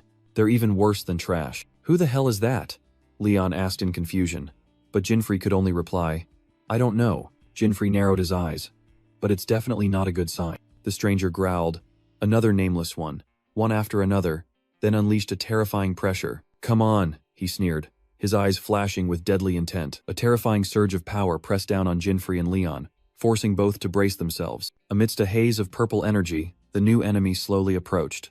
An even fiercer battle was about to begin. "I am Grimoire, the Forbidden Book of Destruction," the stranger announced. "I hate to spoil your fun, but now is the time for you to die in silence." Jinfrey, Van Raid, and Leon froze, their triumphant atmosphere instantly extinguished by the overwhelming presence of the new enemy. The demon sneered. "But I suppose you wouldn't agree, would you?" The introduction was polite, but the rest is utter nonsense, Leon growled. "Are you also a nameless one?" Grimoire seemed amused. "Nameless one? Ah, the name you humans give us. A rather vague question," he said, crossing his arms. "But if you lump us all together, then it's close enough." Leon got straight to the point. "What is your objective?" "The resurrection of Lord Abyss," Grimoire smiled, revealing an ominous name. "Lord Abyss? Who the hell is that?" Leon frowned. "Never heard of him." "Don't worry." Grimoire raised his hand, purple dark energy beginning to surge. "Soon, this entire world will know and praise his name." While Leon was still confused, Jinfrey silently observed, his sharp eyes analyzing every gesture of the opponent. His blue eyes gleamed with intense focus. Jinfrey thought to himself, "At this rate, Lord Abyss must be the final boss of the Nameless One. If so, I absolutely cannot let him be resurrected."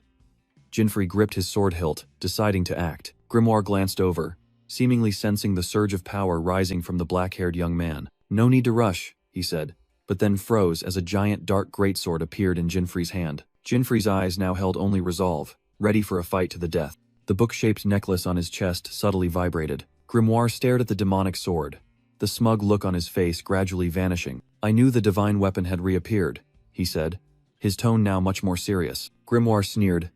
"Honestly, I'm a little surprised you could handle all of that by yourself." Jinfrey wondered what a divine weapon was, as the enemy's arrogant laughter echoed. Witnessing that scene, Leon could no longer contain his rage. He let out a roar and charged straight at Grimoire like an arrow. "So, this is how it's done, right?"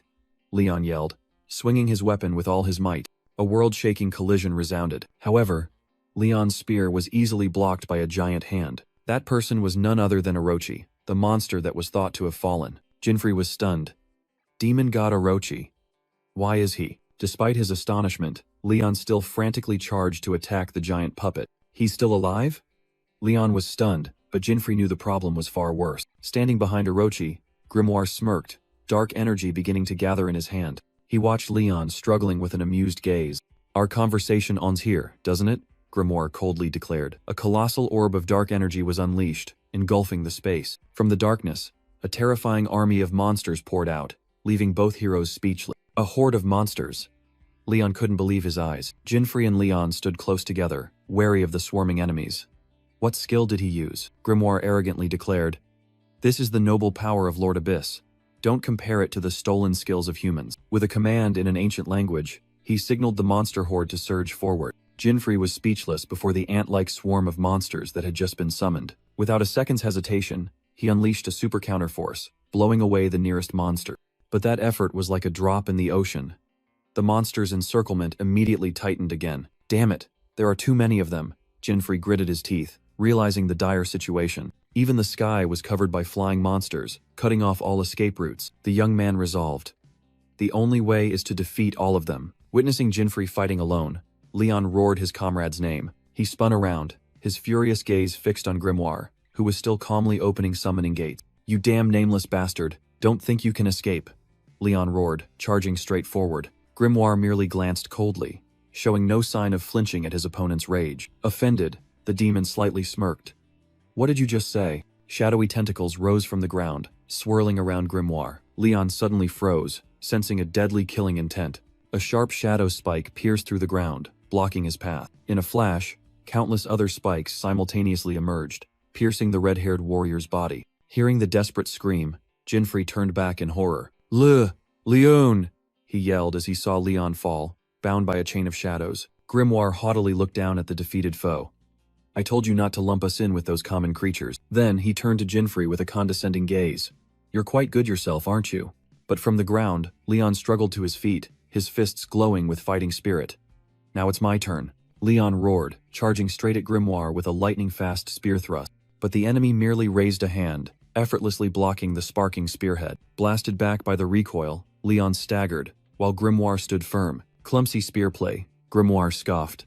You've completely lost control. You dare say I don't know how to use a spear? Leon growled. You idiot. He swung his weapon, declaring, This spear has spirit. That's undeniable proof. From afar, Jinfrey, struggling with the monster horde, muttered, What kind of logic is that? Leon brushed off the criticism, yelling, Keep up with my speed, spear. Immediately, countless phantom spear thrusts were unleashed, engulfing Grimoire. Your speed and power have increased, Grimoire calmly remarked, but it changes nothing. Ignoring him, Leon poured all his strength into unleashing his ultimate move. Spear burst, Madman's thrust. A blinding explosion of light engulfed the entire battlefield. The terrifying sound made Jinfrey startle and look back. Before his eyes was a colossal column of smoke and dust billowing upward. Damn it, Jinfrey worried.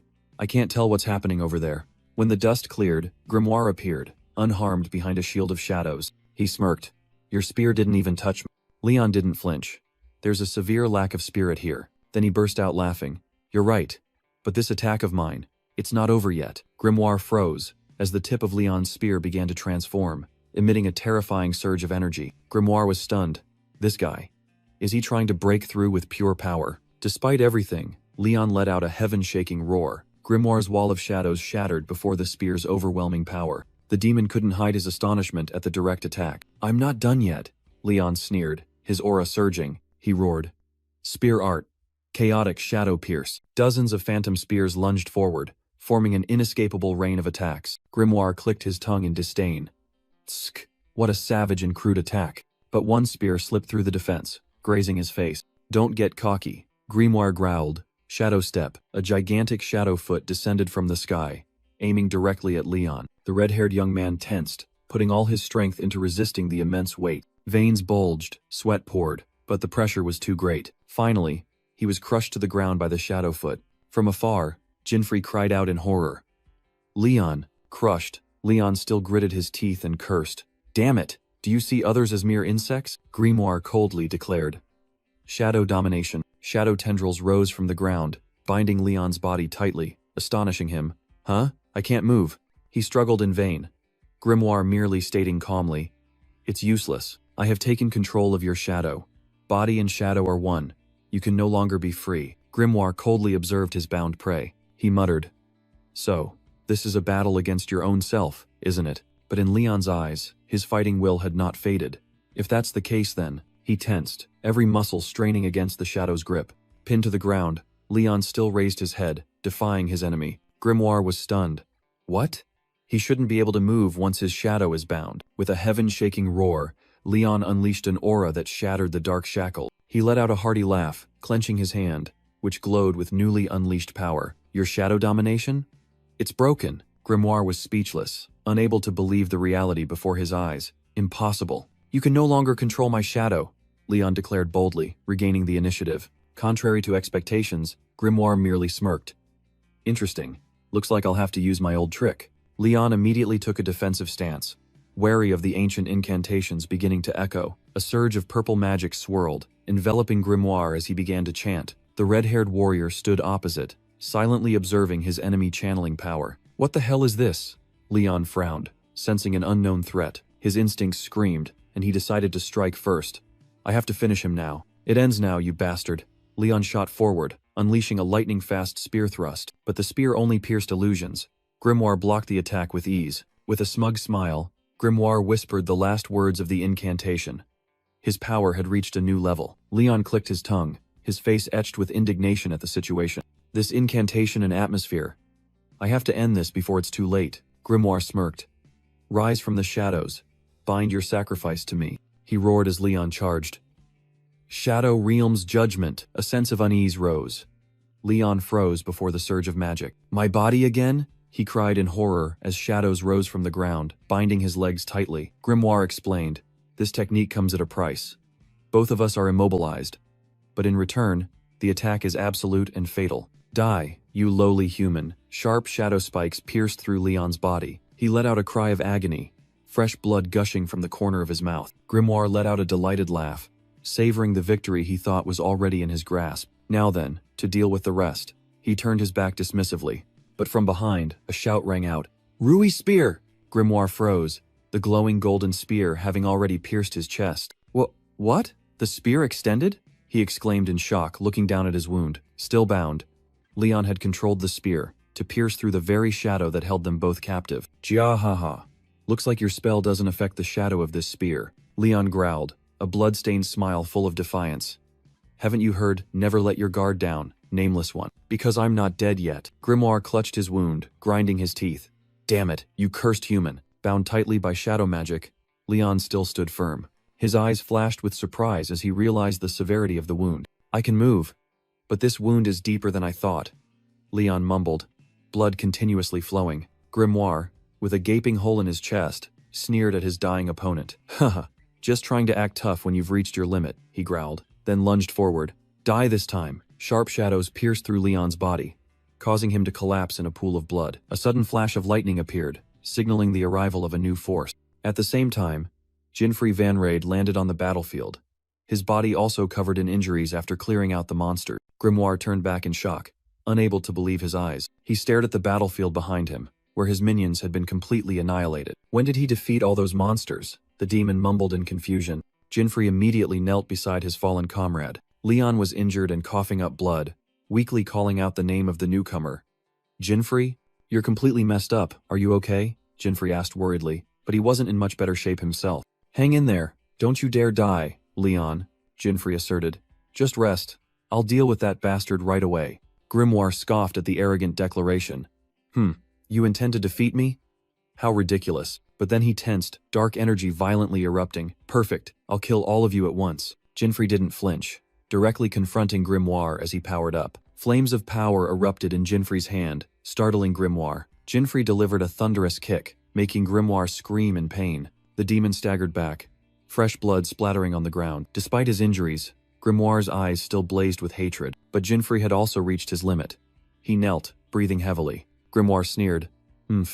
You're just trying to hold on, human. You can't even use your skills anymore, can you? That's right. Thanks to you, I've used up all my skills, Jinfrey replied. And that means, I'll take this opportunity to recover. His cryptic words left Grimoire bewildered. Amidst his wounds, a confident smile unexpectedly appeared on Jinfrey's lips. Equip! Athena! He shouted. And a completely new outfit enveloped his body. In the shimmering light, the fatal wounds on his body began to heal. A brilliant golden bracelet appeared, harboring unimaginable power. What? Grimoire was stunned, unable to believe the sight before his eyes. He realized in shock, his wounds are healing? Jinfrey stood up straight, sarcastically. Perhaps I should thank you? It's precisely because I was pushed to my limit that I could unlock this power. The system panel appeared, showing HP and MP fully restored. The skill Goddess's Blessing reset the cooldowns for Meltdown and Wind Dragon God. The uses for Stealth, Supergravity, and Teleportation Storm were also restored. Grimoire froze as he realized. The Divine Artifact has been activated. Jinfrey gripped his black sword, his eyes sharp. All right. Now, I can still fight. Leon is in danger. I no longer have time to waste on you. Seizing the opportunity, Jinfrey flipped behind Grimoire. His eyes flashed with a deadly glint. Grimoire let out a pathetic scream as the blade pierced his flesh. Fresh blood splattered, staining the ground red. A decisive slash tore through the demon's back. Jinfrey thought to himself, thanks to Leon pressuring him, this victory was too easy. He roared, activating his ultimate skill. Finish him with Melt, Down. Shadows extended from the sword, engulfing Grimoire. But Jinfrey suddenly froze, sensing something ominous. Amidst the purple smoke, Grimoire stood firm, his wounds healing, as he mumbled, a mere human. The demon glanced at Jinfrey with utmost contempt. Don't you dare underestimate me, Grimoire roared, unleashing his full power. A furious surge of dark energy erupted. But Jinfrey stood firm in the eye of the storm. Facing overwhelming power, he was forced to use forbidden magic. Dual Soul. Complete Shadow Soul. A dark entity with a sinister smile emerged from the shadows. Jinfrey stared at the newly summoned entity, a perfect replica of himself. He bitterly admitted, I hate this technique. I never wanted to use it. The shadow entity stood there, its purple eyes glowing brightly, ready to unleash terror. Jinfrey stared blankly at his clone, thinking, that appearance is me? The shadow entity smirked. I have copied you completely. Now you are me, and I am you. Jinfrey realized in horror. It didn't just copy the appearance. Even the centipede sword too? What kind of monstrous technique is this? Ha ha ha, surprised, aren't you? The clone scoffed.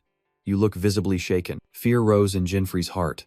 Unlike when it copied air, if it can use my hidden equipment too, then I'm really screwed. Being finished off by myself isn't a bad ending, is it? The shadow continued to sow unease. Facing an enemy that was himself, Jinfrey cast aside all doubt, his eyes turning sharp. No more time for hesitation, he told himself. Even if I don't fully understand the power of this shadow, I must defeat it at all costs. Jinfrey made the first move, unleashing Force Push, but the clone only gave a sinister smile, perfectly mimicking his movements. Two identical streams of energy were unleashed simultaneously, clashing in midair. Jinfrey was stunned as his attack was completely nullified. They canceled each other out? Haha, the clone cackled with delight. Undaunted, Jinfrey channeled energy into his dark sword, roaring, then try this, Melt, Down. In response, the clone also performed the exact same move. Melt, Down. Two dark slashes named Toxic Heaven Gate tore through space. The blades clashed, creating a terrifying shockwave. Equal power, clashing wills. A merciless battle between the original and the shadow had just begun. Jinfrey clicked his tongue in astonishment. You can even copy Melt, Down? But he quickly noticed something strange. Its power lies in its ability to transform freely. Why is it maintaining this form? The shadow entity scoffed. It's useless. The original and I are a pair. Your attacks are also mine. Jinfrey immediately retorted. In other words, you can't freely use my skills, can you? The shadow admitted. No need to probe further. I merely imitate the target. Unless you use a skill, I cannot activate it either. Jinfrey muttered, believing he had grasped his opponent's weakness. You dare to reveal your weakness yourself. Meaning you're hiding something else, he asserted. But the shadow merely replied, it's true that I cannot arbitrarily use your skills. Suddenly, grotesque specters began to rise from the ground. Jinfrey's eyes narrowed as he sensed the new threat. Behind the shadow entity, a formidable army of monsters had gathered. He realized in horror. Are these the creatures I defeated before? The shadow entity declared. As a shadow, I can nullify all your attacks. Now do you understand? Jinfrey was speechless as the true plot was revealed. The shadow continued to explain beside a corpse. If we cancel each other out, then only attacks not from you can harm me. The corpse of another adventurer was cruel proof of this deadly trap. The battle is decided, the shadow entity declared amidst the horde of monsters. Jinfrey broke out in a cold sweat, muttering, damn it, things have really gotten bad. He realized the extremely unfavorable situation. My skills are almost depleted, and I can't heal myself. I have to think. What do I do now? Jinfrey gritted his teeth, desperately trying to find a way out. The shadow entity laughed arrogantly amidst the monsters. Ha ha ha, this is the end for you humans. It roared a deadly command. Crush him. Surrounded on all sides, Jinfrey could only grit his teeth and endure. Suddenly, A familiar voice echoed in his mind. Use divine power, Jinfrey. A glimmer of hope flashed, and a radiant golden aura began to erupt around him. Jinfrey's eyes shone with an unprecedented iron will. He suddenly noticed the fallen figure of his comrade, lying amidst the enemy's encirclement. His voice faltered in surprise and pain. Leon? That's right. There's still a way, Jinfrey muttered, looking down at his friend's corpse. Leon's last image, a helpless click of the tongue, was etched deep into his memory. The shadow clone still yelled smugly, It's too late. Whatever you do now is useless. But Jinfrey unleashed all his power. Repulsion field. The shadow entity flinched in horror as it recognized the familiar skill. It was thrown backward by an irresistible force. What? He's pushing me back? It roared in extreme disbelief. It couldn't understand. Why is the power so different when I copied it perfectly? Standing over Leon's corpse, Jinfrey radiated a power that the clone could never reach. Because imitating a skill is easy, but comprehending the arduous training and experience behind it is impossible. And then, the army of monsters was crushed into pieces amidst agonizing screams. The shadow entity stood amidst the devastated battlefield, its purple eyes glowing with arrogance. It was stunned to realize an unbelievable truth. What? Pouring all your will and resolve into a skill?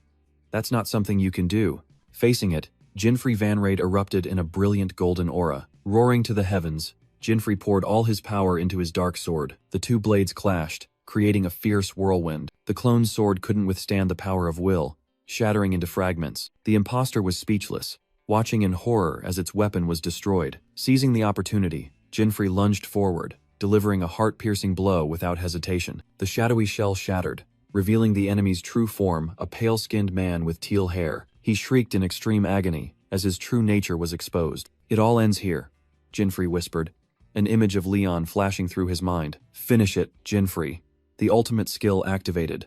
Divine power. Wind Dragon God. A furious emerald vortex, imbued with the power of lightning, engulfed the enemy. His desperate screams were drowned out by the destructive storm of energy. The shadowy entity was torn apart, vanishing completely into nothingness. The battle ended, and Jinfrey silently watched Leon's body begin to emit a gentle light. A familiar voice echoed in his mind. Well done, Jinfrey. The comrade's form dissolved into countless particles of light, ascending into the silent forest. The red-haired hero's soul finally found transcendence, leaving behind a promise fulfilled.